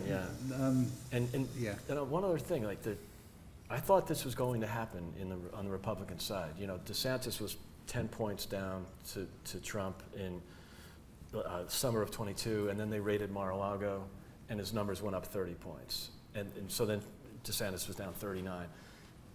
Fast forward 6-9 months, DeSantis is back to down 12, down 15, Alvin Bragg indictment. All of a sudden these indictments, and then finally the mugshot, which was the mother of all, campaign posters and fundraiser pictures. And now that's what's driving Trump on the right. Okay. Another question, gentleman, right in the front. Sorry, you've got the microphone, and then we'll bring it to the front as well. Yes, go ahead. No, go ahead. So a controversial one coming up.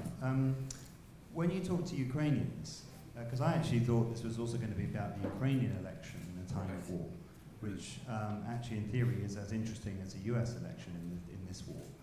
A lot of Ukrainians are not happy with Zelensky and would love there to be an election, which there won't be at the moment because martial law stops there being an election, but there is an election due in March 2024, and I have Ukrainian clients who say this to me, so I just thought, for fun, I don't know how many Ukrainians there are, I hope I'm not offending them, but it's a serious point.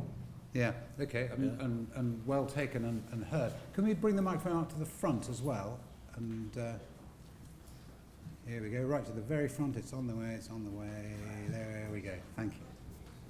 So apart from the ultra-right wing, is any American actually going to vote for a candidate, or are they just going to vote against a candidate? These will be votes against Biden and against Trump. Yeah, agreed. For the most part. Yeah. In an election that they're told is to save democracy. I mean, look, there is obviously a core of deep enthusiasm for Trump in the Republican Party, and there are Democrats who are deeply enthusiastic about Biden and love what he's done. But in general, they'll be against. Just add one other thing. We talked very briefly about Nikki Haley. Yeah. I think perhaps one of the interesting, I don't think she would beat Trump, but if her candidacy takes off, say she does really well in Iowa, which is polling suggests she might do now, fast after that is South Carolina, the state that she was former governor of. You could see her beginning to get momentum. And that for the Republican Party is potentially quite a problem, because Trump and her are absolutely diametrically opposed, diabolically perhaps as well, diametrically opposed on a lot of foreign policy questions. And suddenly you could say, I've talked about downside risks for the Democrats, but you could see a real battle We haven't really ever had it in the Republican Party with Trump because it's been so dominant against his rivals. But you could really see a battle for the soul of the Republican Party on foreign policy if Nikki Haley does take off. I can't see her winning. She'd be my candidate if I could install anyone. But you could really see that really beginning to erode the Republican current advantage if that foreign policy thing takes off. Or you could see her saying, okay, yeah, I'll be vice president, just as I worked for you once at the UN. You're such a cynic. I mean, it's possible, isn't No, it? it's possible, of course it is, yeah. No, and again, you go back to the actuarial tables. I mean, Donald Trump himself is not that healthy. So in her mind, you know, become the vice president, and maybe something happens and I'm the president. Yeah. But I just want to throw another wild card out there, and I think Greg may disagree, but Governor Glenn Youngkin of Virginia has been toying with the idea of jumping in the race, and I think by this time next week we'll know, because there's elections in Virginia next Tuesday. And he's been holding off on making a decision or announcing a decision until after those elections. But that would be a real game changer for the Republicans. Apart from wealthy donors, is there a Youngkin movement bubbling under? It worked in Virginia. Yeah. You know, and it worked in Virginia. And he was the classic post-Biden winner. You know, he picked a few issues that polled well or that people were frustrated with. Could he bring that, you know, nationally? Of course he could. Yeah, and the wealthy donors matter. Absolutely, and there's a lot of the big hedge fund guys are holding back. But yeah, they it's do, just going to be another. You need also to catch fire, because I was not a million miles away now. I mean, you've got to kind of. But I think he would take votes from Nikki Haley and Ron DeSantis. Really? He wouldn't take them from Trump. Not many. He's a different candidate. Do you think Youngkin's a serious candidate if he decides to? I thought he did amazingly in Virginia. You know, he fought on the education issue, which Republicans haven't done for a long time. He was good at picking issues. He rode the whole "Am I a Trump supporter or not a Trump supporter?" incredibly well. Okay. But I think your point about not having the time to catch fire is a real one. Yeah. There was gentleman back at the end there. Here we go. Can I ask a sort of longer term question about sort of US politics and actually to some extent UK politics, which is, it just seems to me the last couple of years, or indeed longer than that, you know, since the day Biden became president, each side has been casting around rather desperately for a credible candidate. And you know, it's kind of waiting for Superman theory of politics. So, you know, you had a big moment with Obama, before that you had a big moment with Clinton, in the UK you had a big moment with Blair, and none of those Supermen replaced themselves, not one. And in each case, their parties have been imploded and has kind of struggled ever since. So, you know, neither the Democrats nor the Republicans have actually had a strategic look at what they want to do. You know, your conversation is about tactics, who can take a few votes here and a few votes there. What's the strategic answer? Are those political parties the political parties we will have in 10 years? And are the kind of candidates they have the kind of candidates we'll have in 10 years? Yeah, it's really interesting. I mean, I think there's a lot of bench strength on both parties and younger, up-and-coming politicians, and I think there's tremendous potential down the road. But the challenge, of course, this year is you have an incumbent president who nobody can challenge, and you have Trump dominating on the Republican side, whom nobody seems to be able to challenge. And so that bench doesn't have the ability, at least this year or next year, to break through and become candidates. Okay, Ambassador, Lou Lukins, Greg Swanson, Tim Montgomery, thank you very much. We've gone on slightly later than we intended to, partly because you are just such interesting people, but partly also because our next speaker wasn't available. Let's be blunt. The real reason. But it was thrilling. I mean, it's really a huge round of applause. We're all thrilled. Thank you. Thank you. Always a good time.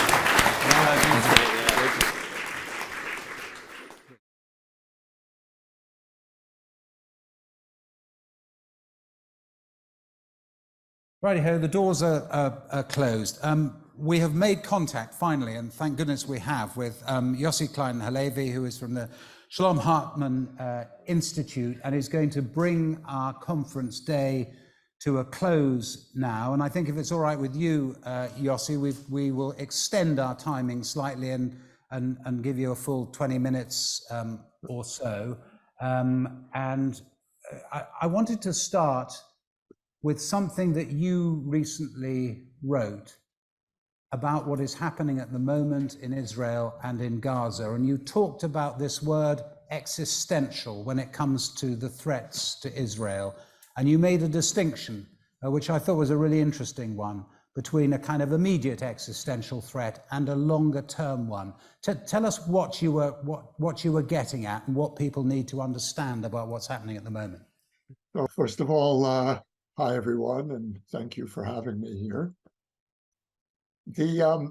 I think one of the most extraordinary aspects of this moment is how quickly, in fact, instantly, Israeli society pivoted from being at the most divided moment in its history, which was really this last year.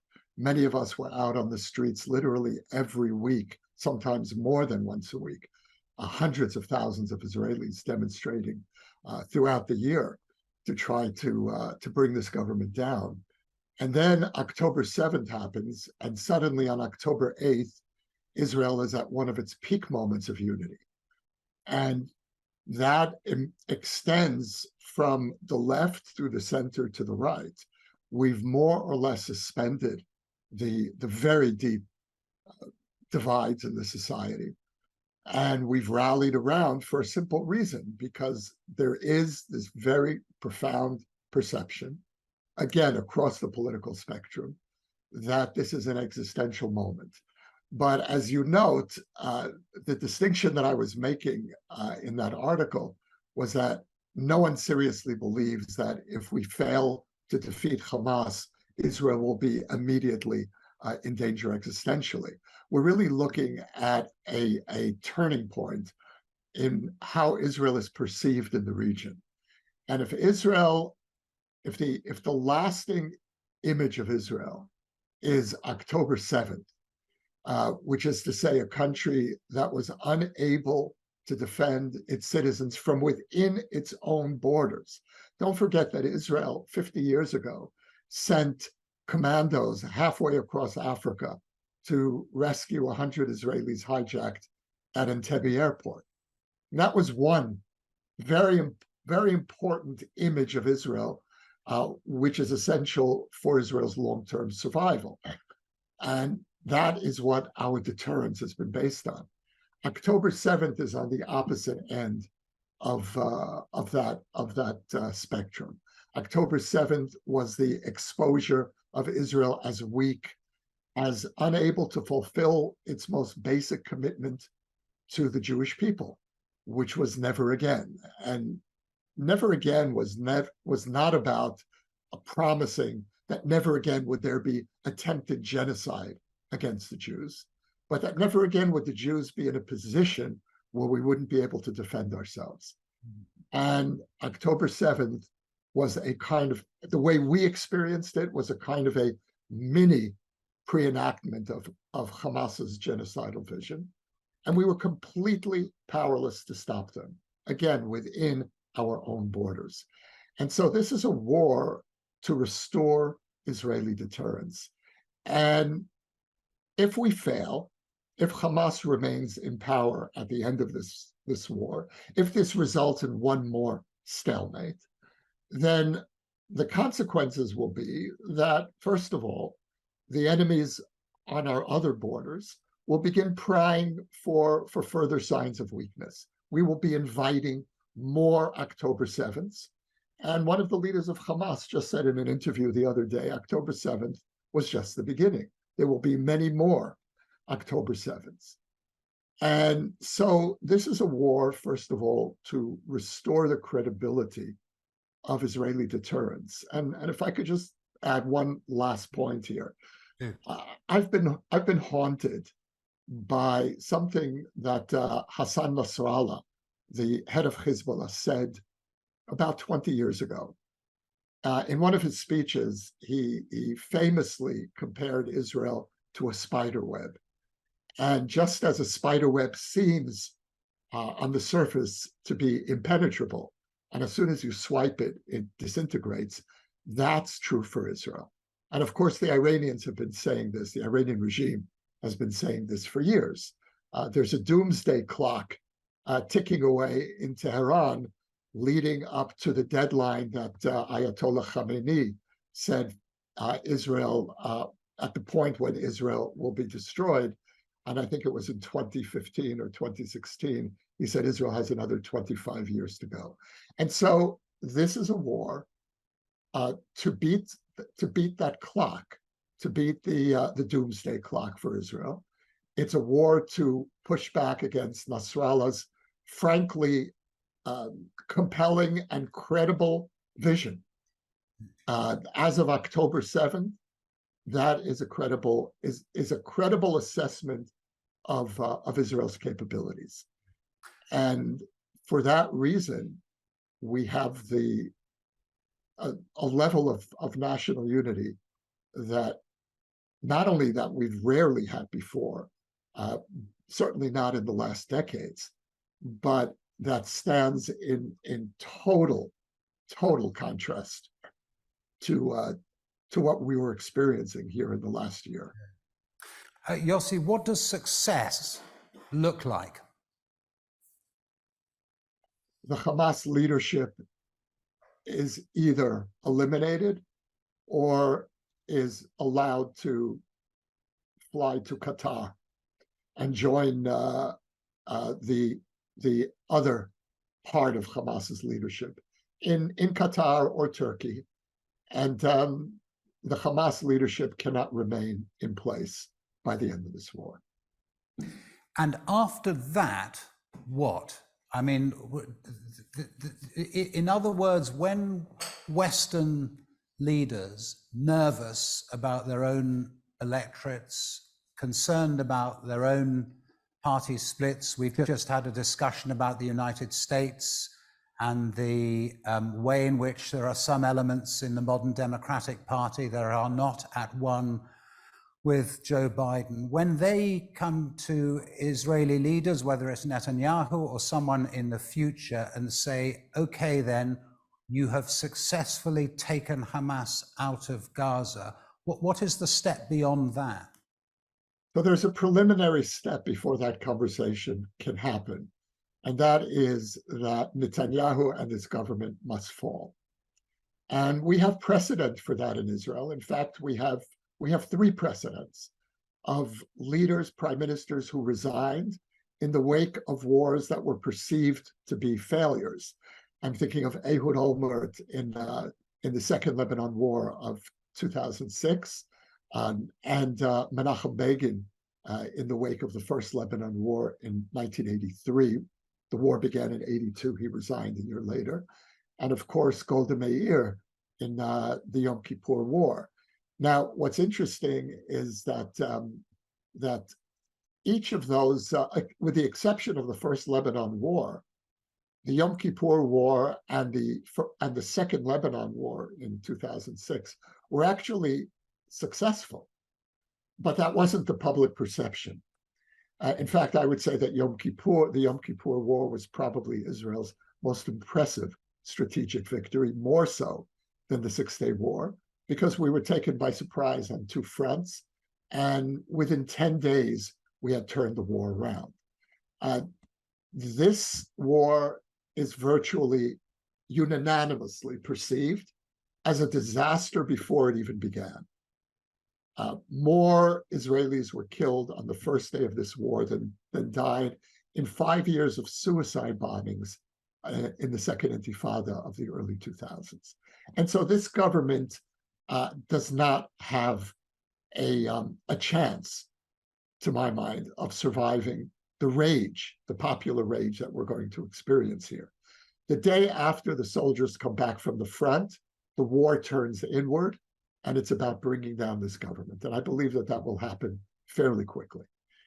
So what happens in Gaza in the interim, hopefully the Palestinian Authority steps in. Hopefully there'll be Saudi and Gulf state support. But in terms of what Israel needs to do in the immediate aftermath of this war is to bring down this government. Nothing positive can happen in the aftermath of this war as long as this government is in power. And And when it comes to Israeli politics, you made very clear what you think will happen with Netanyahu. What in the longer term does this do to Israeli politics and society, do you think? Again, assuming success or relative success in the war that has started now? How does Israel change? I think we're going to see two contradictory political developments. On the one hand, there will be a strengthening, and I fear a substantial strengthening, of the far right. This event, I would call this the single most traumatic event in the history of Israel. And that's saying a lot. I've lived in Israel for 40 years, and it has been a roller coaster, but nothing compares to this moment. Nothing since the 1948 war, which truly was existential, can compare to the trauma of October 7th. And it's complicated because the world has moved on, and I understand why. The mounting casualties in Gaza, the news cycle moves on. But in Israel, we've just begun to process this. This is going to take us months, if not years, to internalize. And the immediate beneficiary, I believe, will be the far right. But the more, I think, the more substantive political transformation here will be a strengthening of the Israeli center. We see it in every poll since the massacre. In fact, we've seen it in every poll for the last few months. The Netanyahu government, even before the massacre, had lost a large percentage of its own voters. And the polls now show a rout for this government. So what I suspect will happen is that the hardcore Likud supporters will abandon the Likud, which is seen now as a failed party. Many of them will go to the far right. But a majority of Israelis will come out of this anguished year, a year where we, first of all, tore ourselves apart internally over the judicial coup, the attempted judicial coup of this far right government.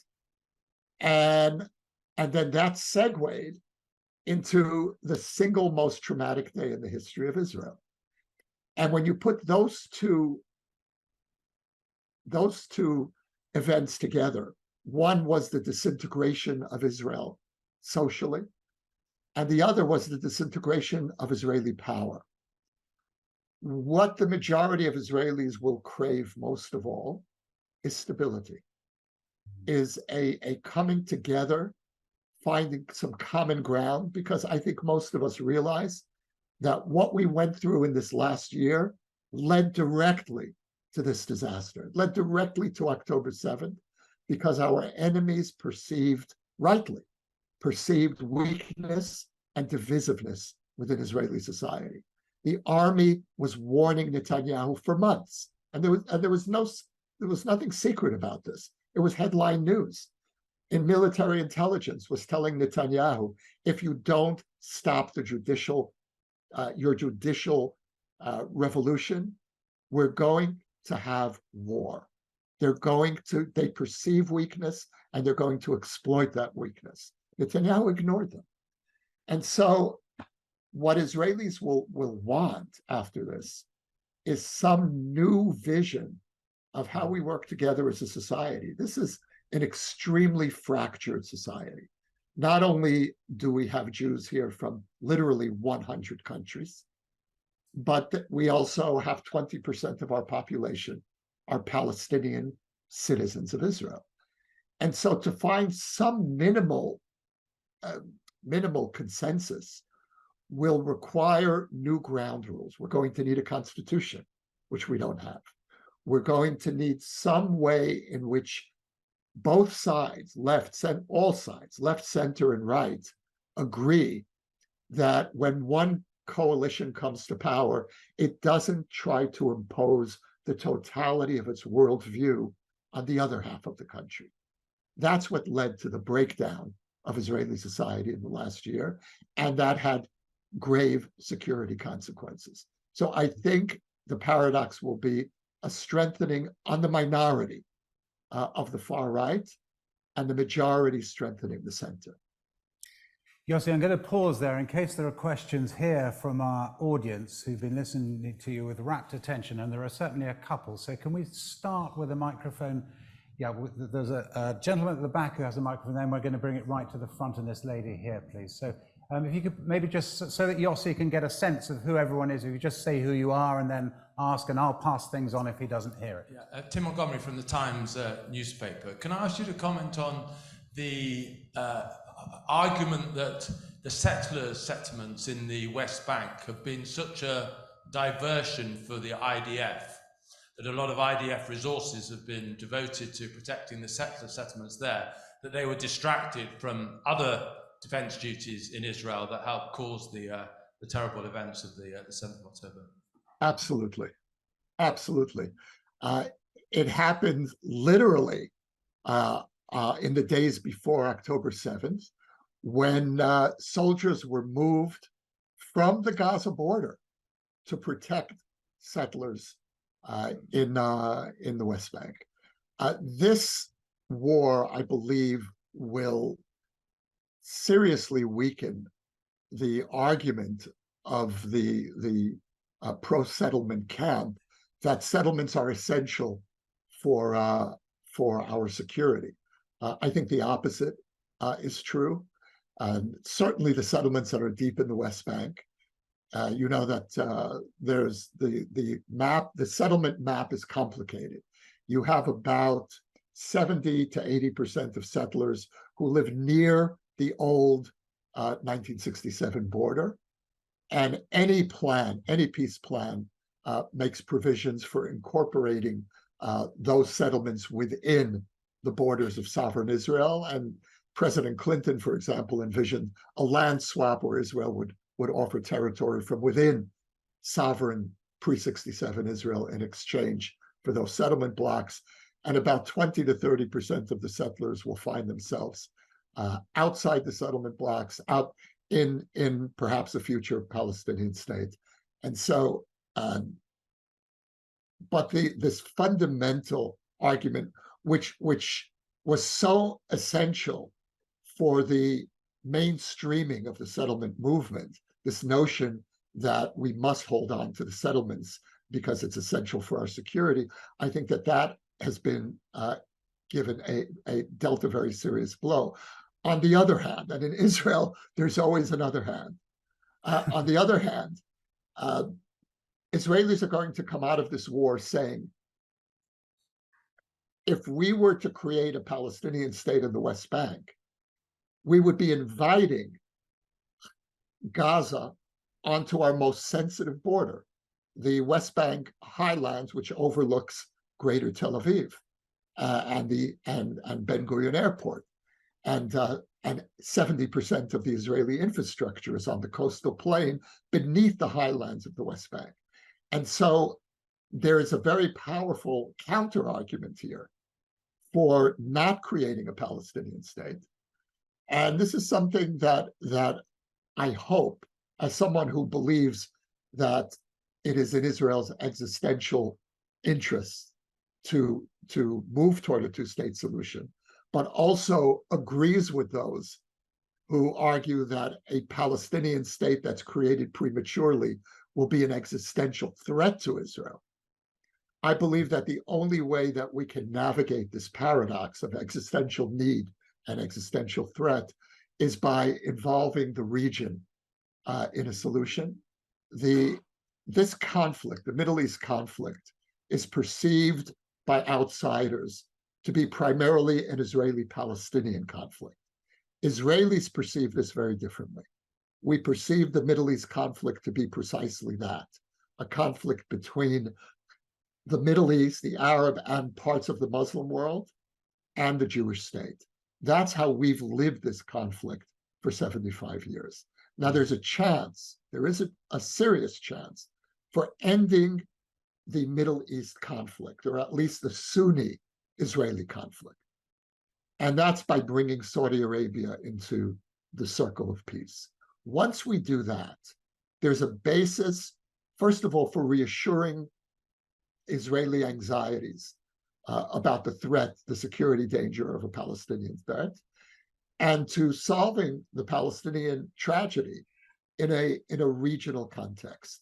And that means tremendous economic investments in a future Palestinian state. Because if a Palestinian state were created tomorrow on the basis of what exists now, it will be one more failed Middle Eastern state. Everyone knows it. And so we need to think about a Palestinian state as a long-term process, but that means on the Israeli side that when this war is over and this government falls, we're going to need a settlement freeze, certainly in the settlements outside the blocks, and to begin a very cautious process of shifting us away from the direction in which we're moving now, which is toward annexation and a binational state, toward an eventual, and I keep emphasizing, eventual two-state solution. Okay, one more question. There's a lady at the front here. Yes, the microphone's right next to you. Okay. Thank you. Yossi, it's a pleasure to have you here today and listen to your views. My name's Laura Roberts. I'm the board of the UK Abraham Accords Group. And I wanted really just to kind of hear, after the progress of the past 3 years, what you think about the future, and also the concerns that the Abraham Accord countries have currently, largely because their own population on the street may not have bought into the accords in the same way the governments have. I really appreciate the question. I would say that there are two factors here. One is, as you mentioned, the pressure on the street. The other is a deep disappointment within those countries that either have already made peace with us, Arab countries, or countries like Saudi Arabia that were seriously considering it. A deep disappointment that Israel allowed October 7th to happen.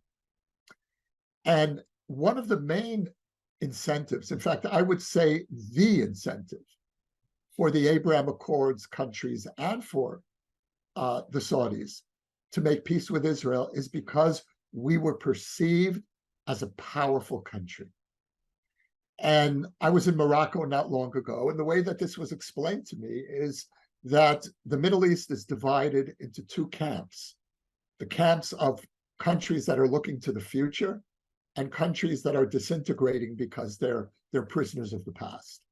And Israel was perceived as belonging to the camp of the future. Now, this last year, this government, this Israeli government, put one strain on that premise. The second strain now is that we are a strong country that you can depend on, certainly to counter Iran. I think that the Saudis are furious at us and the Gulf states. And again, I'm not speaking necessarily about the street, but the elites. They're furious at Israel, not for what we're doing in Gaza, but for taking so long and for not destroying Hamas definitively. And I know this because this was true in the past when Israel and Hamas fought in previous conflicts, and we allowed the Hamas regime to remain in power. The pushback behind the scenes from Arab leaders was devastating, including from Jordan and Egypt, who are among our most vociferous public critics. Genocide and all the rest of it. Behind the scenes, why are you leaving Hamas in power? This is your opportunity. And so what's at stake here in the Israeli victory is not only restoring our deterrence, but restoring our appeal as a partner for a future Middle East, restoring our credibility as a powerful country, and what's at stake, and what's at stake, I think, as a corollary of that, is the only hope that we have for solving the Palestinian problem, which is within a regional context of Israel with Arab partners. Yossi, thank you so much. There's going to be a rather thunderous round of applause now. I'm slightly worried about your headphones, but here it is anyway.